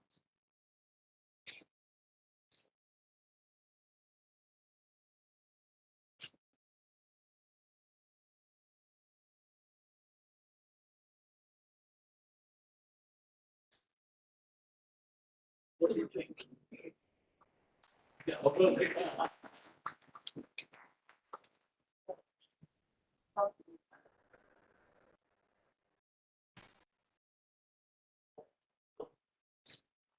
Thank you. What is it? Thank you. On behalf of the manager agency, we'd like to thank both our chair and co-chair as well as the rapporteurs for the session.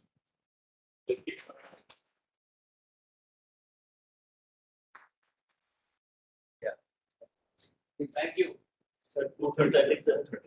2:30. So we'll break for lunch now and we will exactly meet at 2:30 to start the current. So these are all the modules that I was mentioning, they're all on our website, 7 different languages, on marketing, distribution. Most importantly, on bookkeeping, accounting of FPOs. So I'm not giving you hard copies, but they can be downloaded. So Dave Prakash Singh or Rajshekhar, my colleague, they have it. Enjoy the lunch.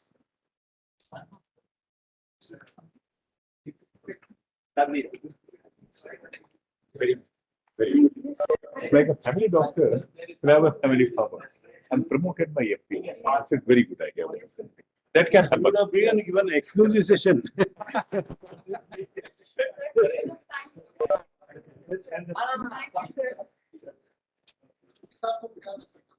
Participants who are present online may join at 2:30. We'll have valid function and also certificate distribution. So kindly join back at 2:30.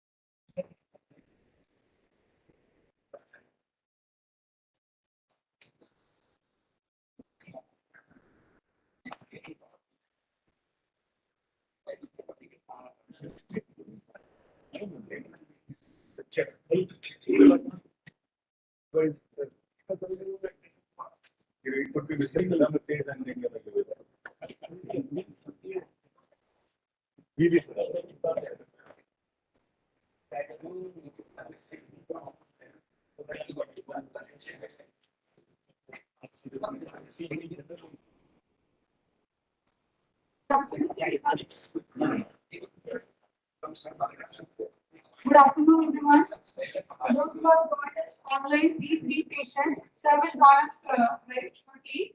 And our guest of honor, they already joined. We are waiting for our chief guest. And I request you to kindly be patient and be with us.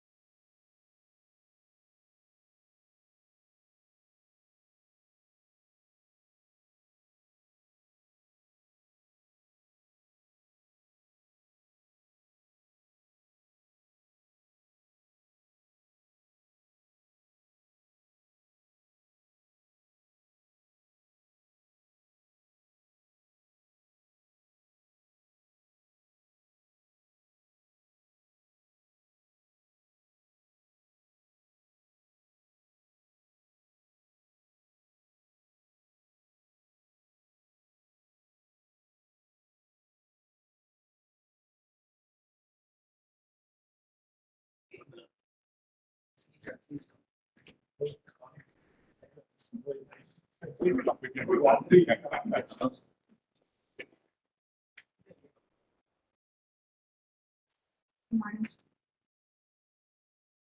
afternoon, everyone. Dr. Sridevi Management here. I welcome you all to the valedictory of the seminar on comprehensive extension strategies for sustainable development of farmer producer organization, issues and challenges, jointly organized by National Institute of Agriculture Extension Management Hyderabad and International Society of Extension Education Nagpur, Maharashtra.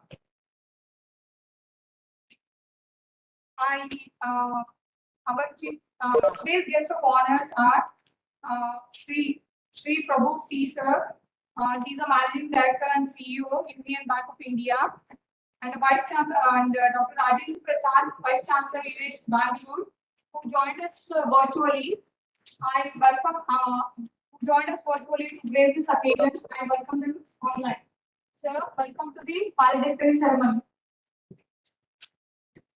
And it gives me an immense pleasure and privilege to invite Dr. Ashok Dalwai Sir, Chairman, Doubling the Farmers Income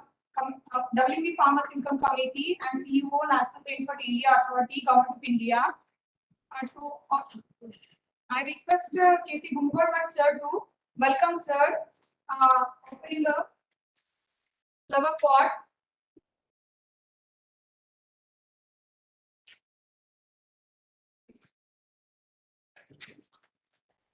Welcome to the valedictory session, sir.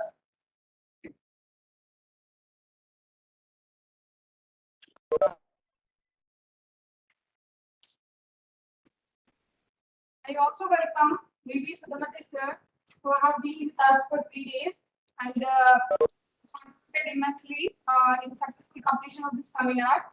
Welcome to the valedictory session, sir. And R.S. Singh sir, he's there with us. He's a vice president, founder member of INSEE and ex-director of Extension Education, PDKV, Akola. So thank you for gracing this occasion again, sir. We have Captain Dr. L.P. Kalanji, Secretary General, INSEE. Sir, thank you for gracing the occasion again. Thank you, sir. And Chairman of the seminar, Dr. K. Narayan Gowda, Sir, President of INSEE and ex-Vice Chancellor, US Bangalore. Sir is here with us. Sir, thank you for gracing this occasion. Once again, welcome, sir. I also take this opportunity and welcome our Director General, Director General Dr. P. Chandrasekhar sir. Welcome you, sir, to the valedictory session.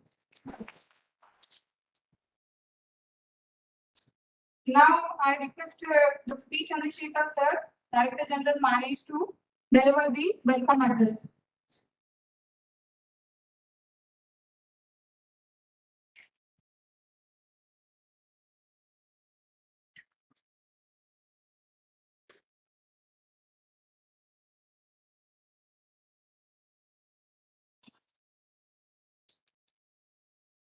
Good everyone.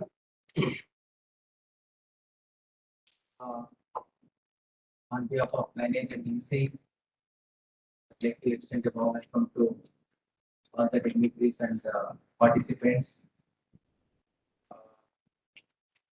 I would like to compliment everyone here for successfully completing this 3 days national seminar on FPO. This seminar is very special to us.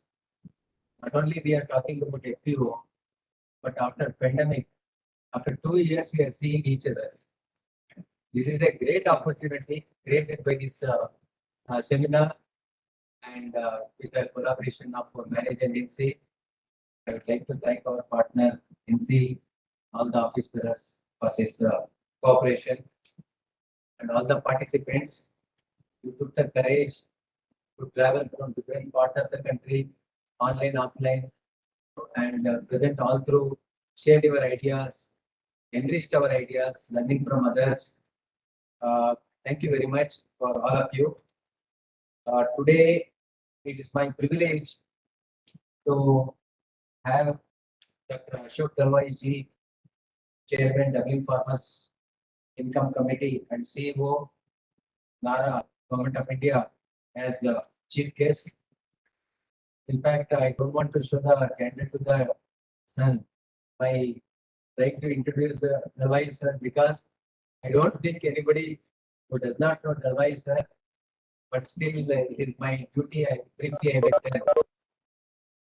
tell.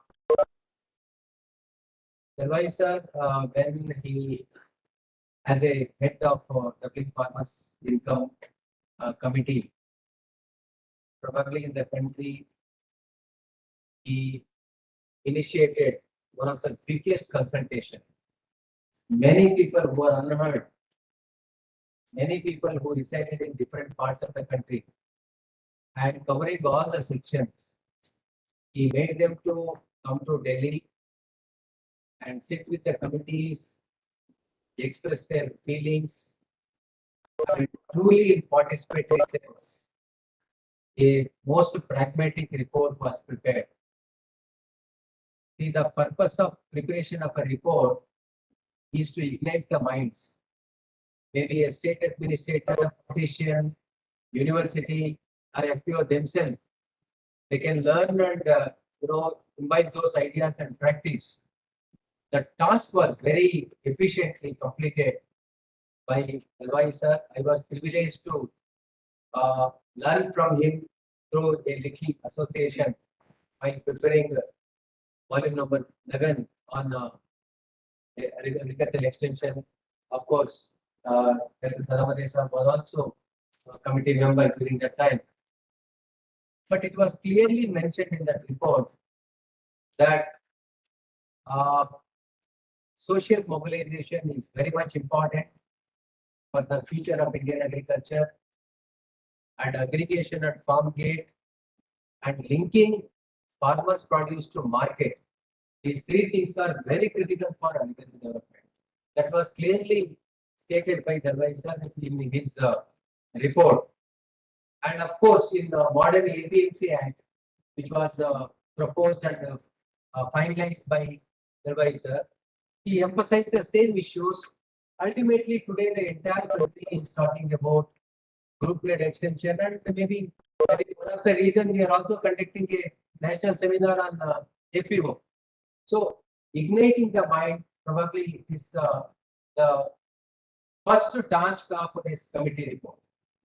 I think that is really fulfilled, sir, and inspired by that, we could initiate, manage FPO academy last year, 1st January, and Dr. Gumbod, but my colleague is here, and and he is feeling that there is a huge response for Manage FPO Academy. More than 30 knowledge partners are there. Some are chartered accountants, some are advocates, some are practicing FPOs, some are agribusiness companies, all kinds of players who can contribute to success of farmers producers organization are our knowledge partners. And this year onwards, I'm very happy to share in this platform.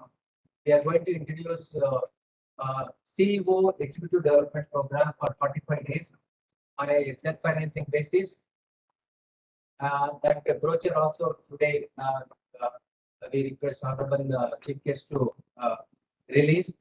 On behalf of Manage and INSEE, we were actually privileged to have you in Nepal conference also as a guest of honor and giving a keynote address. Thank you again, sir. We are grateful to you for sparing your valuable time, and welcome to this program.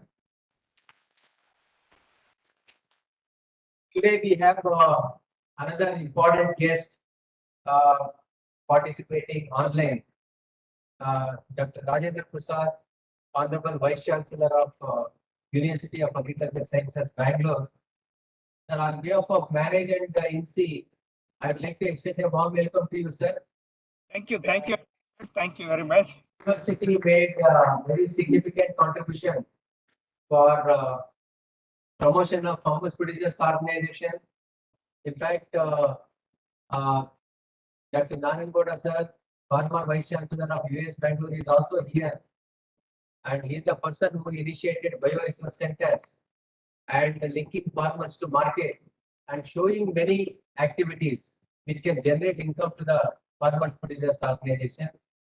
and the vice chancellor of such a university is participating. In fact, we are aware that University of Agricultural Sciences, they have their own center of excellence.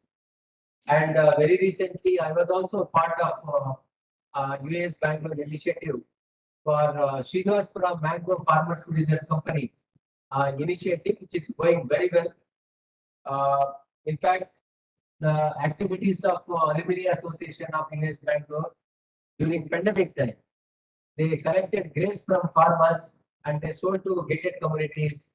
That kind of very innovative. They initiated a war room actually during pandemic time to help the farmers. Mangoes. Yes. So mangoes were also distributed. Probably all this today, one of our student from Gandhigram University, he made a very interesting presentation that how FPOs can play a very critical role during pandemic and what are the lessons in normal time. So in fact, it gives an indication that during pandemic time we were more active. So proactive actually, and they made came out with a good number of innovations. On behalf of INSEE and Manage, I would like to welcome Dr. Rajendra Prasad, Honorable Vice Chancellor, and Mr. Raj Kiran Rai is yeah. Yeah. I would like to extend a warm welcome to Mr. Raj Kiran Rai, MD and CEO of Union Bank of India. Of course, today one of the important observations came during the discussion is bankers play very important role in promotion and strengthening of the farmers producers organization. Meaningfully, one of the agriculture graduate heading a very premier public sector bank is participating in this program as a guest of honor. It is my immense pleasure to welcome Sri Raj Kiran Rai, MD and CEO of Union Bank of India, to this valedictory program. Sir, we are also thankful to you. You sponsored this program by managing supporting. It's not question of money, but joining hands for the cause. So we appreciate your great gesture and the participation of your bank. Thank you very much and extend a warm welcome to you to this valedictory program.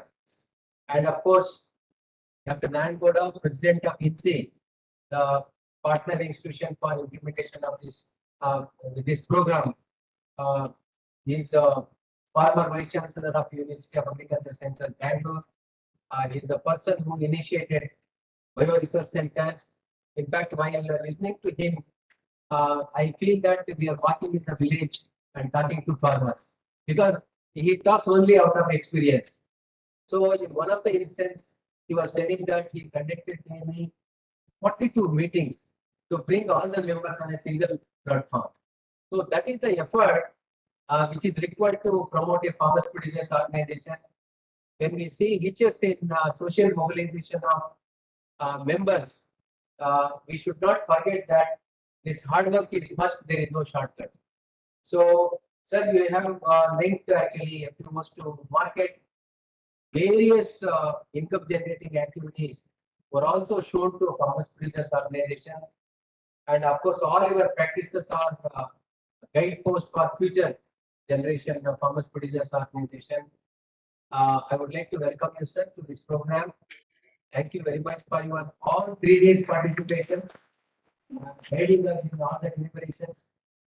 And you are also president of INSEE and partner of Manage for successfully completing this seminar. I'm sure that with your cooperation, we can take the recommendations forward. This program was conceived when we concluded last program on market side extension in Neon Jaipur. So last year. So there was a discussion, it was a brainstorming on what topic the next consultation should take place. And it was a unanimous decision that it should be on farmers producers organization. Nobody talked about any other issues. That shows the importance given to every professional in their mind for promotion of farmers producers organization. It is also greatly supplemented by Government of India program for promoting 10,000 farmers producers organizations. This program, basically we wanted to see what are the critical issues which are coming in the way of effective implementation of farmers producers organizations. So various ideas came actually. I don't want to go to details. In fact, a detailed presentation on recommendation, draft recommendations is also going to be presented next.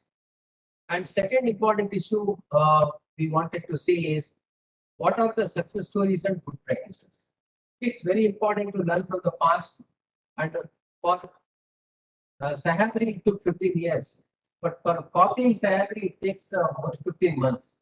So that is the advantage of a success story, and that is our importance as extension professionals. And again we are emphasizing now how we can replicate Yogesh Pawar and Vikas Chitte in every district, in every farmers producers organization. As an extension professional, our interest remains like that. And third one is upscaling. We are talking about 10,000, but today morning one important observation was made. Not only we are talking about promoting 10,000 farmers producers organization, but it is important to sustain what happened to previous 20,000 FPOs which we promoted. Actually, many very evolved from cooperatives, many from CIGs, SHGs. We have to sustain them. At the same time, we have to add many more to that. That is also one of the important issues we discussed during the seminar. And of course, seminar, some pertinent questions.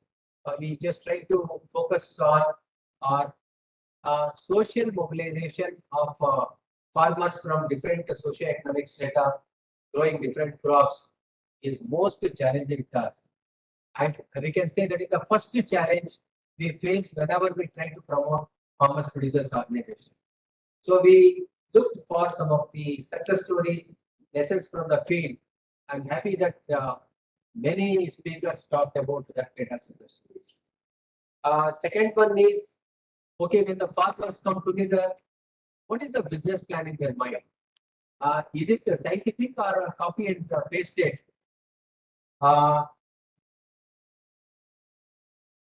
Is it just a copy and pasted business plan just to get some benefit from government, or they have put their heart and brain into developing a business plan? So this plays very important role. This is another important aspect emphasized by all the speakers. The third one is commitment of members, BODs, and CEO and the leader. So the commitment, whether it comes by virtue of a person or through capacity building program, even this commitment also can be developed. This is one of the questions before us. So a lot of deliberation took place on that. And another important area emphasized by every speaker is linkages. So how we can link farmers producers organization with extension agencies, technology generating agencies, credit institutions, infrastructure providers, and traders, exporters, contract farming service providers. So with all these people, how we can have a very healthy linkage, and that contributes to success of FPO. But to my mind, the linkage between two FPOs is also important. Of course, that is also highlighted by speakers by promotion of federations. So that is one of the important issue, and success stories we discussed.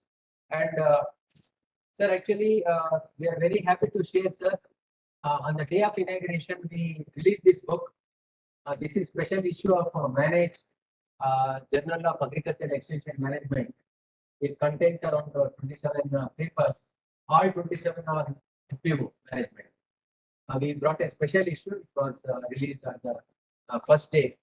Probably all the academicians, all the FPOs who are looking for some kind of critical analysis and some of the ideas, practical ideas. this book may be useful. This we will place in our website. Freely it is available to everyone. You can just go through that. Delegates response is very good, online or offline.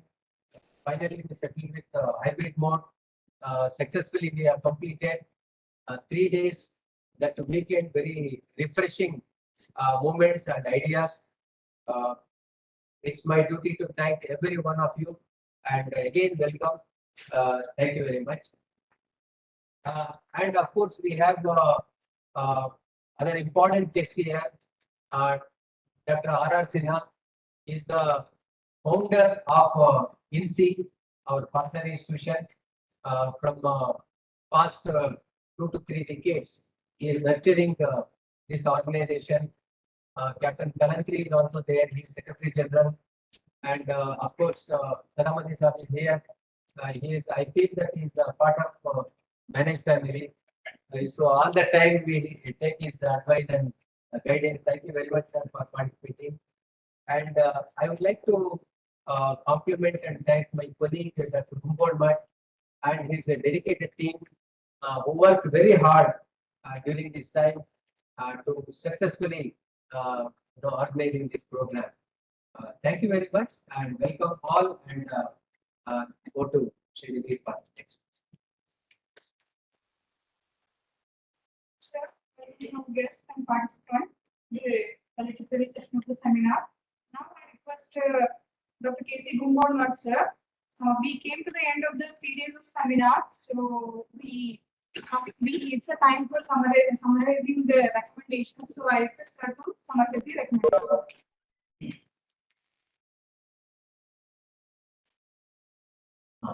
Thank you, Dr. Sridevi. Namaskar to everyone.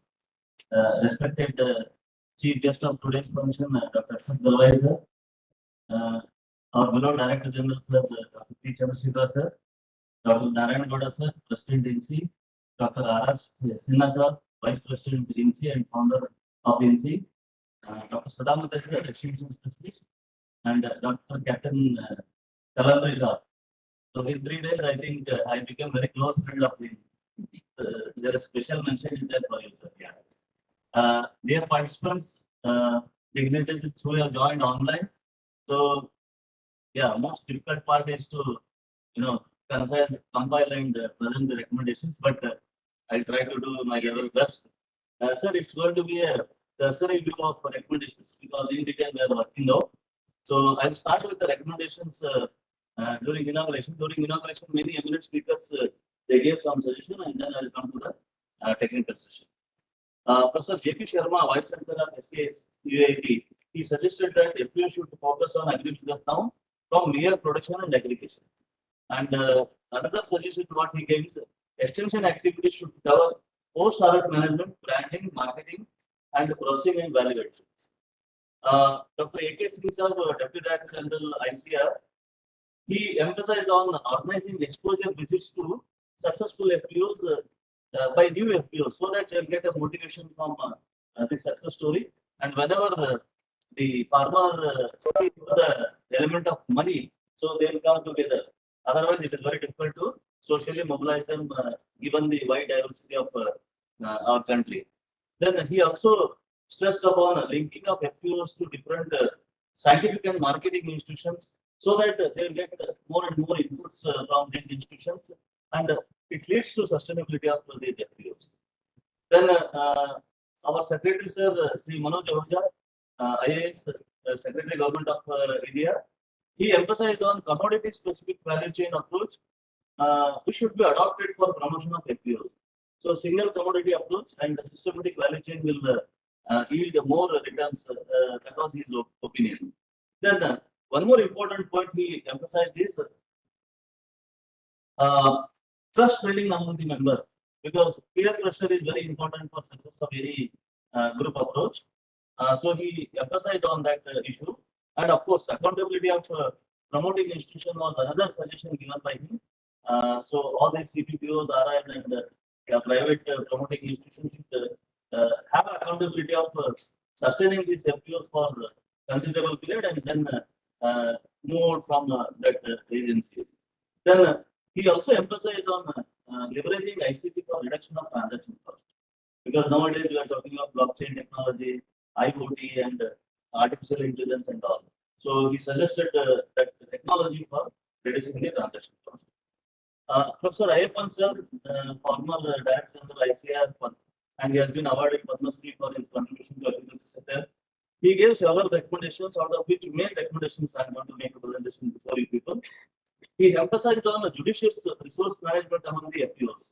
This will reduce the transaction cost. Otherwise, many a times resources are just like they are wasted. Then he also said that provide the credit and working capital by developing FPO specific loan products. So this is very important. So I am sure the bankers online who are present they will make a note of it. So he said that FPO loan specific loan products will help in mitigating the credit problem. Then he also emphasized simplifying the regulatory issues. Of course, a detailed session was there today morning. A lot of legal issues which the farmer producer companies they are unable to follow, and in the process they are inviting the hefty fine. So this needs to be simplified. That was his suggestion. Then one more important suggestion what I give is linking the agri startups with FPOs. So this is a very good idea. So we can link these FPOs with startups who are giving a solution, end-to-end solution to these FPOs. In fact, in Manage itself, we have nurtured so many startups who are giving end-to-end solution to these FPOs. One more important recommendation given by Ayappan sir was promote value addition and processing among the FPOs. So these recommendations they emanated from the eminent speakers during inauguration. Now, sir, lot of deliberation took place before developing the concept paper of this seminar. So ultimately, we zeroed down to 7 themes, sir. So theme-wise recommendation I am going to read here. The first theme was effective extension strategies for mobilization of the farmers in the formation of FPOs, including all type of groups. So recommendations here which emanated were like this, sir. There is a need for creating awareness and aggressive campaign for promotion of FPOs and FPCs by extension machinery. So both private and public extension agencies should be roped into this activity. Extension mechanism should empower the farmers on importance of FPOs. Instead of individual extension approach, there should be a group-led approach. That was the recommendation. Then very important recommendation is that often Director General emphasis on this. All the districts they have Atma now. So normally we hear that Atmas are paid or Atmas are weak, but in the process they have formed several small groups.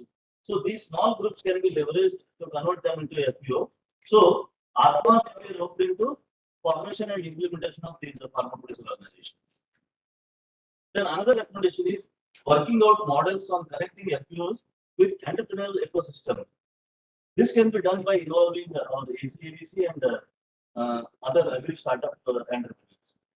Then the other recommendation is the FPO promotion and working with FPOs for 2 to 3 months by students of RAVE during the rural work.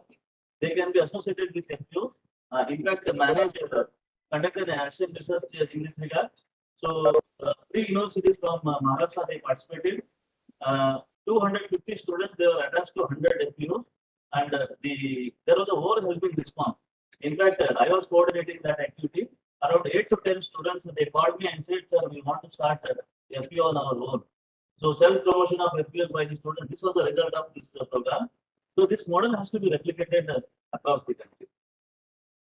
Then there are some successful self-help group federations. They can be converted into a producer companies for professional management.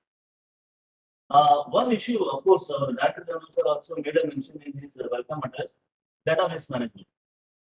Few sources they say that there are 9,000 FPOs. Few sources they say that there are 20,000 FPOs.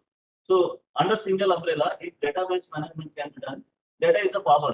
So for researcher or policymakers, so our database for FPO should be in place. That was the recommendation. Now coming to theme 2, this was on ICT intervention, digitalization for FPOs. So the recommendation emanated for this theme is a gateway of application to be there for channelizing the ICT application from a single window. So web portal should be there for so that these web portal can be efficiently used by these FPOs for their day-to-day operations. The second recommendation was the regulatory authority will be there to standardize the ICT applications, so that it will be under control on the lines of this try for telephone companies. Then the system of registration or formation of FPOs that needs to be channelized using ICT platform for sustainability. Otherwise, the farmer has to run pillar to post for registrations. The fourth recommendation and last recommendation was for better traceability of the crop produce, blockchain technology can be adopted by FPOs. So this blockchain technology has a element of encryption so that there won't be any tampering of the original documents. So these recommendations were emanated from theme 2. Now coming to theme 3, which is very important, challenges and opportunities for reducing the sustainability and factors responsible for the success or failures. We kept both because we need to learn from failures as well. So the first recommendation was there is a need for state level agency, means a single umbrella or single authority to manage these FPOs, followed by the district level authority and then the taluka level authority. So this was a recommendation. Then second recommendation was in promotion of FPOs, CBPOs should have trained dedicated team and their skills may be enhanced through capacity building, because with the commencement of this new 10,000 FPO policy, CBPOs are going to promote these FPOs. So they should be trained enough and they should be skillful to run these FPOs. Of course, the promotion of FPOs is done by SFSA and NABARD. Of course, now NCDC and other 7 agencies have been dropped in. But the suggestion which came from many of the speakers is that big corporate houses, then NGOs, private agencies also can be motivated to promote these FPOs. One more issue which came up is crop insurance. Now, individually, farmers are taking crop insurance, but crop insurance scheme can be routed through FPOs. That was one suggestion which came up. Then the other suggestion is these FPOs can be used effectively for establishing backward linkages for effective delivery of some services like input, credit, and technology. So this can be used as an institution or as a body for these services. And of course, credit policy already we have highlighted here. An appropriate credit policy for creation of a required infrastructure that assumes greater significance. So infrastructure is also required for these FPOs. So government schemes, they can be converged in one place, and FPOs can avail the benefit of these schemes. Now coming to theme 4, this is strategy for linking FPOs to market. Various models are there, market models are there, export, ENA, contract farming companies, and retail chain linkages. So here, in fact, yesterday, 2 eminent speakers they spoke about in length about this marketing. From that, out of that only we have drawn the recommendations. One important recommendation which emanated is connect the FPOs to market with emphasis to B2B first and then B2C in the later stage, so that once they attain the sustainability, then they can think of B2C model. Then based on the experience of Sahyadri model, it is recommended that FPO should be given minimum assured price. Now, of course, minimum support price is something different. This is minimum assured price. Now, what Sahyadri is doing, sir, in the case of tomato especially, whenever price is low, Sahyadri president says that I will buy it at 6 rupees per kg, even if it is 1 rupee or 2 rupees. So that is building the trust of the members among the FPOs. Then it is recommended that FPOs focus their own brand. So this is very important. So in other FMCG products and industrial products, we see that brand plays an important role in marketing. On that line, I think these FPOs should also have their own brand, unique brand, so that marketability of their products increases. Then, of course, processing units suggested by Mr. Vilas Sunday, marketing should be backed up by processing, so that whatever surplus is there, that can go for a processing. So these are some of the recommendations emanated from theme 4, that is on marketing. Now, theme 5 is on the management and operation of FPOs, including human resource management, leadership, do's and don'ts. So all these factors they lead to sustainability. In fact, leadership is very crucial for development and sustainability of any kind of institution. So against this backdrop, one recommendation emanated that for smooth running of the FPOs, financial matters separate accounting standards should be prepared by ICAI. And another recommendation emanated was start the FPO when you have a business plan at hand. Don't abruptly start the FPO, and that will lead to the failure of FPO. This was very much emphasized by Sri A.K. Goyal sir, S.K. Goyal sir, while delivering his keynote address. Then for sustainability of FPOs, we should concentrate on single commodity. Of course, this recommendation emanated. Personally, what I feel is that there should be number of commodities so that loss in one commodity will be compensated by the other commodity. But here the context is that if the FPO is promoting export, then we can go for this single commodity. Then of course, entrepreneurial behavior plays a major role. Each FPO should become like an entrepreneur in the industrial service sector. Then theme 6, the recommendations were, this is on capacity building, institutional linkage and linkages to services. In this theme, capacity building was emphasized. So unless grassroots level stakeholders, all the stakeholders for that matter, not only farmers, all the stakeholders should be given training about the legal issues or whatever modalities are there in formation of FPO. Of course, the gap in managerial skills makes the institutions depend upon external resources. So inside the FPOs, we should develop some human resource like marketing expert or finance expert. So inside the FPO only we can develop these skills. That was another recommendation. Then the last recommendation for this capacity building was a comprehensive strategy for capacity building of all stakeholders at different levels. At national level, manage is there, NIAM is there, and many other national institutes are there. At state level, there are samitis. At district level, there are Atmas. Of course, down the line, village, these can be covered by KVK. But at different level, first, these training institutes should get enough training to understand the concept of this FPO. Then the last theme was need for comprehensive regulatory framework, innovation, and government initiatives and policies to promote FPO. In fact, morning at the tea launch, we were discussing myself and Pawan Kumar and DG sir. So when both of us proposed that regulation should be eased for farmers, then our director general told why. See, we cannot change the policy. It is government to change the policy, but we should empower farmers in such a manner that he will be able to comply the legal aspects of this producer companies. So that was his opinion. So we have put it in the recommendation form. But however, some of the procedures they can be simplified in view of given knowledge, given the context of the farmers. And the other recommendations which emanated was FPO should be recognized by the state government as an autonomous organization. So some legal status of autonomous bodies should be given to FPO. Then, of course, FPOs can be given preference on par with the PACs for procurement of commodities. See, public distribution system is there, then market they are playing a role. Of course, in Maharashtra, they have been successful in getting the procurement license. Ashish is here, so they have got a license for this. So these are some of the recommendations which emanated from all the themes. But what I feel is, sir is at the helm of the affairs, and he has recommended so many things about FPOs. In one of his keynote address, I heard that we need 3 lakh FPOs to cover 16 crore farmers.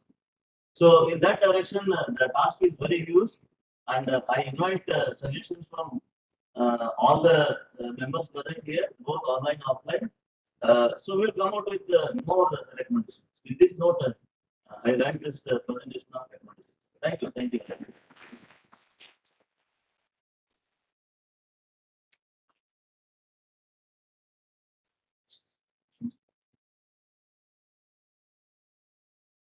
Sir, we have a request from participants here. Some of them have been awarded the best paper award, so they want a certificate.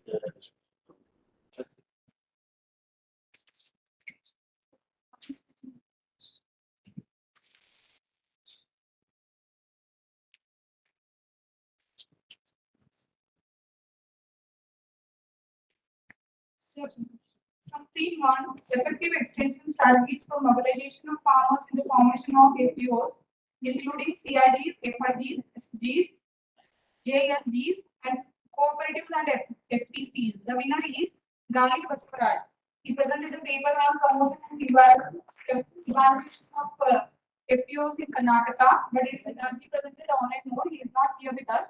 So we are keeping the certificate here with us and we will send it later.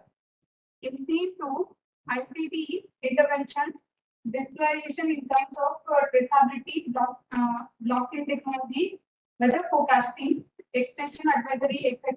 for FPOs, presented by Sarvari Party. She also presented online. Her certificate is there with us. We'll send it later. In theme 3, challenges and opportunities for engaging sustainability and factors responsible for success or failure of FPOs. So it is presented by Sudhir Keshavrao Deshmukh, but he also presented online. Team name. Yes, sir. Not the paper. No, sir. Theme name itself we wrote it. No, theme 3. So in theme 3, challenges and opportunities. Receiver Farmers Producers Company Limited. Yes, sir. That is the title of the paper. Yes, sir. In theme 3, winner is Sudhir Keshavrao Deshmukh. He presented a paper on Receiver Farmer Producer Company Limited, empowering small and marginal farmers. But he presented online. Since he is not here with us, we'll send the certificate later. In theme 4, strategies for linking FPOs to market, domestic export, ENAM, contract farming, companies, retail chain linkages, future market, etc. Presented by Dr. Sangappa. So he presented a paper on linking millet farmer producer organization to market to millet. So can I just do?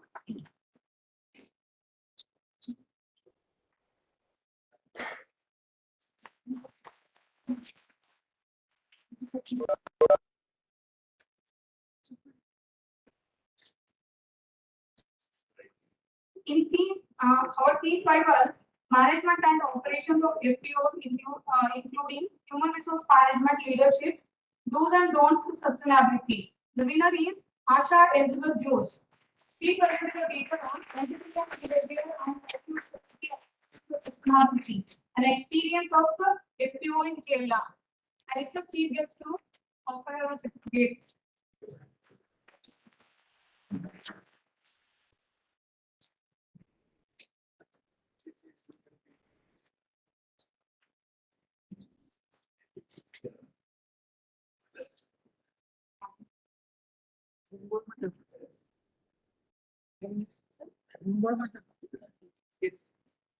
Hello.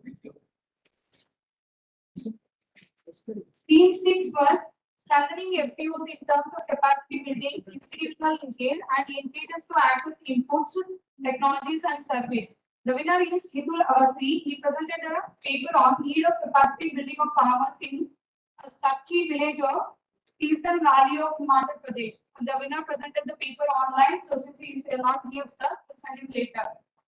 And the theme 7 was need for comprehensive regulatory framework. In fact, in team 7, she's a winner, so she requested me to make a presentation. So Dr. Sridhar has won the best paper award in team 7.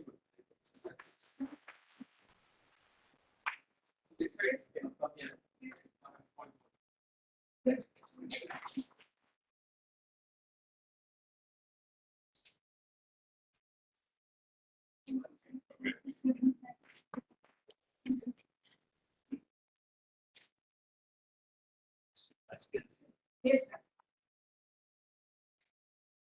Now I request our guest of honor, Sri Ramkiran Roy, Managing Director and CEO of Union Bank of India, to address the gathering. So over to you.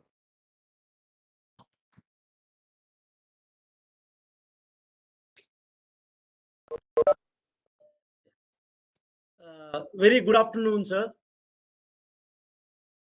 Good afternoon. Thank you. Hope I'm clearly audible. I'm connecting from a different place. Yeah. Respected Dr. P. Chandrasekhar, respected Dr. Keshi Gumagol, Dr. Ashok Dalwai, who is our senior and belongs to the same university where I studied, and we are very proud of him. He's here. Dr. Rajendra Prasad, the Vice Chancellor of University of Agricultural Sciences, Bangalore. My own professor, Dr. K. Narayan Gowda, Dr. K.B. Kalantri, and a lot of seniors actually who are participating, all the distinguished participants of the conference, ladies and gentlemen. It is a pleasure and privilege to connect with you all today. It is great to see academia deliberating the various aspects of our agrarian economy, especially the market and the extension management to help improve farm income. I must compliment the organizing team for conceptualizing the conference and then putting such a great ensemble of experts. I'm sure a lot of constructive discussion has happened over last 3 days, which will inform the policy making going forward. That's a great job that Mr. Ashok Dalwai is here, who represent the government in that way. Actually, who is working, doing a great job in this, and a lot of academia came together. And I can see from the recommendations, a lot of deep thoughts have gone into it, and maybe in my speech also, you'll find some of them resonating from a backer's point of view also. Agriculture has been the mainstay of civilization since millennia. While its share in gross value added has come down progressively post-industrial revolution in advanced economies, the sector continues to sustain lives and livelihoods for majority of people in developing economies. India is no exception. Our country is blessed with favorable climatic conditions for farming. We have grown food sufficient. However, we lag a lot many countries in terms of farm productivity. Our experts here know better than me on ways to improve productivity. I will limit my remarks, therefore, to other important aspects of farm value chain, especially the distribution aspects of value added among different stakeholders of farm economy. The FPOs, or the farmer producer organizations, have emerged a vital cog in solving the farmers' plight at marketplace. I will share my mind on how bankers have enabled farmers and how their roles be reimagined going forward. It is a well-known fact that farmers got only a fraction of the overall revenues for their produce. Much of value add gets appropriated by the middlemen, who mostly get into act post-production. It is not that middlemen are not important, they are, but the earnings share needs to be balanced in favor of farmers. Why do farmers get shortchanged by the intermediaries? The answer lies in institutional architecture created by the state, although with good intentions. A nation born amidst food scarcity and starvation prioritized her resources to feed her people first before making it remunerative for farmers. We had Essential Commodities Act that restricted hoarding of cereals and other essential agri produce. The act was brought in to curb malpractices, especially hoarders profiteering on distress. However, it also precluded private sector from investing in storage infrastructure closer to farms. In effect, state had to build large-scale warehouses and cold storage facilities for perishable with a limited budgetary resource. Economies of scale and transportation limitation meant bulk of the capacity got built near city centers rather than close to farms. No surprises if a sixth of fruits and vegetables perish before they reach consumers. Likewise, cyclicality is a feature inherent in agriculture. A better harvest need not yield better income. The state steps in to protect farmers, assuring procurement on minimum support prices. The agriculture produce marketing committees were envisaged to help channelize procurement at local level to ensure better coordination between farmers, intermediaries, and final consumers. Unfortunately, the mere good intentions don't help if not backed with other enablers. Majority of the farmers are not aware of the marketing process. They depend on people who control money, credit, transport, technical skills, etc. These middlemen end up getting up to 40% as per some estimates of the final price. Thinking of solutions, there are three key pieces which are interrelated: storage infrastructure, transportation connectivity, and access to markets for better price realization. Working on without the other is likely to create skewedness in outcomes. The agri reforms by government as announced under Atmanirbhar Bharat package sought to address this problem. The legislative changes in APMC Act and ECA aimed to help attract investment in storage infrastructure while also creating a pan-India market for farm produce. The legal framework for contract farming helped by linking farmers to institutional buyers before they even sow the seeds, in effect creating an assured market for their produce. Here again, I'll emphasize on the point, the private investment needs to be attracted to this area. It is lucrative, but we need to have enabling regulations so that the private investors feel safe to invest and he gets adequate returns. While the aforesaid farm laws could not take effect due to protracted resistance from a segment of farmers, it has not shut the door or reforms, as this could still be pursued via states at their own initiatives. These reforms will work if all stakeholders do their bit. For example, the farmer produce organizations could play a greater role in matching farmers with big buyers like processors, exporters, and organized retailers.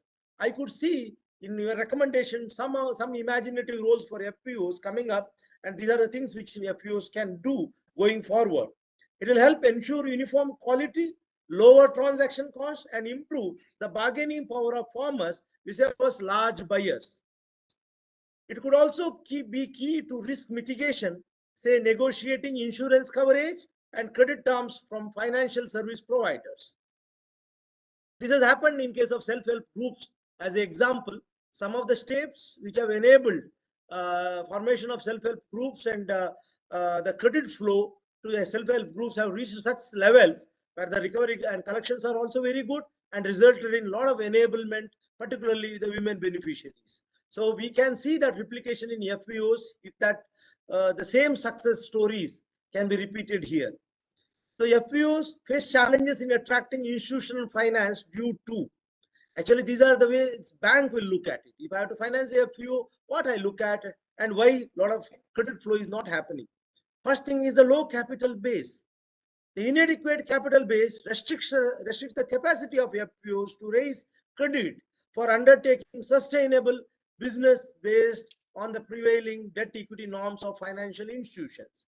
Consequently, the business level of FPOs becomes limited and often they incur losses. It may be noted that unless FPOs carry out relatively larger business operations and make adequate profits, they will find it difficult to attract new members, leading to a vicious cycle. Further, as the business of the FPO grows, the share capital also needs to grow, which is not happening currently. Whatever little profit that FPO makes only adds to the resources. Yes, there are certain schemes which have come up recently, which is augmenting the capital of farmer producer organizations, but still not adequate. Then the absence of credit history. Majority of farmer producer organizations being new do not have any credit history. Further, FPOs do not have collateral to offer as security for assessing credit from financial institutions and banks. In such a scenario, the formal financing institutions hesitate to come forward to lend to them. Here also certain enablers are coming, but then the guarantee and some push from the government on the financial institutions, but then it has not reached that critical size yet. So inadequate capacity building of board members, CEO, and lack of professional handholding support by the promoting agencies. It often results in lack of adequate participation by the board members in decision making, poor governance, and absence of sound business plan.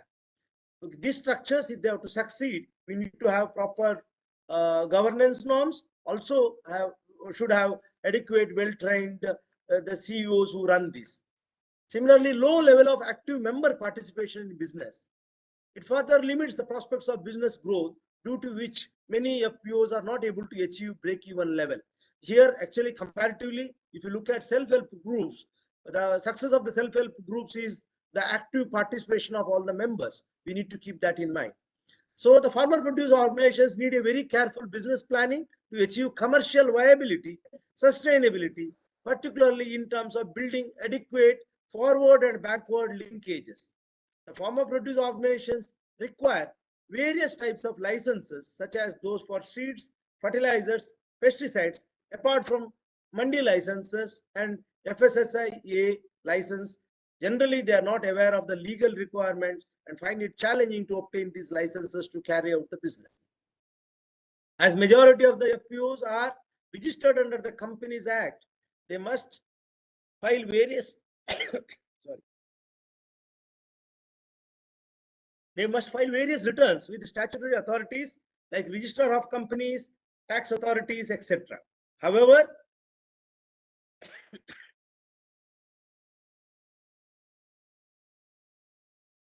in the absence of adequate guidance from promoting institutions, they are largely dependent on external consultants, CAs, for filing various returns. Due to oversight of these consultants, some of the FPOs have been slapped with penalties which affects their already low capital base of the company, apart from raising concerns about corporate governance. While these are the issues faced by FPOs, things are evolving. Very sorry.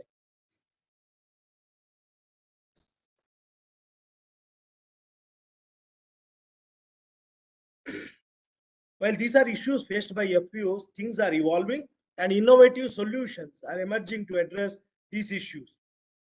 Government of India and various state governments have devised schemes to address some of these issues by providing equity grants to augment capital base, providing credit guarantee to encourage institutional credit flow, nomination of resource support agencies to build capacities of the office bearers of the FPO, prioritize the licensing for FPOs to deal with agricultural inputs, providing subsidies for creation of post-harvest handling and processing infrastructure, etc.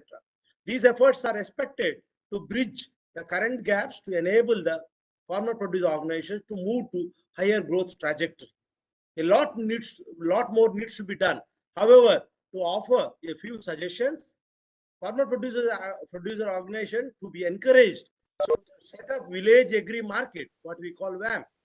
Suitable amendments to be made in APMC Act. Required marketing infrastructure to be developed for farmer producer organizations with the support of state level, central level agencies to be owned and managed by FPOs. This market will facilitate the direct selling of the commodity to the consumers, bulk buyers, and the buyers may also be encouraged to set up the collection centers near the farmers' field and the production centers. Then the second point is customer hiring unit to be developed in a big way by each FPOs. It will be greatly benefiting the members for the merchandization of the farm loans, farm works, starting from the field preparation up to the stage of harvesting and even cleaning, grading, sorting, assaying, processing, branding, and transportation of agri commodities up to the delivery and the market center. Special focus on management capabilities. It is in supply chain operations, nuances of market dynamics and linkages, business planning according to the market intelligence and market development for farmer produce organization. The fourth point I suggest is to sustain for FPOs in the long run adequate skills, training to be imparted for financial sustainability, group and organization sustainability, and process sustainability. So the banks, the role of the banks will come now. The roles are to be reimagined. The banks are financial intermediaries. As such, their direct role is limited to providing credit that be adequate, timely, and at affordable terms. Post-nationalization, banks have served their mandate responsibly. Agriculture credit as a percent to agriculture to GDP increased from 10% in 1970 to over 50% at present, which shows the banks have made significant progress in lending to agriculture. The overall numbers, however, mask the undercurrents. About 3/4 of the institutional credit goes for working capital needs through Kisan credit cards. The investment credit needs are not met adequately in absence of the deeper structural reforms I alluded earlier. Moreover, allied activities get much lower share of credit compared to their share in the gross value added. India must address this asymmetry. Bankers need to grow in their roles too. Can we expect the new age bankers to don many hats? Yes.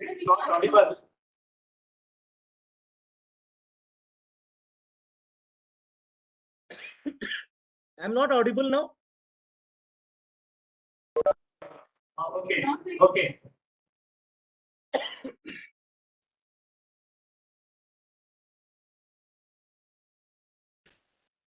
From being a financial only service provider to be a farm solution provider, the role of banker could indeed be reimagined. The agriculture financing needs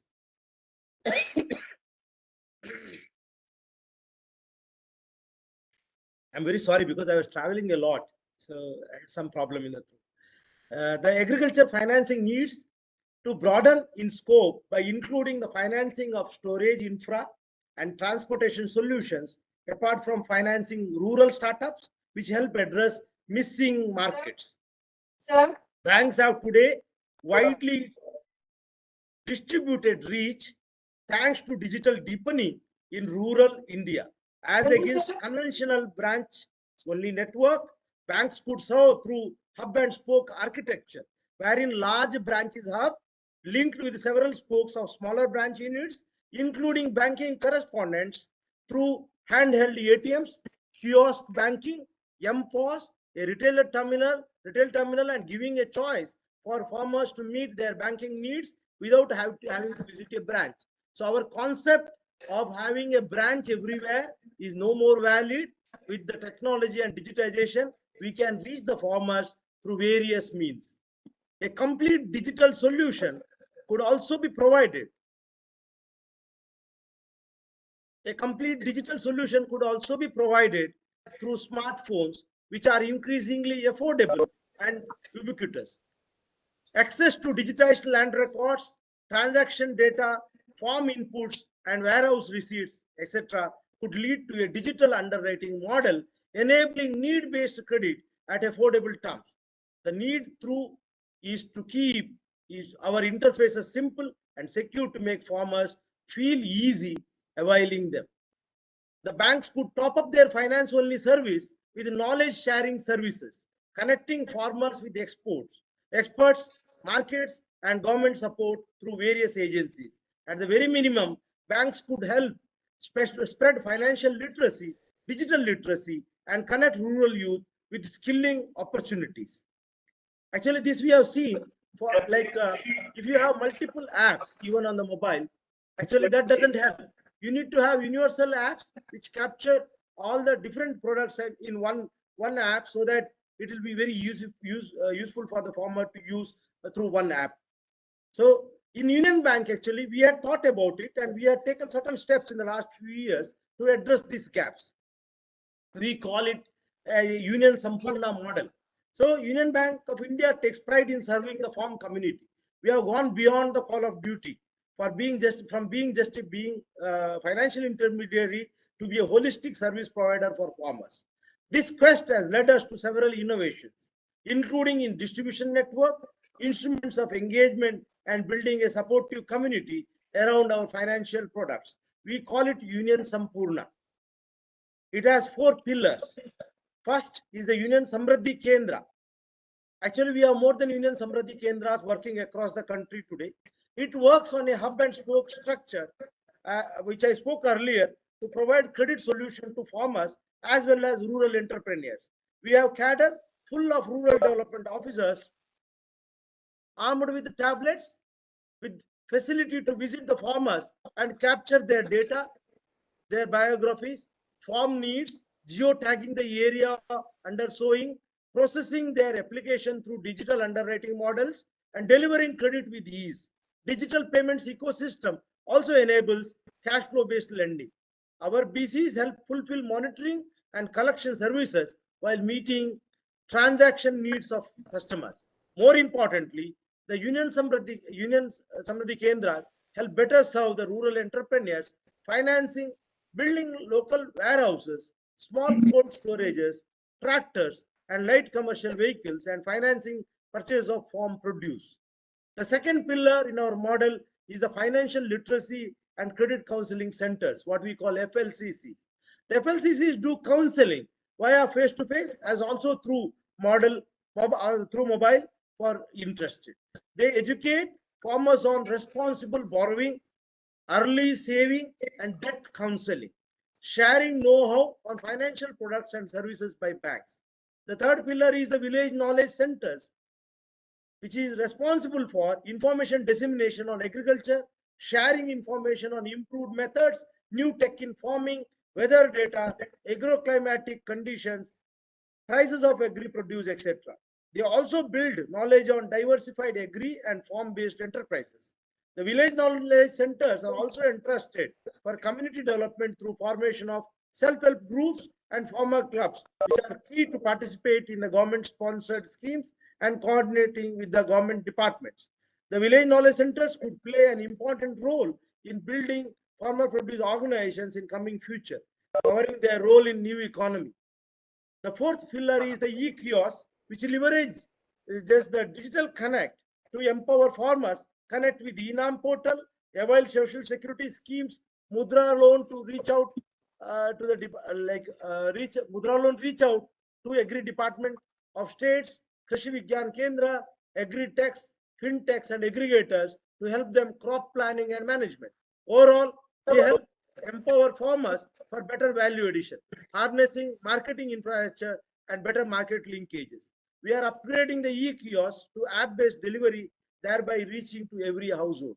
So what I'm trying to bring out here is the public sector banks, particularly the large ones, are also taking agriculture as a very viable model. We are also investing on technology. We are also relooking at our delivery points. We are also working on imparting the knowledge to the farmers. Actually, it is up to the academia also to connect now, so that we need to do much more than what we are doing, so that we can reach out. Farmer produce organization is one of the areas we can do, but there are multiple areas we can really help so that the farmers are ultimate beneficiaries. To conclude, India is a food surplus country today. We are a net exporter of many agri and allied products. We must acknowledge this changed reality. Our approach needs to shift from managing food scarcity to food surplus. The agriculture policies should focus on leveraging technology with the goals of achieving high growth by raising productivity, inclusiveness by improving coverage of lagging regions, small and marginal farmers, landless, tenant, oral lessees, and women farmers, and sustainability of agriculture. Banking fraternity is seized of its responsibility. We have built right structures to provide holistic solutions and not just credit. I have highlighted a few changes that are imperative, including changing the mix of credit flow to better value creating sectors. I am confident that together we can make a difference in life and livelihood of farming community and build a more egalitarian society. I thank you for giving this opportunity. A lot of my seniors are here. My respects to all of them. Thank you. Thank you very much. Thank you very much, sir, for highlighting the need of private investors in FPOs and key intervention made by the Union Bank of India to strengthen the agriculture infrastructure and agriculture marketing. Thank you very much, sir, for sparing your valuable time. Now I request Dr. Rajendra Prasad, Vice Chancellor, US Bangalore, to address the gathering. Sir, over to you. Okay. Good afternoon to all of you and respected chief guests for today and our mentor, Sir Dr. Ashok Dalwai Saab, the chairman on Double the Farmers Income, and also the CEO of the National Rainfed Authority, Government of India, and also the president of this function, Dr. K. Narayan Gowda sir, and also the president of the Indian International Society for Extension Education, and the main the pillar of this program, Dr. Chandrasekhar DG Nam, and just now spoke in length Dr. Raj Kiran Rai Saab, the managing director, and all the dignitaries on the dais and also of the dais and the participants. First of all, I would like to thank both the National Institute of Agricultural Extension as well as the society for given me this opportunity to be part of this program in the last session. Sir, this is the one I would like to congratulate both of you for organizing such a wonderful seminar, because this is the need of the hour. Because if you look at the scenario, all of you, because most of the things have been deliberated in the last 3 days, and even Dr. Rai has in length explained about what are the avenues, what is to be done, and what is the role and responsibilities of the FPOs. Sir, if you look at the present sector in India, more than 80% of our farmers are both marginal and the small farmers. So here, if you look at their income, sometimes it is less than their investment because of the drought, flood. Every year, we are looking and facing problem. So this is one thing. Then there is a lot of high transaction cost, and also no access to the credits. Even during the Ayyappan, presentations, during your summary, you mentioned the credit facilities has to be increased to this organization. That is one thing. So if you look at all these, I think during the 2008 World Bank come up with a program. I think we also, fortunate to have that program. That is, bioresource project, which was headed by our former the Vice Chancellor, Dr. Narayan Gowda sir, in Doddaballapur area. This is one of the success story. This has given a way for organizing and opening the farmers producers organizations. If you look at the success story of our that is based on the commodity, we made a lot of organizations, and a lot of the impact has been created. This was the basis how we can take it to the entire nation.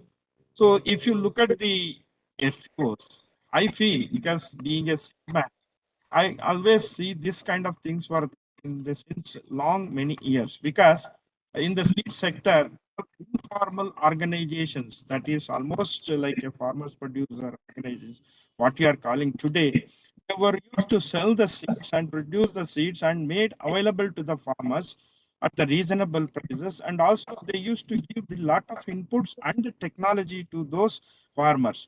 Here only one principle as well, it is the trust and the confidence which they have on these farmers who are producing the quality seeds, and also supporting how to produce the quality seeds and the crops by giving all the inputs. But it was going, informally based on the trust. For instance, in a particular village, you go to the number X, the name of the person is A, and the seeds is to be distributed. So that is how it started.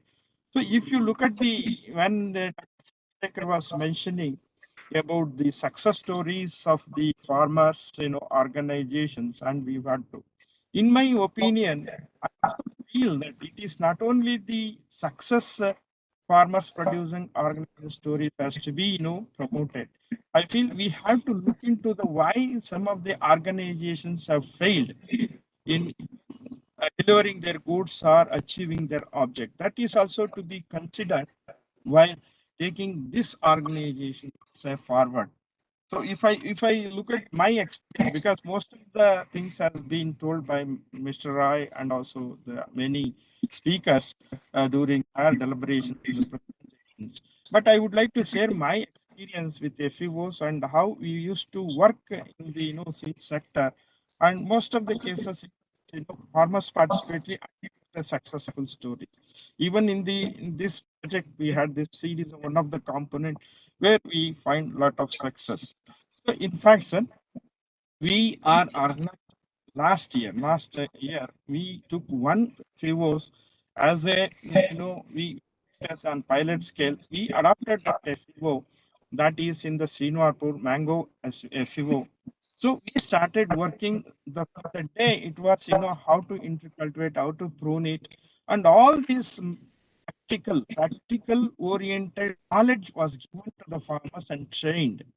And as a result, we could see lot of productions, and also the kind of the material which they used to get it for, spraying, and also kind of chemicals, they are all genuine, because we started connecting these people directly to the factory outlet and see that they should get all the chemicals where the inputs, so at the, cheaper rate, and also genuine material. This is most important thing, because we used to get lot of complaints, sir, we have sprayed so many things, but we could not able to get control the things, are we cannot, get more setting up flowers. So in that case, we try to contact these people, particularly genetic people, and we used to get them. And this is how we started.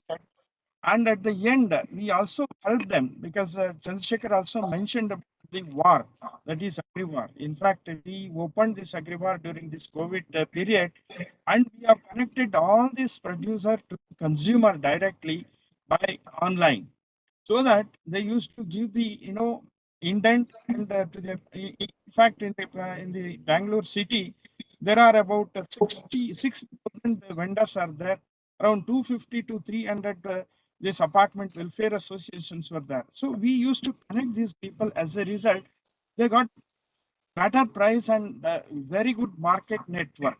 So keeping this, we try to help them. Why we should not take this to the other state also? What we did, we have connected the railway ministry and all. So we hired a bogies, and we have connected from the Srinaspura till to the Delhi, Mumbai, and as a result, the cost of transportation has reduced per kilo almost to the tune of 3 to 5 rupees. So this was the benefit. This is one intervention, so I would like to say.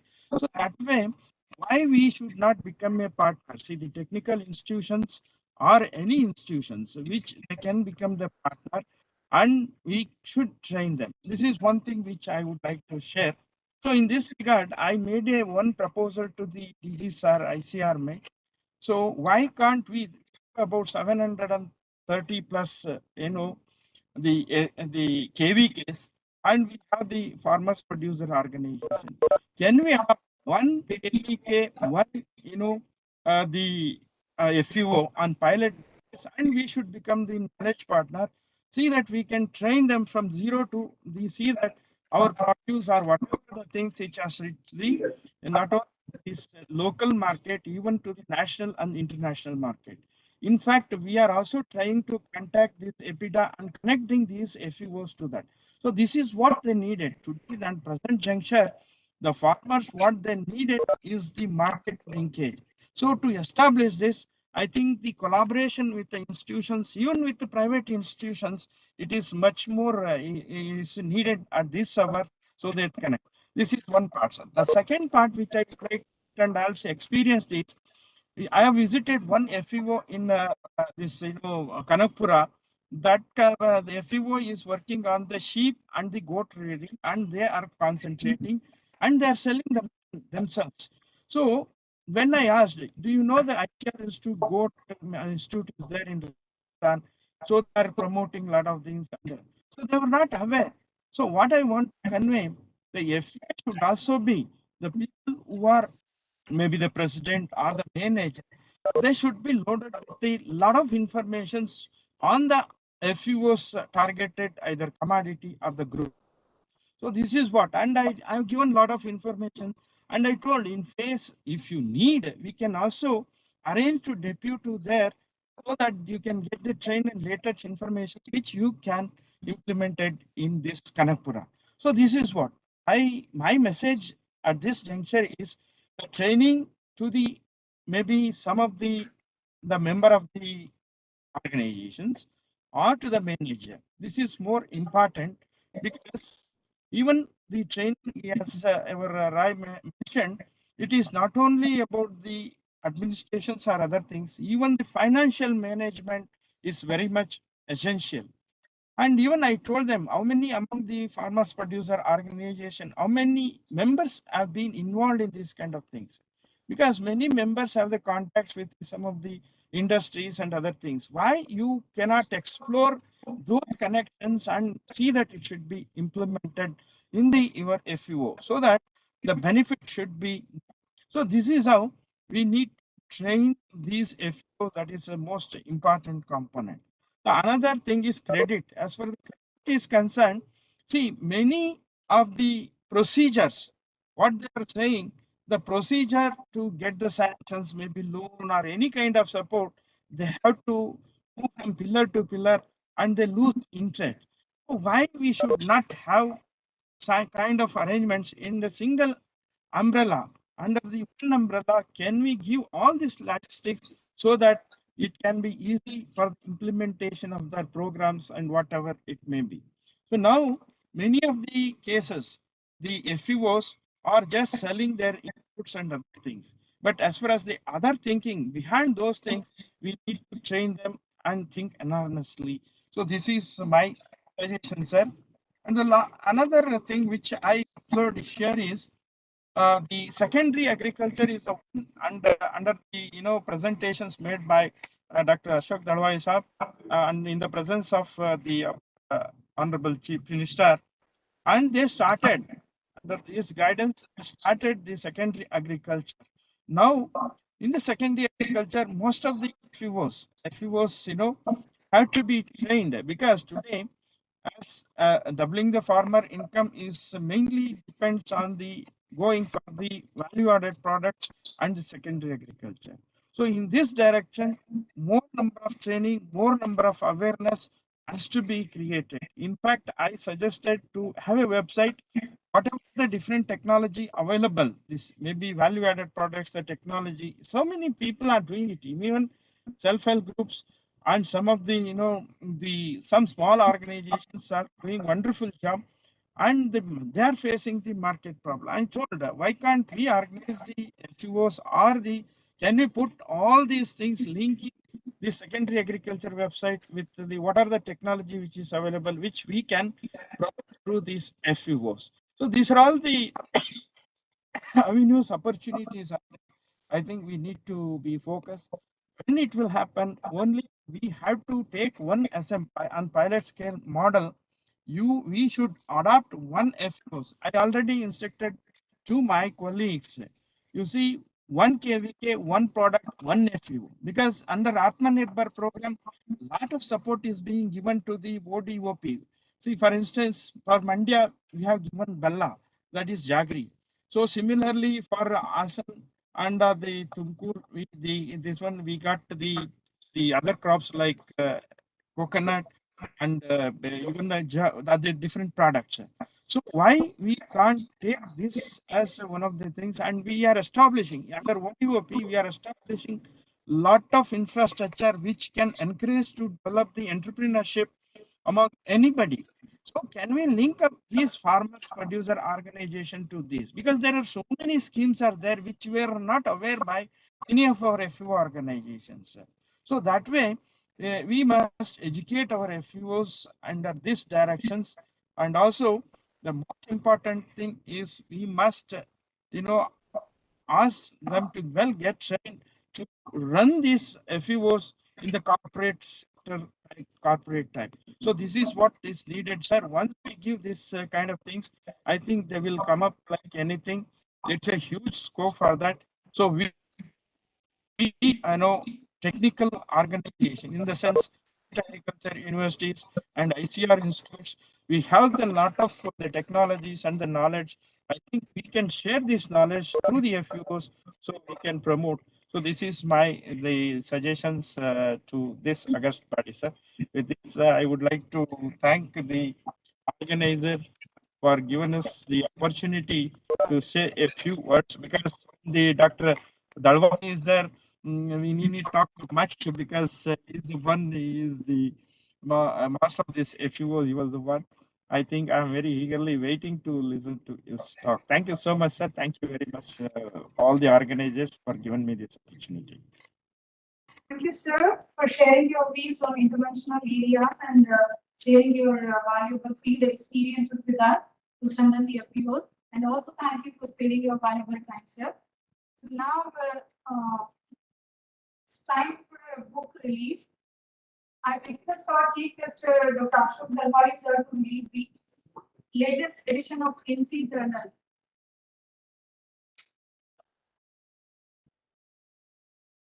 And I also request our other guests to join, sir, to release the book. The first article is written by Dalwai, sir.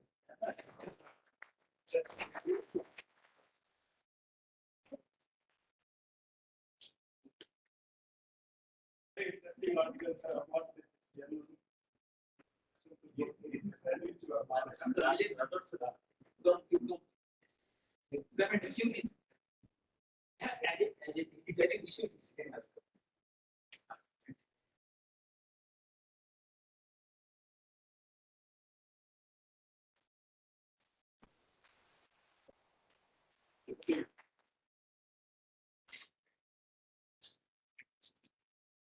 Thank you very much, dignitaries. Sir, our Executive Council of Manage has approved 45 days of certificate course for CEOs of FPOs. So I request you to kindly launch the program and release the brochure.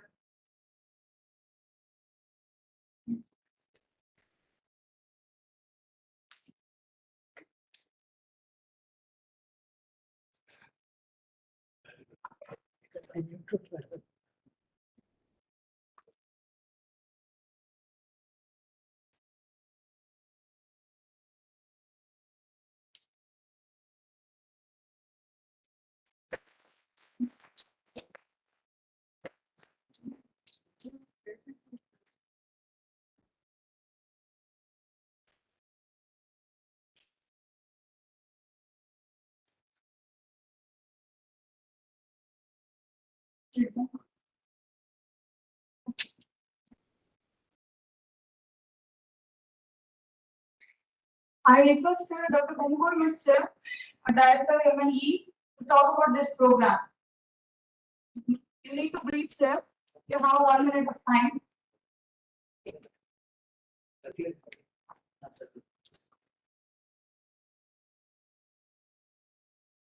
Thank you, Dr. Sridevi. Sir, when Government of India announced the promotion of 10,000 FPOs, so there was an estimation that we had to give a training to around 47 lakh stakeholders. So already we have 20,000 FPOs, and for upcoming 10,000 FPOs, the role of CEO is very crucial. So there has to be from a management background. Otherwise, he should be trained in some courses. So that's why we conceived this course, and we have developed a course curriculum for 45 days. So it's a mix of both practical as well as theory. So we are giving more emphasis on practical aspects of this course. The CEOs who undergo training here will be placed with FPOs, and will get a practical experience how to do a business and how to run the FPOs. So this is going to be 45 days extensive course. We have already launched it in our website. So whosoever is interested, members gathered here, they can convey it to the needy people. With this thought, I have in my briefing about the course. Thank you. What do you say? Thank you very much, sir. Briefing about the program. The extension communication will not end without feedback. So now I request two of our participants to give a quick feedback on the seminar. First, I request Srinivasan PT retired, AGM Kerala Bank, Site Foundation from Tamil Nadu. Sir, I request you to give a.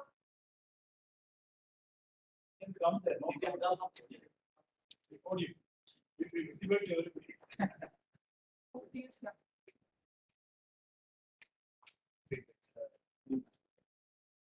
Good evening.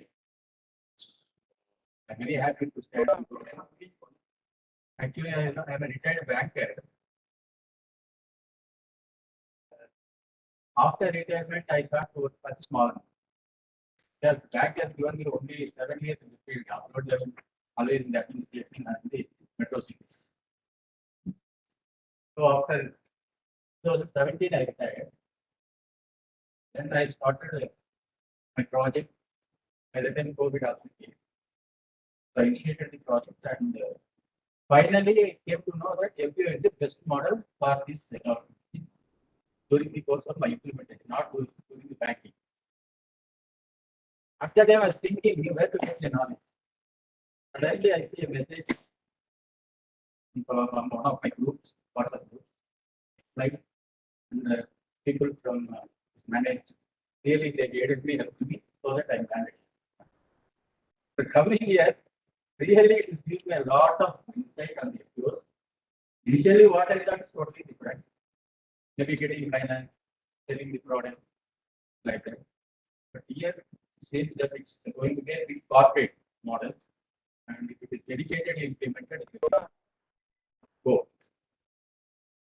Actually, after seeing the people involved in manage, loving the NC, and I'm able to get a lot of opportunities to interact with eminent personalities here. Frankly, I can say 3 days I thought what they are going to tell you. It is not enough, even I thought it is not enough to have half a session, but still I feel there's a lot of scope in getting a lot of information. I suggest if they manage to involve some practical farmers groups. One day can be allotted for them so that they can share their experiences, both good and failure. One small question I will ask all of you, whether anybody know there is a scheme of overdraft for farmers in bank. Anybody have got an idea? Like business people, farmers also having overdraft facilities in bank. No. Just imagine this eminent group with so much experience don't know there is a overdraft scheme in Canada in financial institution. Then how come this one? Your simple KCC, Kisan Credit Card, is nothing but a overdraft. But people are taking it as a crop term loan. Once they sanction, immediately they will withdraw and come back. Actually, this KCC component is consisting of not only agricultural expenses, there's whatever the motor or repairs, machinery repair, cattle feed, even consumption credit are included in that Kisan credit card. And then fix a limit based on the farmers, and the limit is 5 years. And you know, the interest component is only 4%, up to 3 lakhs. Government is subsidizing. No farmers so far taken this one. They have taken KCC as a term. This simple concept of KCC, it is introduced in the farmer producer organization. Every individual farmer can get it, use it as a program facility. You know the purpose of overdraft, because whenever you need, you can take. Whenever you don't want, you can pay back. Other income also, instead of keeping your say, you can keep it in the bank, so that whatever amount you are utilizing it will be charged. So this scheme can be taken in a big way, and it will be definitely useful to the farmers. This is the idea where I thought of giving the better skills to the farmers and also making them a business. These two concepts came to my mind. This FPO is fulfilling this call. I'm really thankful to manage and giving me this greater opportunity and the entire team of manage. I pray Almighty to give this scheme blessings of the Almighty and also God's speed in the implementation of the FPOs. Thank you, sir. You can only say there is version of influence in this FPO related issue. Yes, sir. A lot of yeah. Thank you, Srinivasan, sir. Sir, I'd like to mention here, I did my MSc thesis on this KCC, Kisan Credit Card Scheme, but the knowledge level is low, sir. Poor in farmers. That was my result, sir. I concluded from the thesis. So many of us, we don't know about that, but we can, take the extra money out of it using the credit card. It's a kind of credit card bank is giving to farmers, but many farmers, they don't go for that. So that's Are you aware of whether there is a provision like overdraft? yes, sir. You have to study. Yes, sir. No, sir. No, sir, that overdraft thing I was aware, but the farmer knowledge is poor on it. They don't know. Yeah.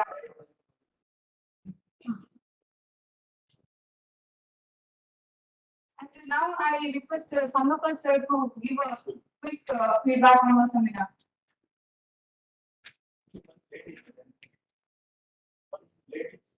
Yes.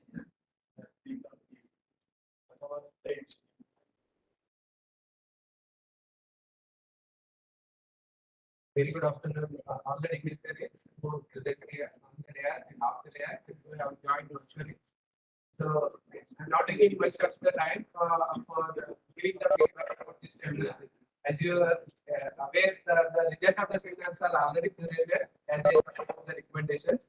And really, sir, it was designed in such a way which has given all the aspects of the FPOs. As I am independently the CBPO with the SFPC, NCDC, and they have their own compliances. For the NCDC, we require the different compliances. For the NABARD, we require the different type of the compliances and all. So it is the entire seminar designed to address all the issues. Really, it has given a lot of insights on this one.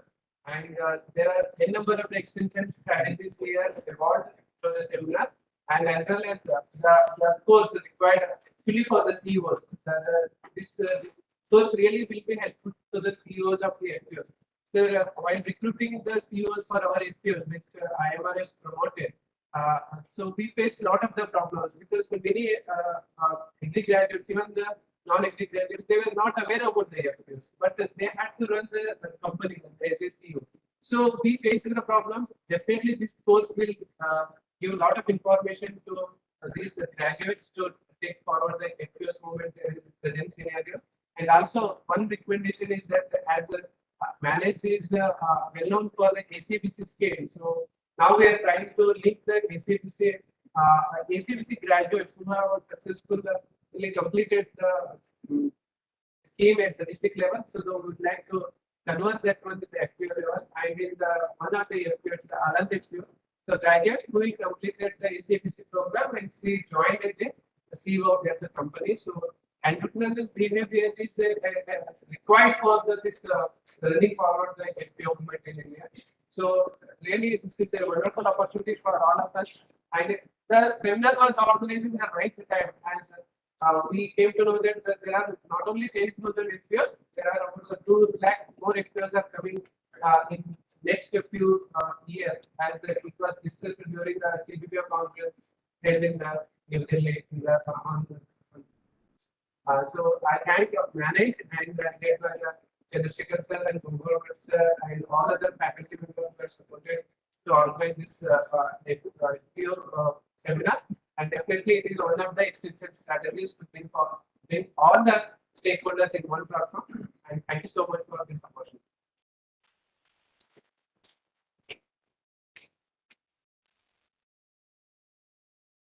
Now our waiting is over. I request our Chief Guest, Dr. Ashok Dalwai sir, Chairman Tabligh Farmers Income Committee and CEO of National Rainfed Area Authority, Government of India, to deliver you a prayer address. So over to you.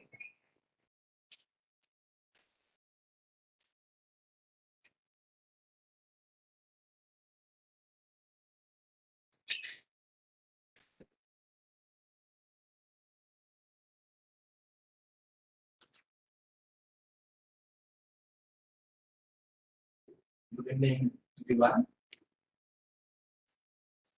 Chairman of the Valedictory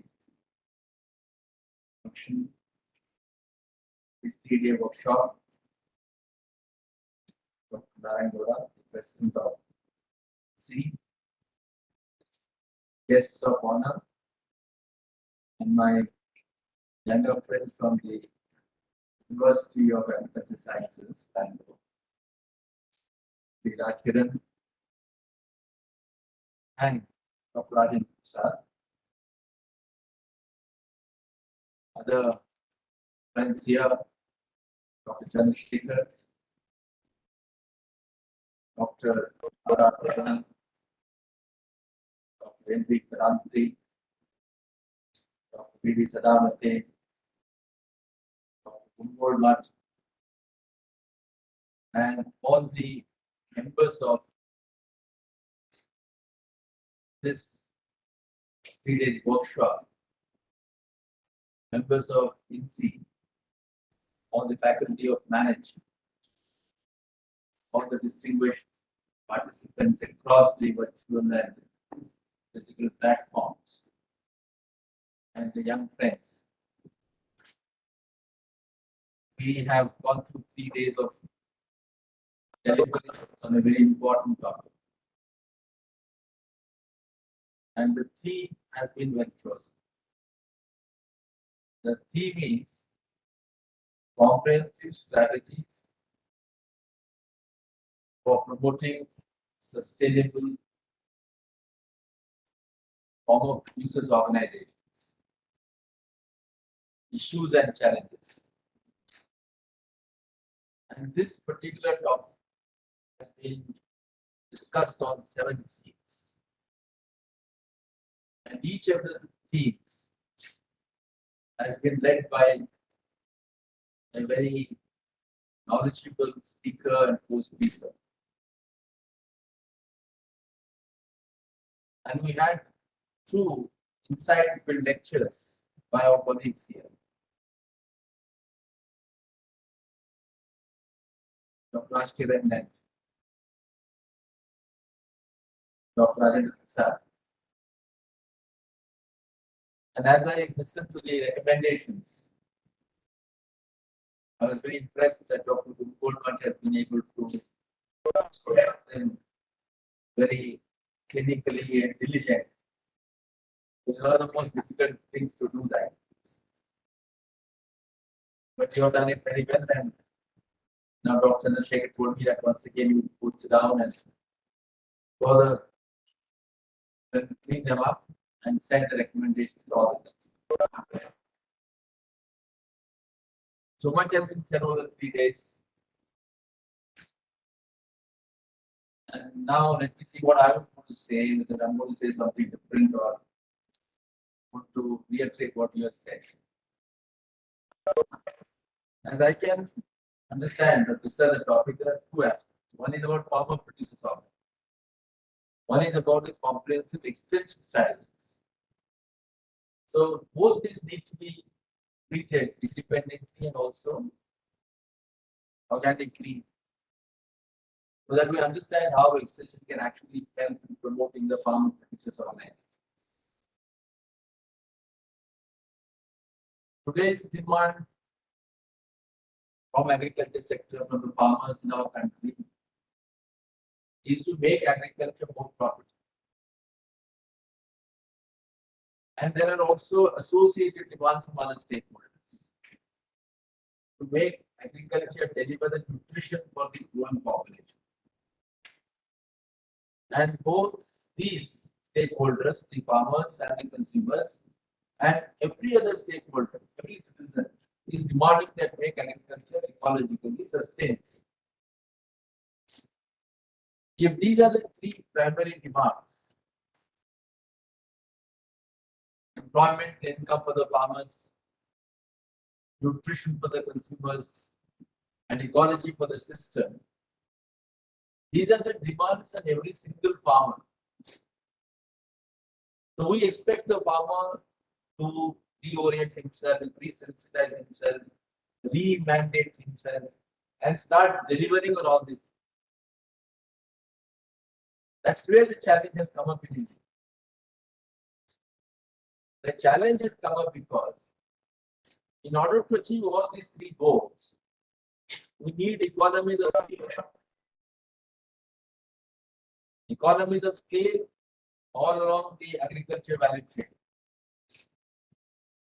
And the pre-production, production, and the post-production stages. Because the agriculture value chain management includes and entails business management approach. When you bring in that business management or enterprise management approach to agriculture, then we need very efficient and effective input and output management. it is almost impossible to have efficient input management or output management when we have farmers whose average size of holding is 1 hectare. Therefore, we need to create a new environment where the economies of scale can be imparted to the business principles in agriculture. And that leads us to a natural conclusion that we need to mobilize farmers. We need to aggregate the produce. We need to aggregate the delivery of input services. Therefore, we are talking about farmer producers organizations. Farmer producers organization or any producer organization has gone through several experiences in this world. We have had the most tight form of mobilization in USSR and China. We have had collectives, where the entire village was notified as one collective block, and the entire population of the farmers were brought in communes on these collective farms. But we are seeing the failure of these two experiences, both then USSR, now Russia, and today China, had to withdraw this collectivization of farms and then redistribute the lands to the farmers and let them practice it as individual entrepreneurs. The reason was that these collectives became everybody's baby and nobody's baby. Because it belonged to every farmer, but in principle it belonged to the so-called collective of the farmers. And in essence, it meant government.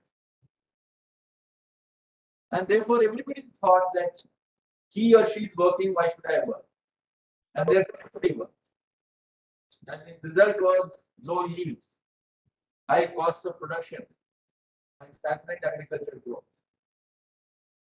So when this, and they realized this, and they wanted to bring about robust economic growth, the first thing they did was to dismantle this system of collectives, because they realized that without transformation in agriculture, you can't have transformation in other sectors of the economy.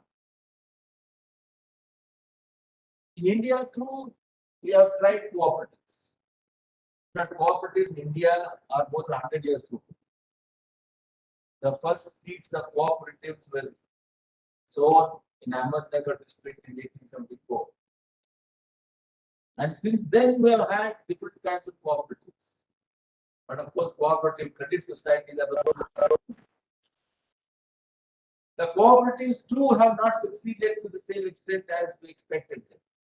There are exceptions, of course. The one outstanding cooperative experiment is dairy sector.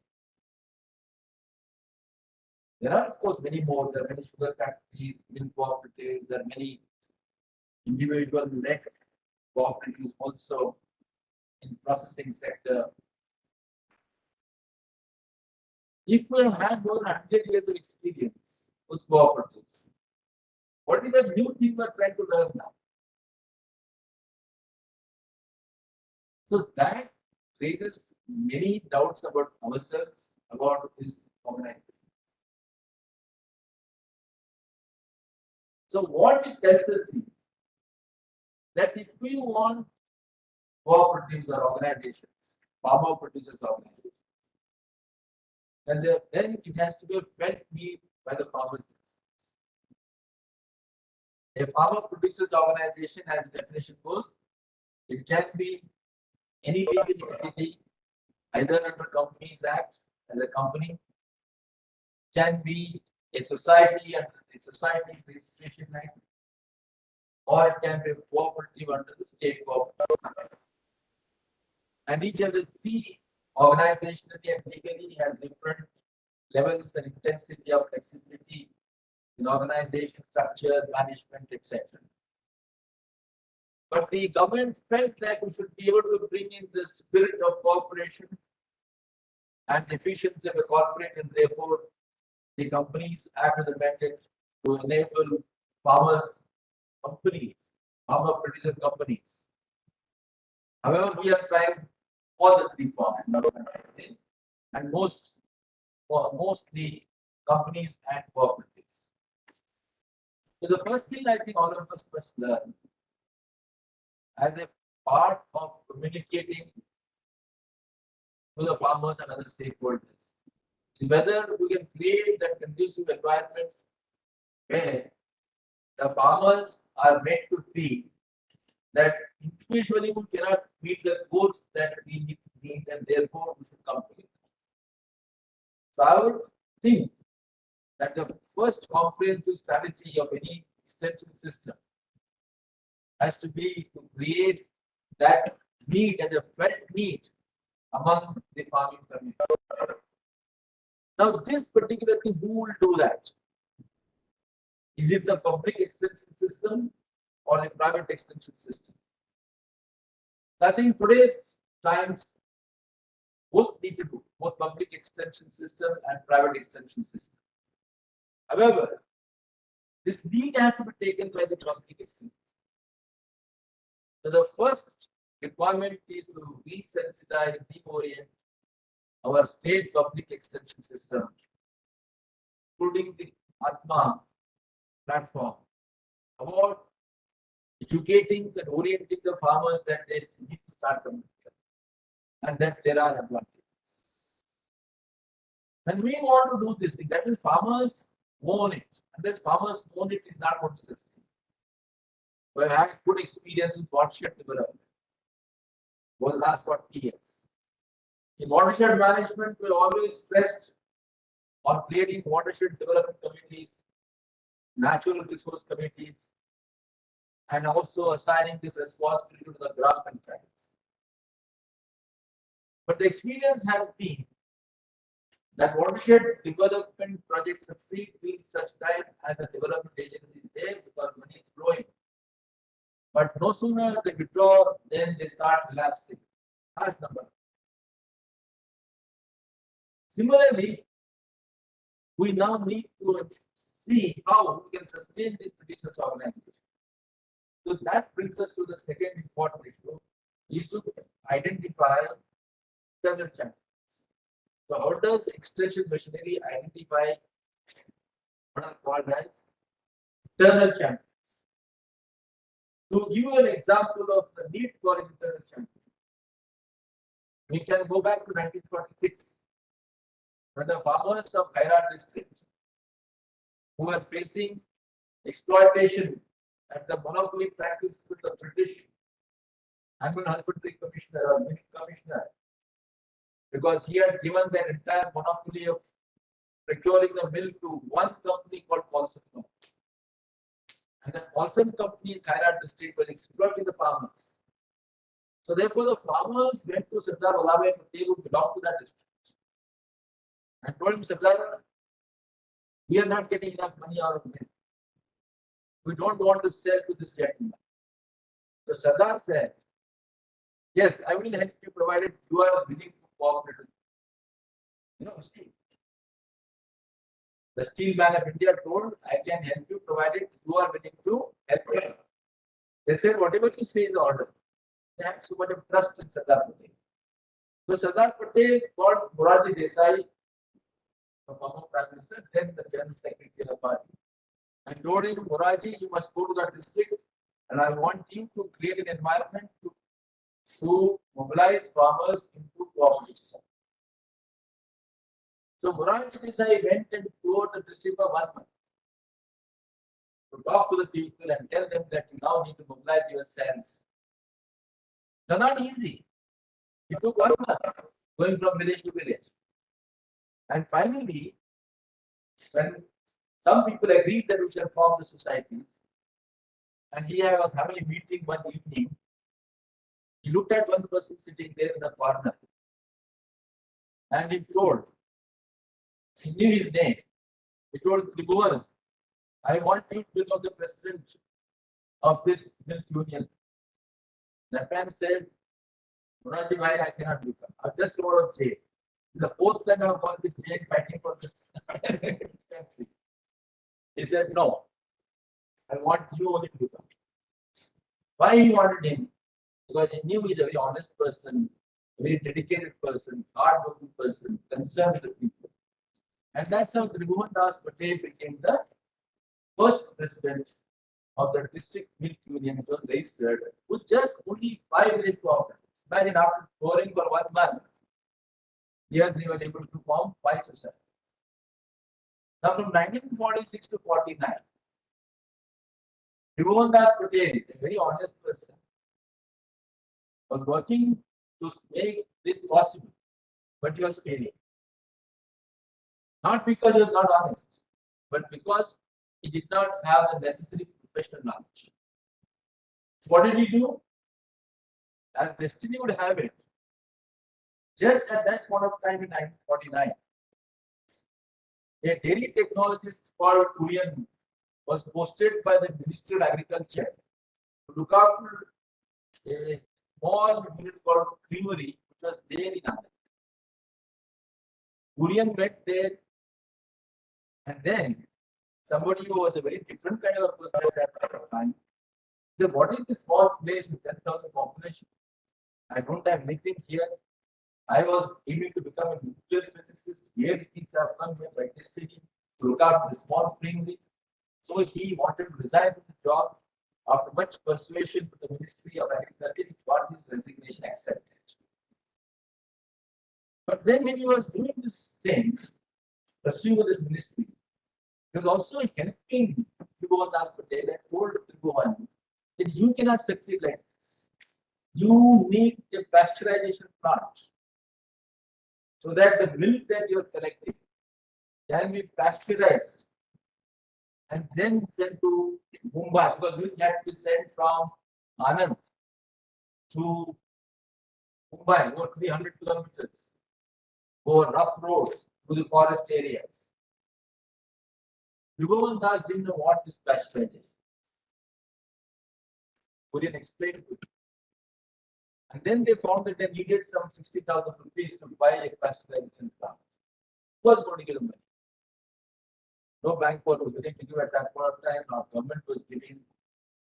So Tribhuvan Das went to his brother-in-law, who was having some money, and told him, you give the money.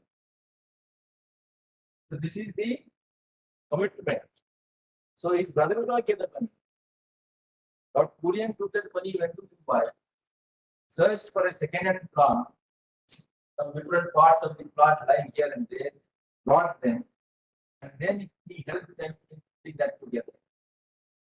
By then his resignation had been accepted, he was ready to pack and come back to Madras, where his mother lived. And then Tribhuvan Das told him, you have shown us the path, and now you are leaving me on in the mid path. So then that's how Kurian agreed and said, all right, I will join as the manager. And he now joined as a manager. Now I will not go into the other stories. I am only trying to tell you that if we want farmer producers organizations to succeed, we need somebody like Tribhuvan Das Patel, an honest man, committed man, willing to sacrifice himself. And then you need a professional man with understanding of technology, understanding of business management, understanding of the whole organizational management, and simultaneously equally committed.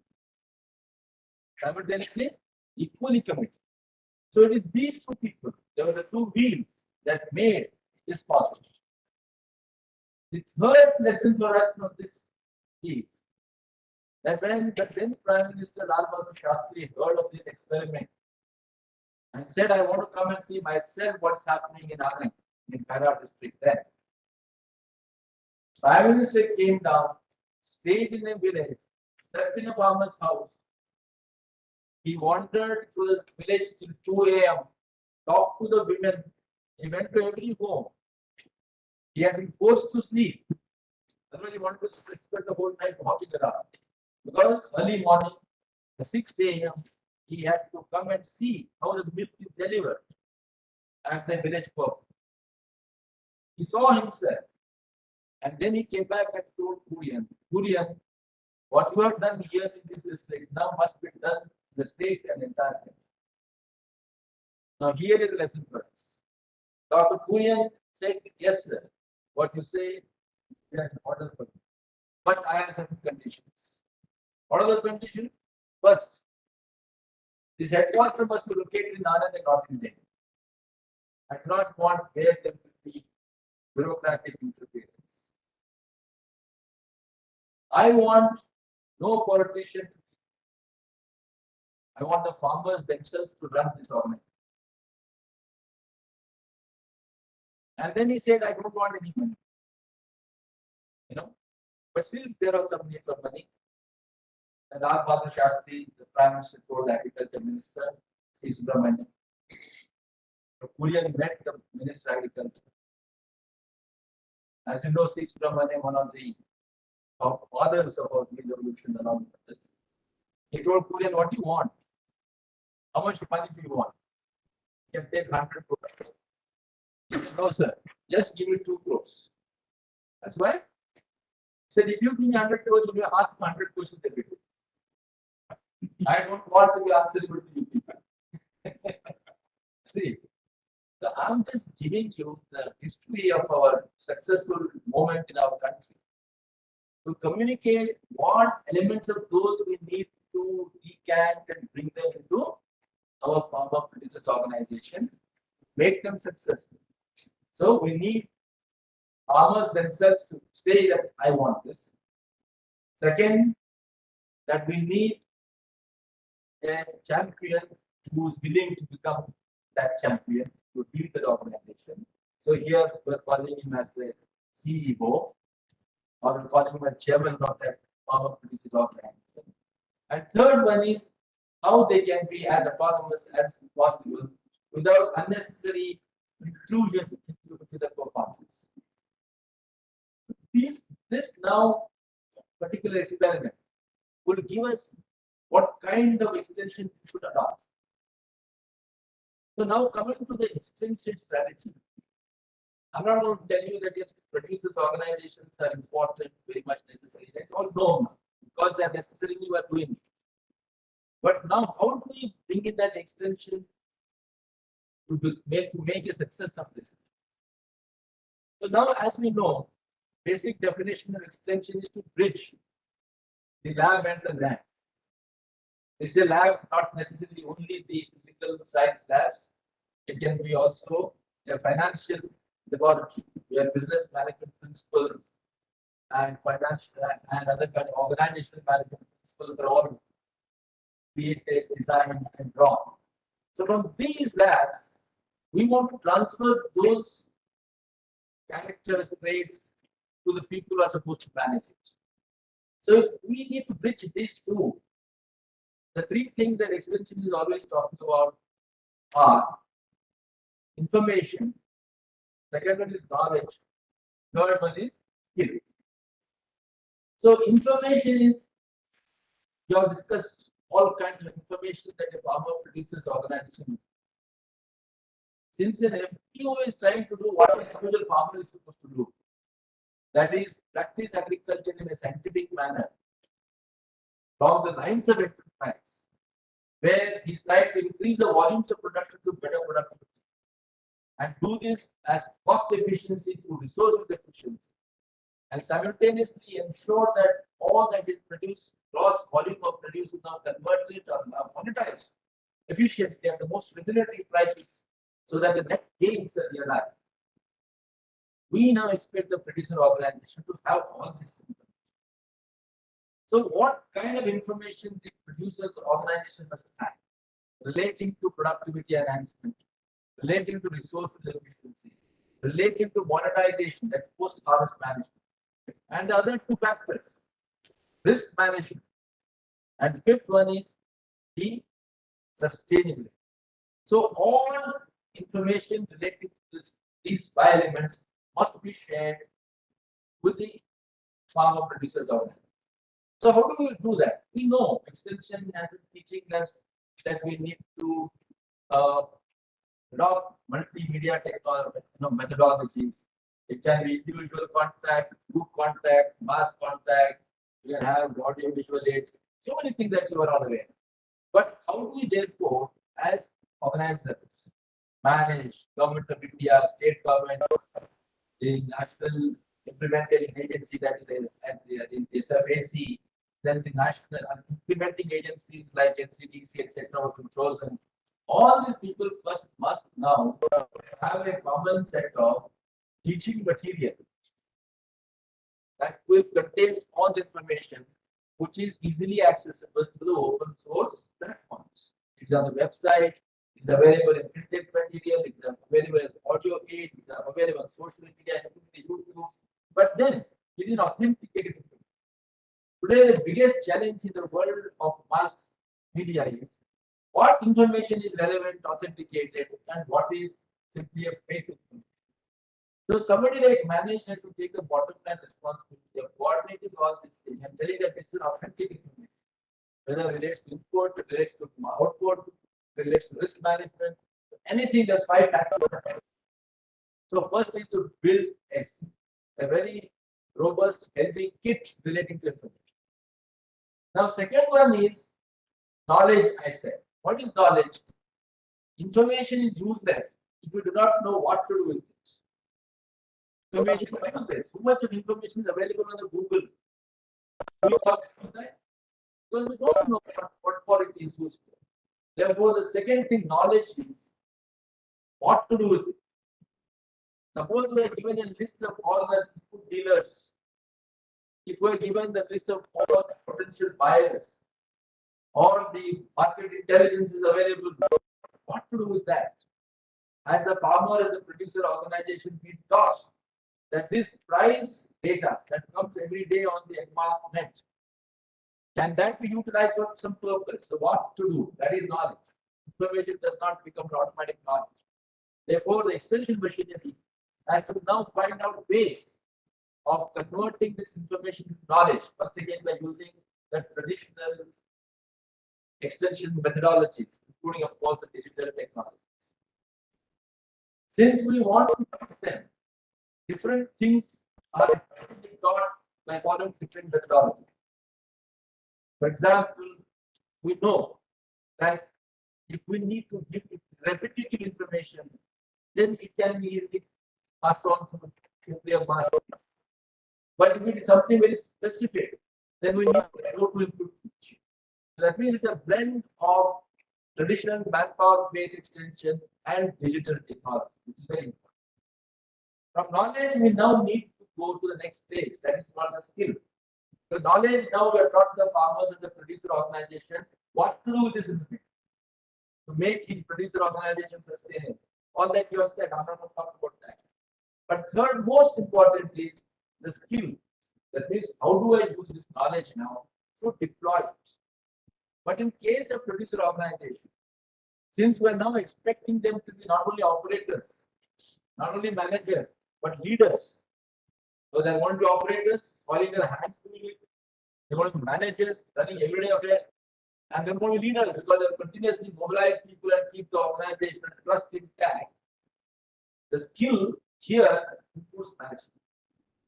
So the 4 things are the 3 broad things: information, knowledge, skill, and management. How do we therefore capacitate our extension machineries to be able to play that important role of handholding the producers organization and all stakeholders related to producers organization to become effective with respect to these 3 things? So the step 1 is, of course, as I say, to build literature in all the local languages of our country and through different media channels, audio, video, social media, printed material, talks, and so on and so forth. Standardized material must be available easily, must be easily accessible. And the second one is to create large number of master trainers. Without master trainers, we cannot reach out to the people. Even our T&B system of extension was based on the principles of master trainers. So we need subject matter specialists. The same I think that T&B model can be replicated here. that we have subject matter specialists, and then we have master trainers, and then they train the village level extension officers, our extension officers, and similarly from the private sector, it could be KC, it could be the CBBO employees, it could be NGO employees, all those people who are ultimately going to interface with the producers organizations and the farmers need to be large in number. They all need to be trained continuously by us. And just as we did in PNP system, where it was time specific training. That means if it is sowing time, we only teach them about seeds and how to plant. If it is growing phase, we tell them about pest management, and water. So likewise here, the producers organization also, if you give them overload of information, they may not be able to manage. So can you have staggered system of handholding them based on the date of their registry? Because some may already gone to second year, some may have gone to third year. So in different years, and within each year, at different time, they have different capacity. So can we now therefore suggest a strategy where we are looking at them as you are saying, Chandrasekhar, that bringing up children and bringing up FPOs, they are also seeking so. So if it is so delicate to bring up the producers organization, I think we need to handle them with limited information, limited knowledge, and build their capacity slowly and steadily.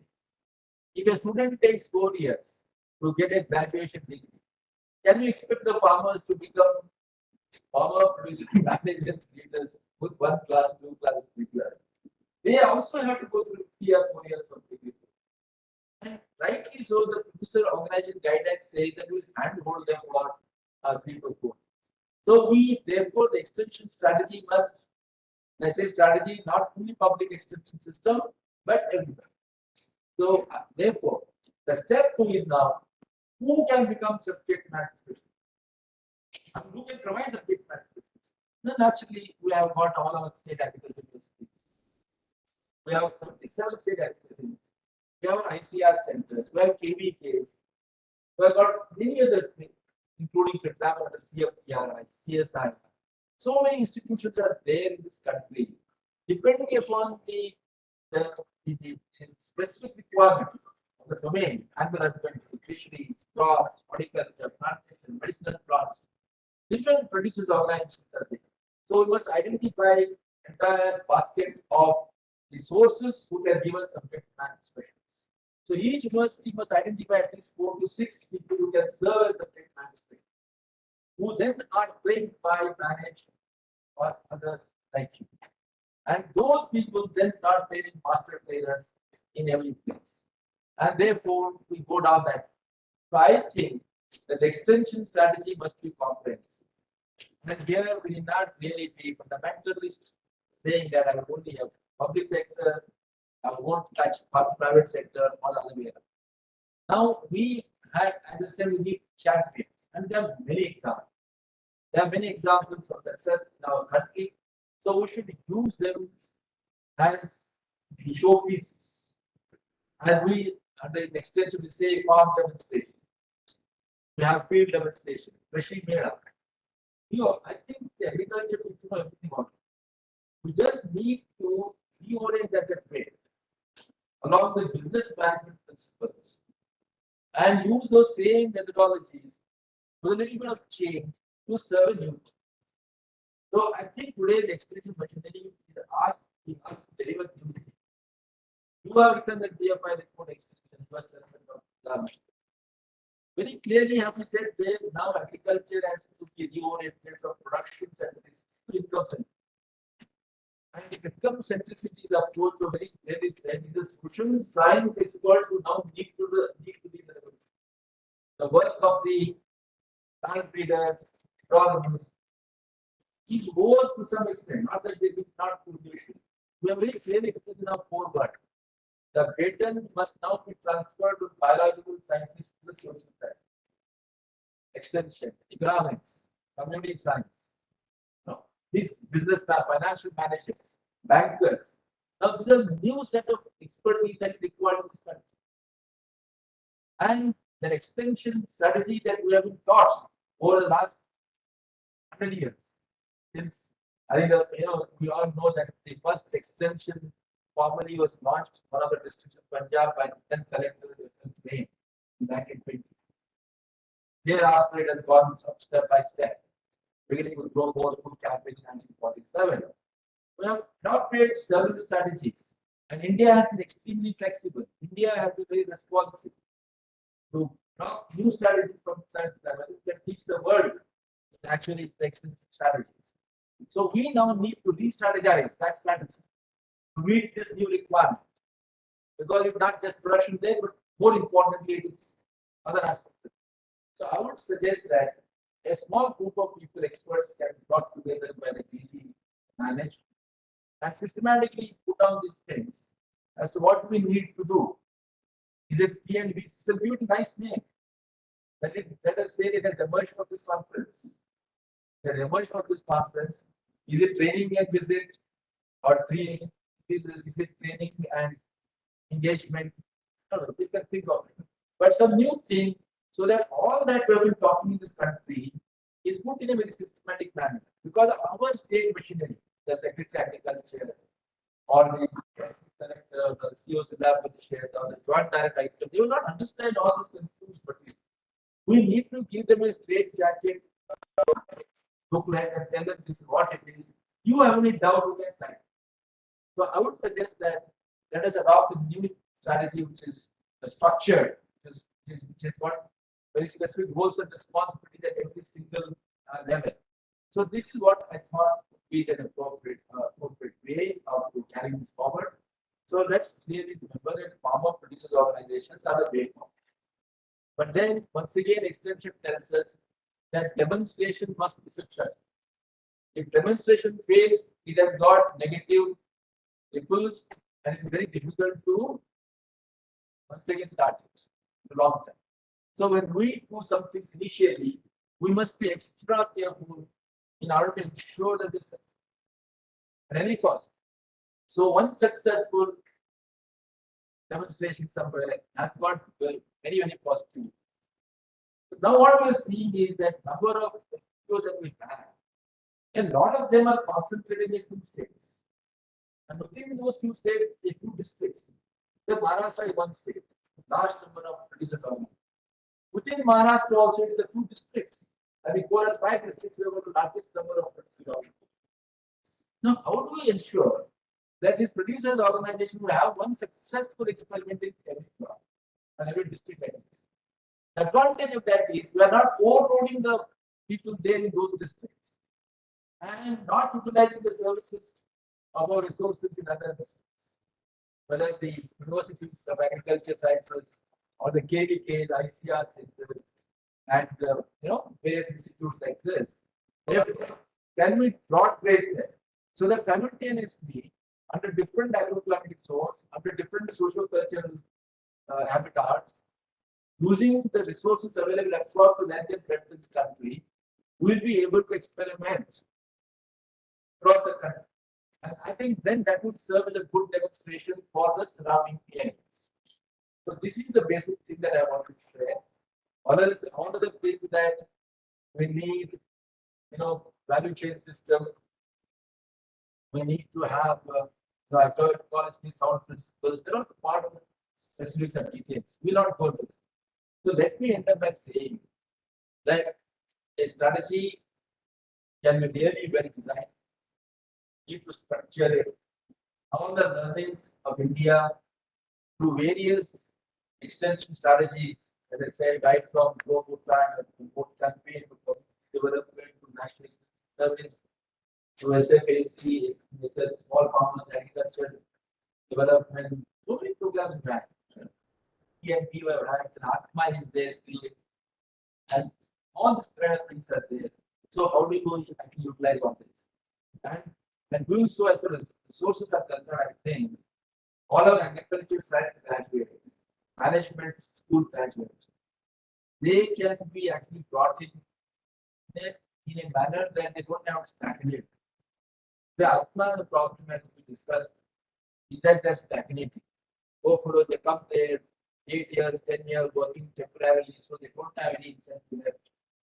So can we make a system where we bring these youngsters who want to work, tell them you work with the FPO for 2 years or 3 years. A seat will be reserved for you for the MSc or the PhD or things. This some kind of reservation must be brought in by the vice chancellors.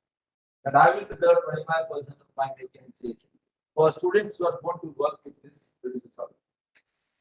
And likewise, if you can take up with the governments that there will be reservation for those people who work here in a jobs that may come. Once this happens continuously, there is a new blood that is coming. The new store is there, youngsters will be able to do it.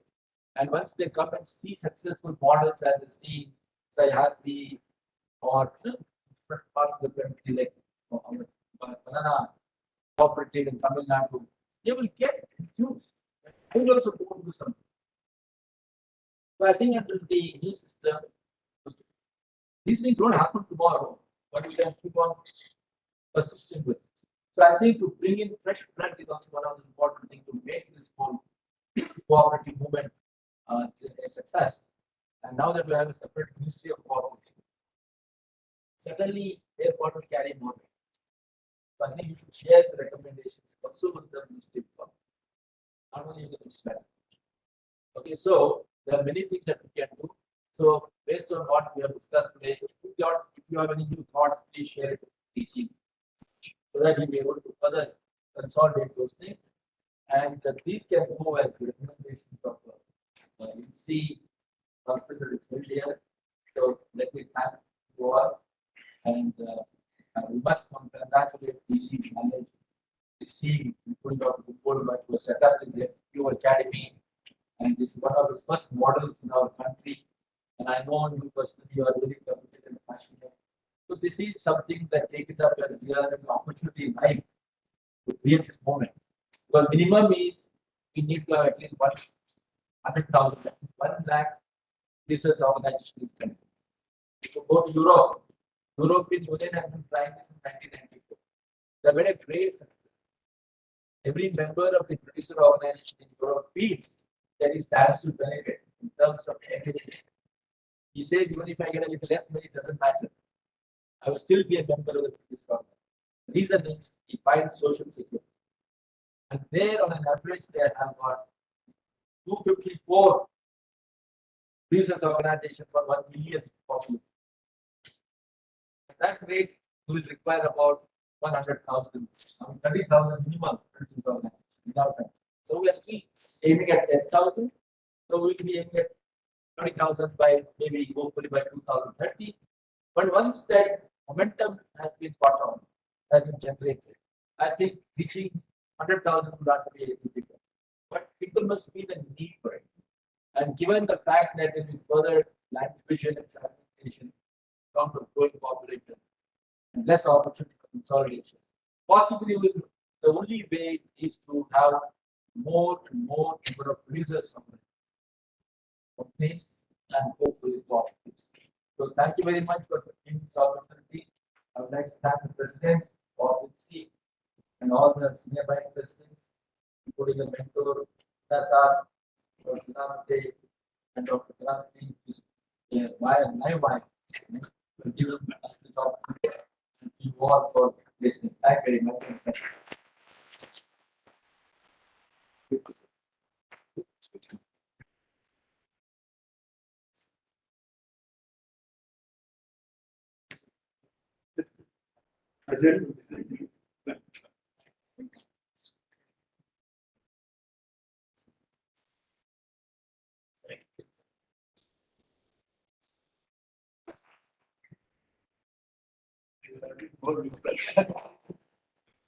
Listening to our chief guest has always been a blessing for a budding professional and aspiring youngsters.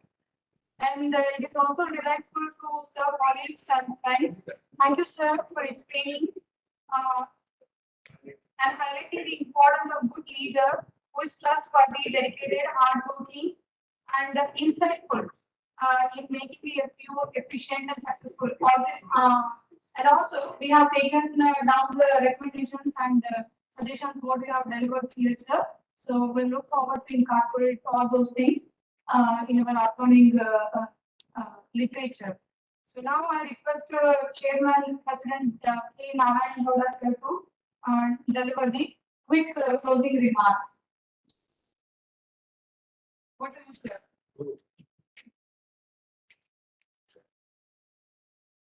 Good evening to every one of you. I knew the quantum of patience I have to ask from you. But having had heard from Dr. Darwayati, possibly you have got extra insight here to listen to some more. So that's how my space is very comfortable. Even then, I will take very little time. But still, it is an obligatory my part to look at what should be the vision for coming years from the part of the farmers of this country and also the other developing countries where there are similar problems. Of course, I profusely thank on behalf of the manager and also on behalf of DC, Dr. Darwayati, having made it possible to come and gave an array of information. I don't think he has left anything for me to add, but still, I think it still has something to share with you. I will do that. Of course, we had heard from Dr. P. Chandrasekhar, who has given an account of what has been done for the last 3 days and also what made us to look forward for a seminar of this nature. And of course, we have a very knowledgeable person like Dr. Silvaraman Devi and a very elderly person who is a great inspiration of us, Dr. Sinhaji and our Secretary General, Dr. Kalan Devi. But greatly used by our Darwayati, he is always like a current. Sometimes he gives a short answer. See, when we are organizing a seminar in this Nepal, nobody had courage to go to the Prime Minister and make him to talk or make him to do some ceremony. But somehow you move there, you are all a little bit confused. So this just like that, we does it and we always feel proud of it. Of course, all these things were possible with a heavy shoulder shared by Dr. Goldman particular program. We feel happy that the array of both youngsters, middle and the other experienced people are there in this house who have contributed immensely in the last 3 days. In fact, it is a ocean of experience. It is not a small thing, although when we conceived this maybe about 1.5 years back, we thought FPO means we can only confine to certain things. But when we listen to the experience from so many people till for the last 3 days, there is ocean of information in this. Of course, there is need for making this is where all of us are mainly concerned with. Of course, one thing what we are seriously worried, which is also being emphasized by our Darwayati, we all knew that already we have about 87% of small market farmers in this country. And I am very sure by 2030 at least most of that will be smaller market farmers. And the only option for the smaller market farmer to sustain in farming, there is the absolute need for them to be organized. If we are not going to organize, I am very clear that most of them will go away from the farming because individually they cannot sustain and individually they cannot build this the society which is exploiting so much the farmers. Therefore, there is absolute need for the farmers to come forward, aggregate and see that their problems are being organized together. But it is not an easy job. We need farmers together and make them to function. It's not an easy job, but not an impossible job. This is where I always look at. Of course, my experience, I would like to share it here because this is the one that we have to think very strongly the need of the farmers organization during 2005 when I had the privilege of implementing a rural bioresource complex project being funded by DBT, Government of India. So the whole university, there are so many people that project have been given. And our example, even the DBT, everybody said, if it is going to be given to Narayan only, we can do it. Otherwise, we knew this project cannot be a reality. That was the message we got. Ultimately, I shouldered the responsibility. Although I was very comfortable as head of the department of extension at that time, nobody would go to the field to work for 324 hours a day. That is a risky getting the project work of that nature it is by 24/7. That was the nature of job. And I took the responsibility, started working with the mission that we have increased the productivity and increase income of the farmers. That was our objective which we made.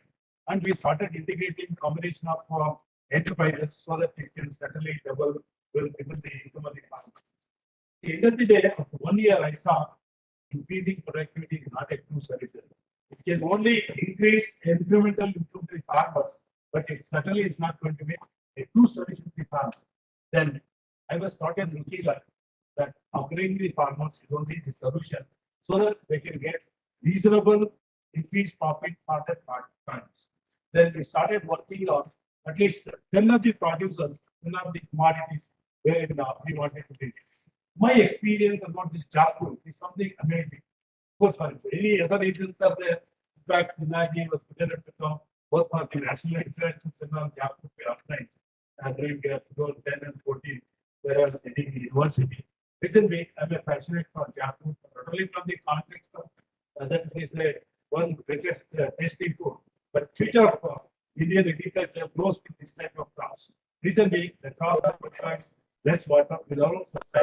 You know, why we are giving so much importance next year to the international millet. Recently, these are the crops that are going to sustain in the long run because what is going to be the biggest challenge. So, not only from that perspective, is the crop that can be grown with limited labor, limited effort. See, the farmers can be comfortable because labor is going to be the biggest threat. And how a farmer can be comfortable, because that also we look at. Then there is hardly any question. That was also another.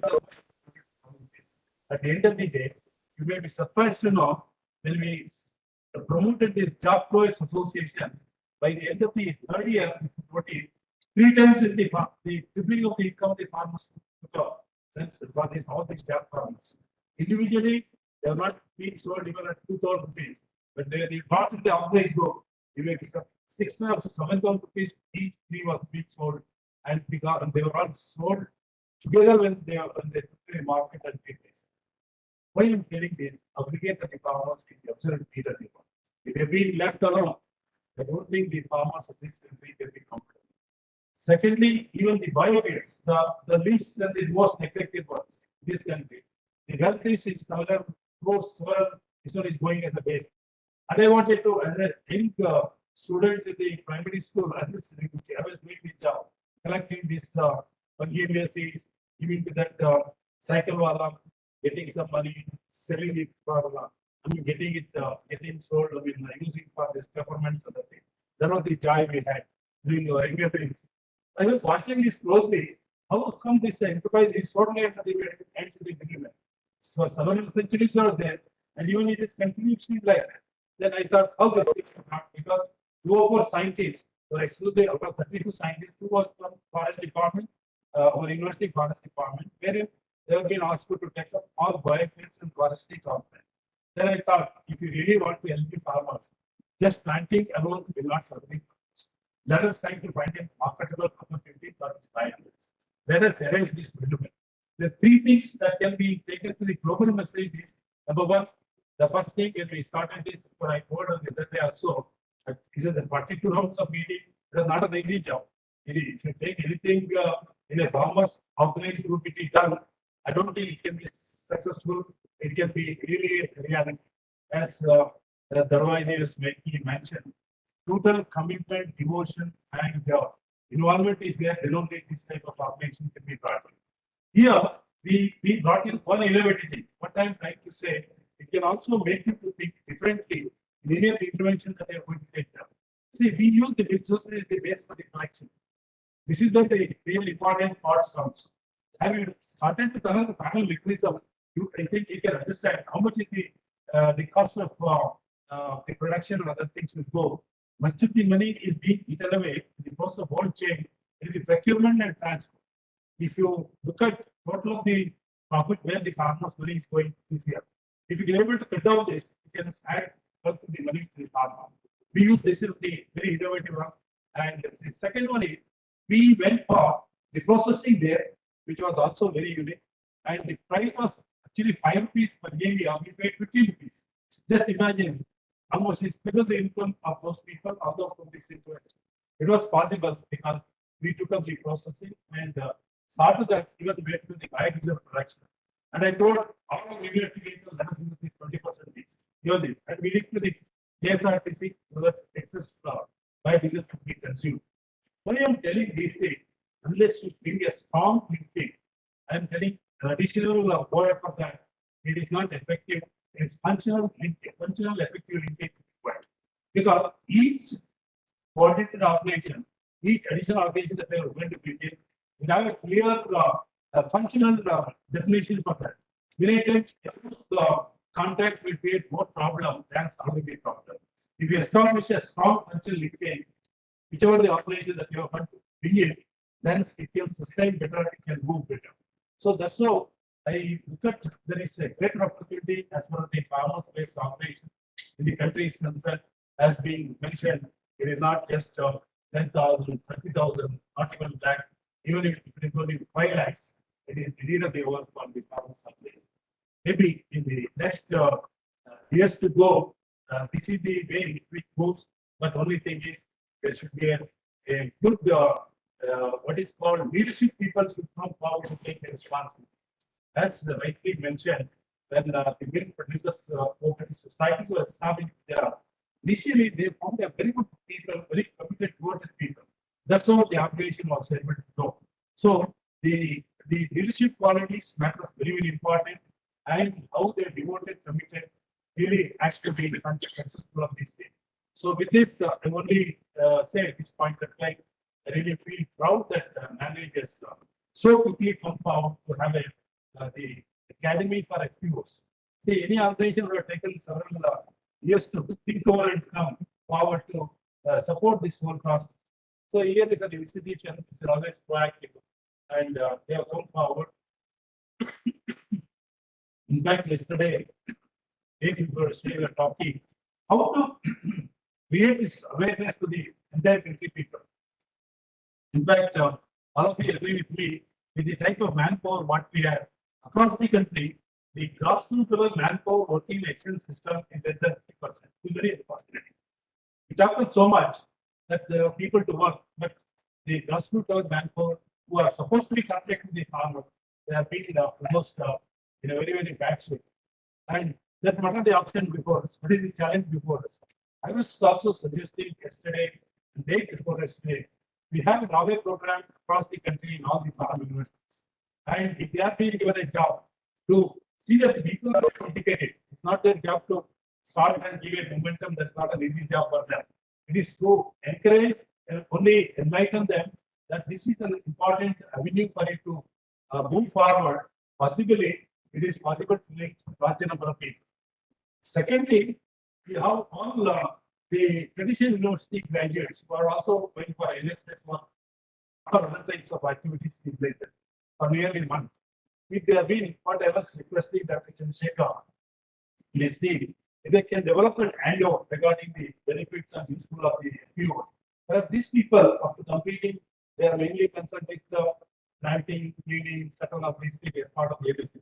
Maybe first 20 days, let them be. Next 10 days, they can be told to do this education work that a program of this nature can be avoided. So as to improve the economy and other. So a lot of empowerment or creating awareness is also required.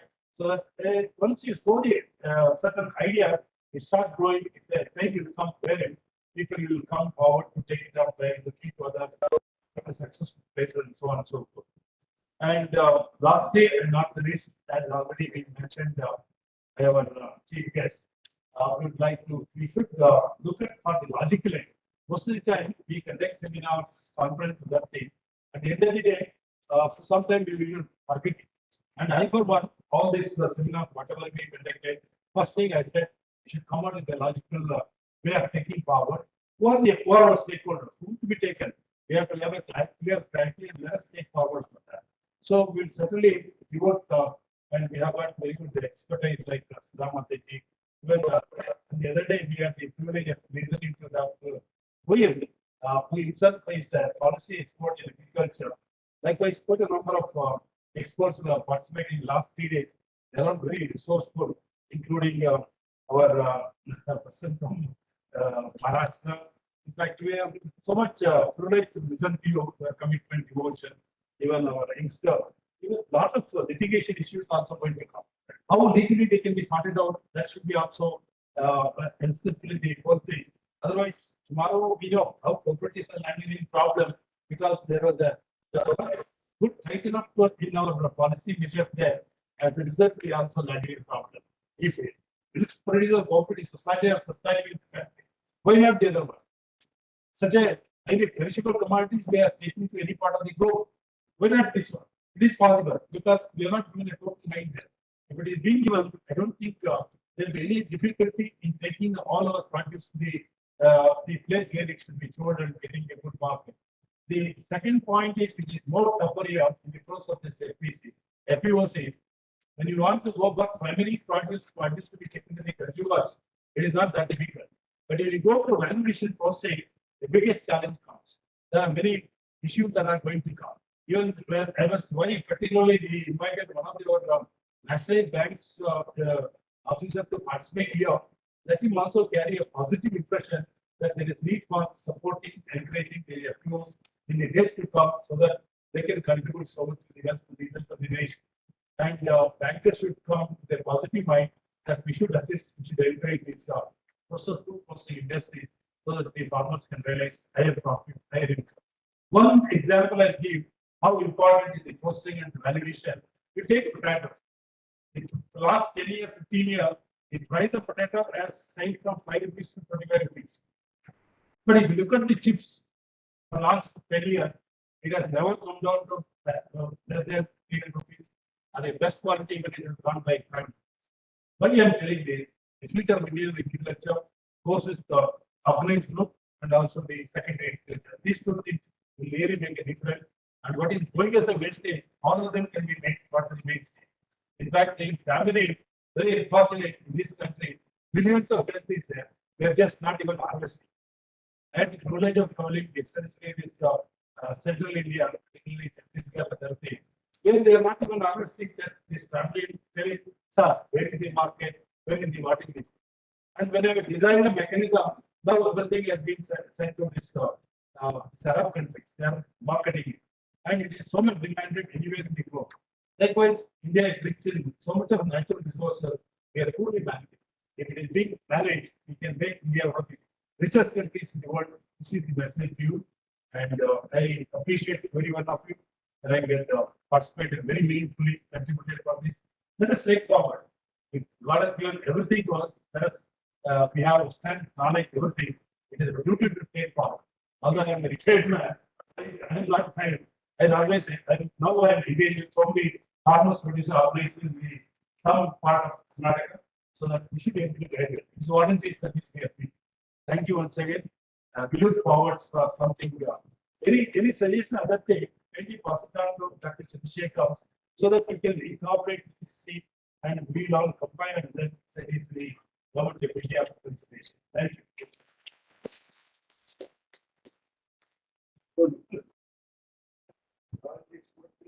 We have more space to speak. Thank you. No knowledge can build the field level experiences. At least in the field of agriculture, it is true. Thank you, sir, for delivering your concluding remarks on the seminar to your field level experiences. Now, I request Captain Dr. L.B. Kalambi, Sir, Secretary General, INSEE, to deliver the vote of thanks. Over to you, sir. Friends, किसानों के जीवन में बदलाव लाने का एक अच्छा प्रयास इस एफपीओ के सेमिनार के माध्यम से हुआ है, ये मेरा और आपका सबका विश्वास। बहुत बहुत धन्यवाद जी आपके इस आयोजन पर। और दूसरा धन्यवाद इसलिए देना चाहता हूँ कि आपने you accepted partnership with ADC, such A managed the BP Institute and they have accepted the partnership. Now 6 minutes, 2 minutes, and 8 minutes plus 2 minutes, by 10 minutes. Anupam, you're there. Friends, I have to rewind to take you to 22nd of April when our program was inaugurated. 22nd, 23rd, and 24th. For 3 days, I am here to express our gratefulness, express the appreciation, and thank all of them who participated in this conference, this webinar. I was just thinking and morning I spoke to DG sir and I say, why thanks? Everybody has his own done his own task. Why thanks?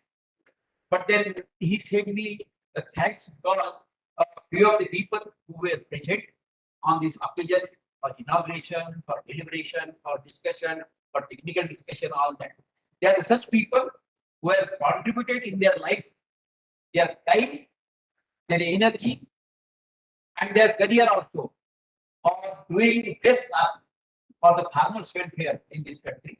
And therefore, we should be immediate to them. Therefore, thanks God. And in that time, the first day, Dr. Manoj, Honorable Shri Manoj Ahuja sir, a very high bureaucrat, big scholar, Secretary of the Agriculture Farmers Welfare Department, he came online and he delivered a very inspiring speech to us. Padma Shri Dr. Ayyapamji, very simple person. I have never seen my in-laws throughout my life. The man who was so big as a DGI is here also, and after Vice Chancellor, so simple, so sober, so nice, was full of knowledge. Sir, thank you so much. Now he's the Vice Chancellor of Central Agriculture, Manipur. Honorable Dr. Shri J.P. Sharma sir. Chancellor, yes, sorry, Chancellor. And Dr. Honorable J.P. Sharma ji is a better friend of mine. He is a man of extension from he's a Vice Chancellor of Jammu University. And he also spoke, guided us. In fact, he was very busy that day, but he reserved a slot for us. Dr. A.K. Singh ji, DDG extension. He's a man of extension, always think of the extension. He mobilizing all the cadets to join us for this FPO strengthening. Honorable Shri Sudhir Kumar Goyal, who knows the agriculture, but he always think of the agriculture and he was very critical about unity. I had an opportunity to work with him, very tough and very difficult to work with him because he is so mindful and so precise. He will take a full, he will tell out yourself about your knowledge level, and then he will say, okay, you are done. Next day he will say, you are done. That day he will not.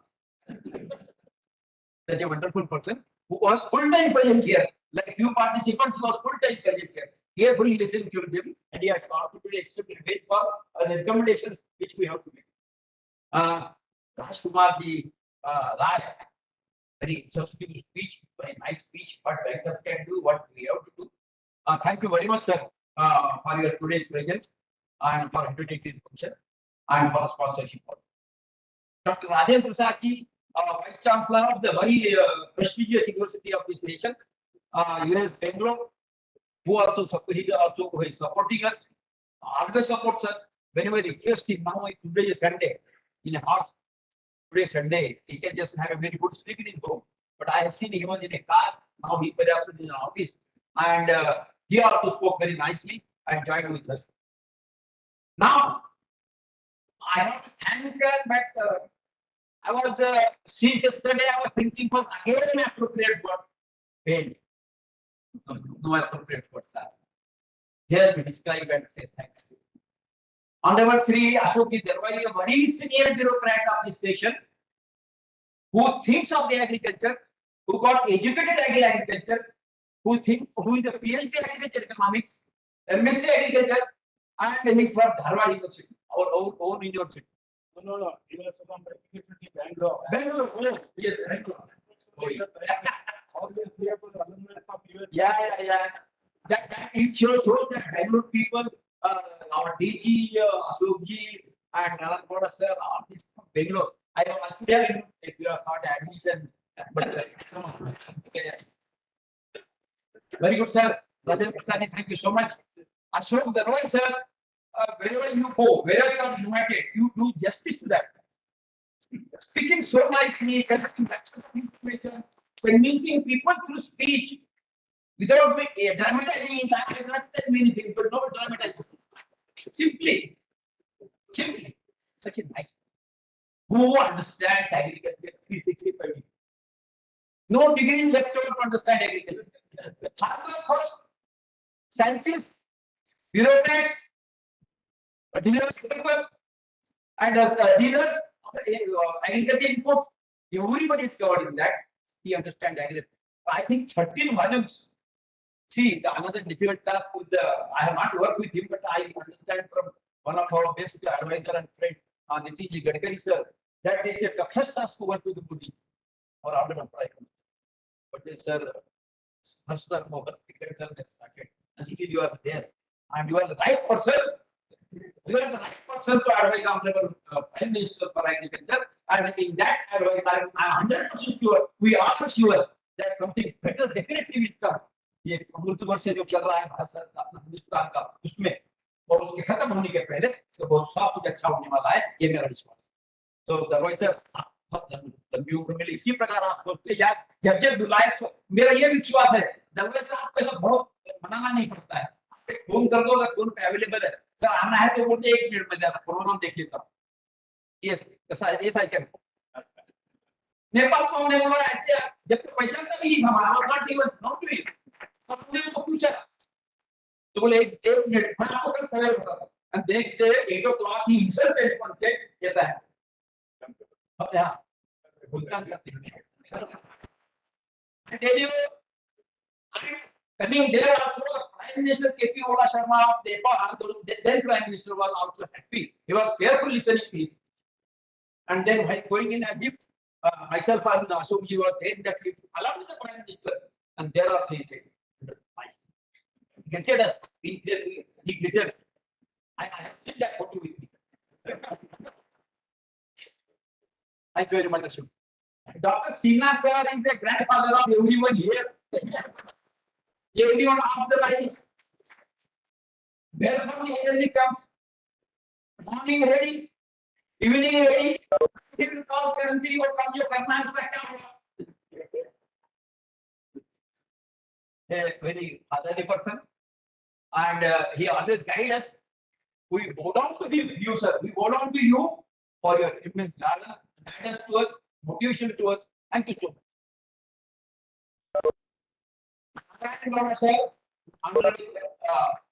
Former Vice Chancellor, out of box thinker.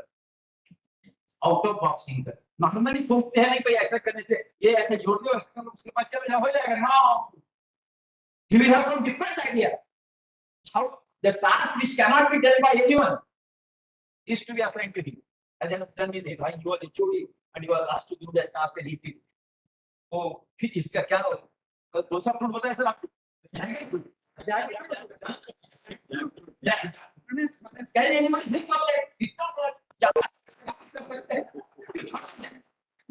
क्या खेती का भी programme ने बना दिया किसानों को बताया इसकी भी Thank you very much for the motivation, guidance, academic support, and drafting of this seminar along with this.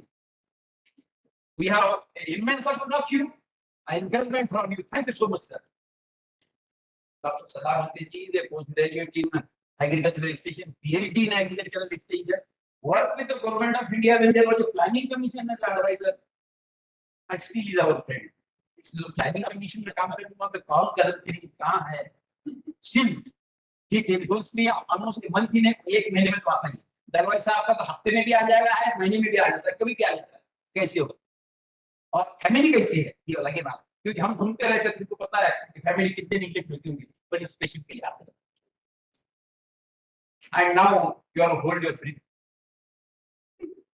you have to do big thanks very bold and big thanks. Congratulations, great appreciation to my dear, young, energetic, dynamic friend who out of this 24 hours spent almost 15 to 16 hours for thinking the farmers' welfare and people who are associated with farmers' welfare. He is who can be money? जी आप लगाइए मैं सही जवाब दे रहा हूँ क्या ऐसा पूछा है nobody else can talk each other. Agriculture sector, he only can do. When he was a director, same institute coming as director general. Then नाम में कितना बड़ा है देखो director general. इसमें होता है institute. Sir, your work cannot be measured by scale. And your extension also is not same. Your energy level, your thinking level, your teamwork spirit, wonderful. And we must thank just respected I would like to make a mention here for the benefit of younger generation. See, this institute, even the VM at Jaipur, I mean, head by only IAS officers and all other administrative people. Never it went to a technocrat. First time in history, he created, there also he could use the director general, and incidentally, he came here because of the reason, family reason at that time. He is the first man to hold this director general of the marriage. Being a technocrat, you understand, I don't want to elaborate it, but the things not departments, and he took care of this one. He always thinks, but how the things can be done better. That is his reality. Okay. I'm sure 5-7 years of 44 years when they have joined Ashok advisor there. Prime Minister avoided such a again. See, yes. And his energy and all that, somebody has to be there to push and make him comfortable to work. I am grateful and I have great appreciation for honorable respected Madam Glory Sarupa, Dr. Glory Sarupa, the Honorable Director General of MSME located at this Hyderabad, and who is the wife of teacher. Director General wife, husband Director General. What a beautiful combination! What a beautiful combination! I was just asking him in a friendship way. अरे कौन सी चटनी का आटा खाते हो? मतलब पहले तो जयपुर में थे, जयपुर बता दी नहीं, अभी तो यहाँ मैनेज का ही है, और जो किसानों ने बनाए वो यहाँ बहुत बड़ी सी sir. If I have to cut some more, the sky has to go up. Yeah, आसमान के ऊपर जाना पड़ेगा. आपके ऊपर दिया को मुझे खाने के लिए. ये आसमान इतना ही है, इसके ऊपर मुझे करना पड़ेगा. तो आपके ऊपर दिया गिरा तो आसमान के ऊपर मुझे पिक करना पड़ेगा. इतना अच्छा इंसान सब स्टैंडिंग ओवेशन देख रहे हैं, हम उनके सम्मान में हो जाते हैं. See, my friends, ये पेमेंट जो बनाया था ये इनसी के पार्टनरशिप में, और इनसी has all the right to use this payment, including today's function also. But then this honor was not given to him of this receiving this payment. I respect the ethics of the dice, and you come here and I pay me, you come and receive this.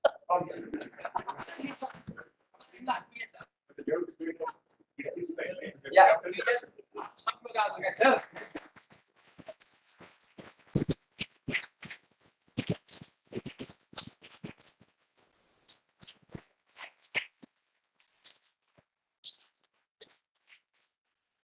Maybe I have photo to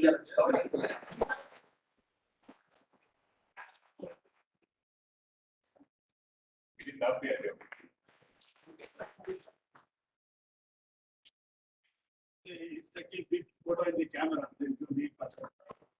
Okay. When we go back to home now, when we go back to home, wife will ask us what you did. When we show this photograph, she will say, "Oh, this photograph sir, and Chandrasekhar ji, Sinha sir, and Nanagoda sir, Sadavati ji." Okay, you must have done something.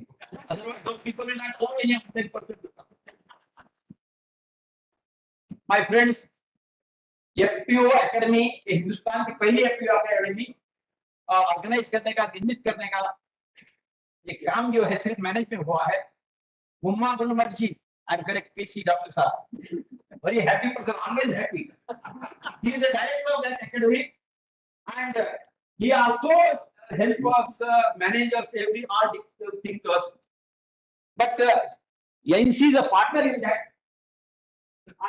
Again, on degrees of dice, request them to on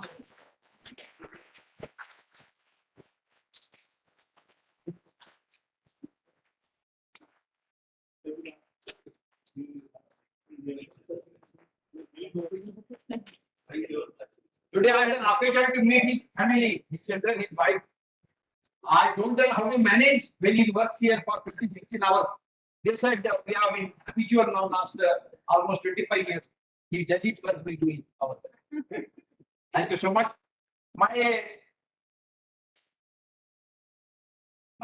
Some of the people who are done extremely well, beyond expectation, the index level of the success of the seminar is very high.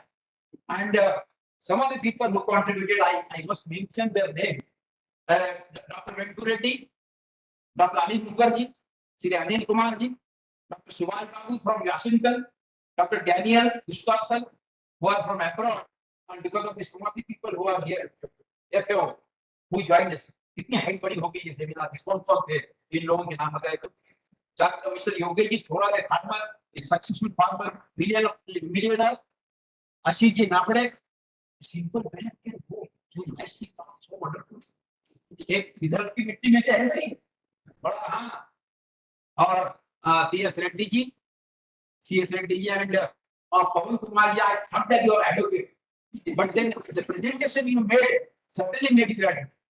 So analytical, so polite, so nice, giving entire information about what should you explain and what are your experiences. He is advocate. You are by learning you are advocate. Yeah, good, very good. My big thanks and a big clap for the managed team. Dr. K.C. Degunmarji, Anupam Anand, young man, if I produce a film, he will be my hero. Mrs. Sridevi, Miss Sridevi, Subramani ji, Dr. Shivu, Dr. G. Bhaskar, Dr. K.V. Rao, Renuka Rani, P. Renuka Rani, Dr. Jyoti Sahai, Dr. Dinesh, Dr. Ramachmi, Nitya Ravi, Dr. Charlie, Dr. Usha, and Dr. Venkat Rao. This is the entire secretary. This is the entire secretary, including the PS, PA, all that. They also work overtime to make this conference to me. I can say these photographers, they are just like these media people. They are always with us. Whenever we come and they wait for us. Our students, participants, online and offline, our chairmen, co-chairmen, whose name I have referred. Thanks for sir. Thanks for good food. I mean, I guess for 10 days at least remember your food for it. Good there, not the things sir. And doctor, good food, good accommodation, good transport. These are the basic things which makes this सब कुछ हो जाता नहीं है और पैदल चलना पड़ा अरे खाना ऐसा था. I gained my weight 2 kg. I just coming like and I have great appreciation for special thanks to Sri Arvind Kopat. Great that one was successful FPO. We have given full time for this program and Dr. Senivaji were gone, who also is a learned man and we had a successful IPO. My friends and Mrs. Darwai, who was very silently working here and participated very well. She commented on many of the issues. Thank you very much. Thank you very much. And with this, I thank myself that I could come and attend this. You all, because I'm in a difficulty, but in spite of that, I thought that I would carry it.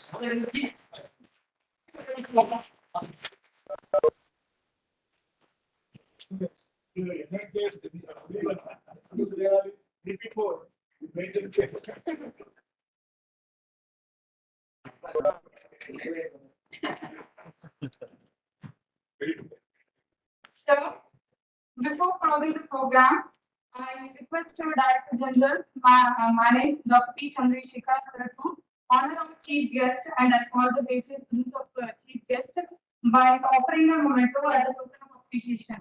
I request AC members to join sir to offer that memento.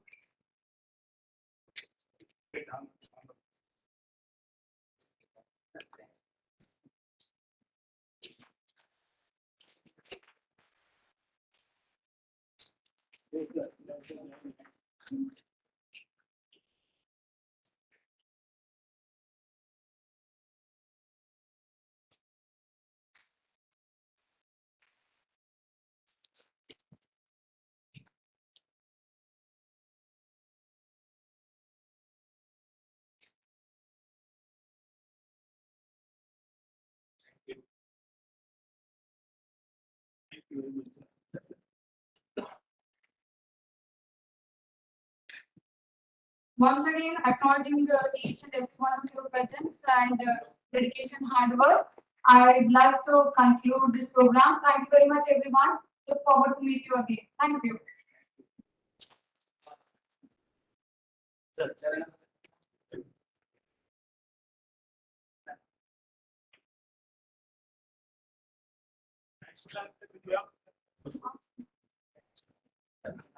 I request every one of you to stand up and we are going to sing the national anthem.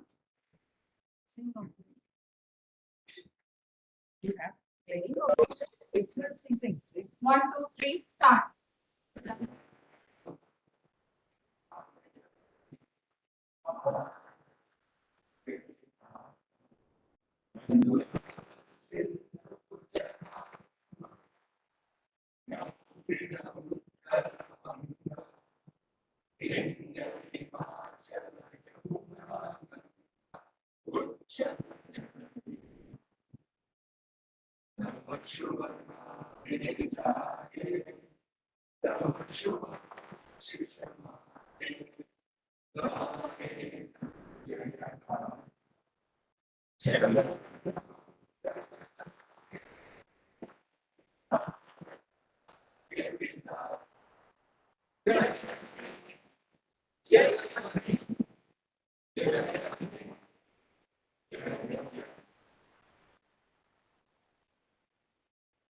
Jai Hind.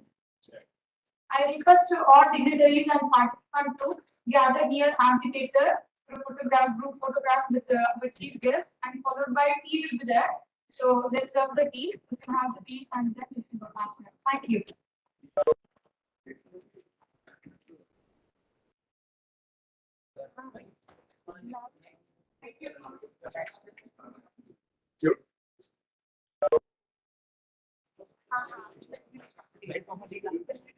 अच्छा खाई क्या आज के दाल अच्छी ना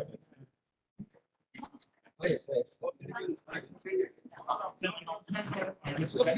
The ticket of participation as well as the presentation is will be available on the registration desk outside in the hall. All of you can take your certificates before leaving the manor.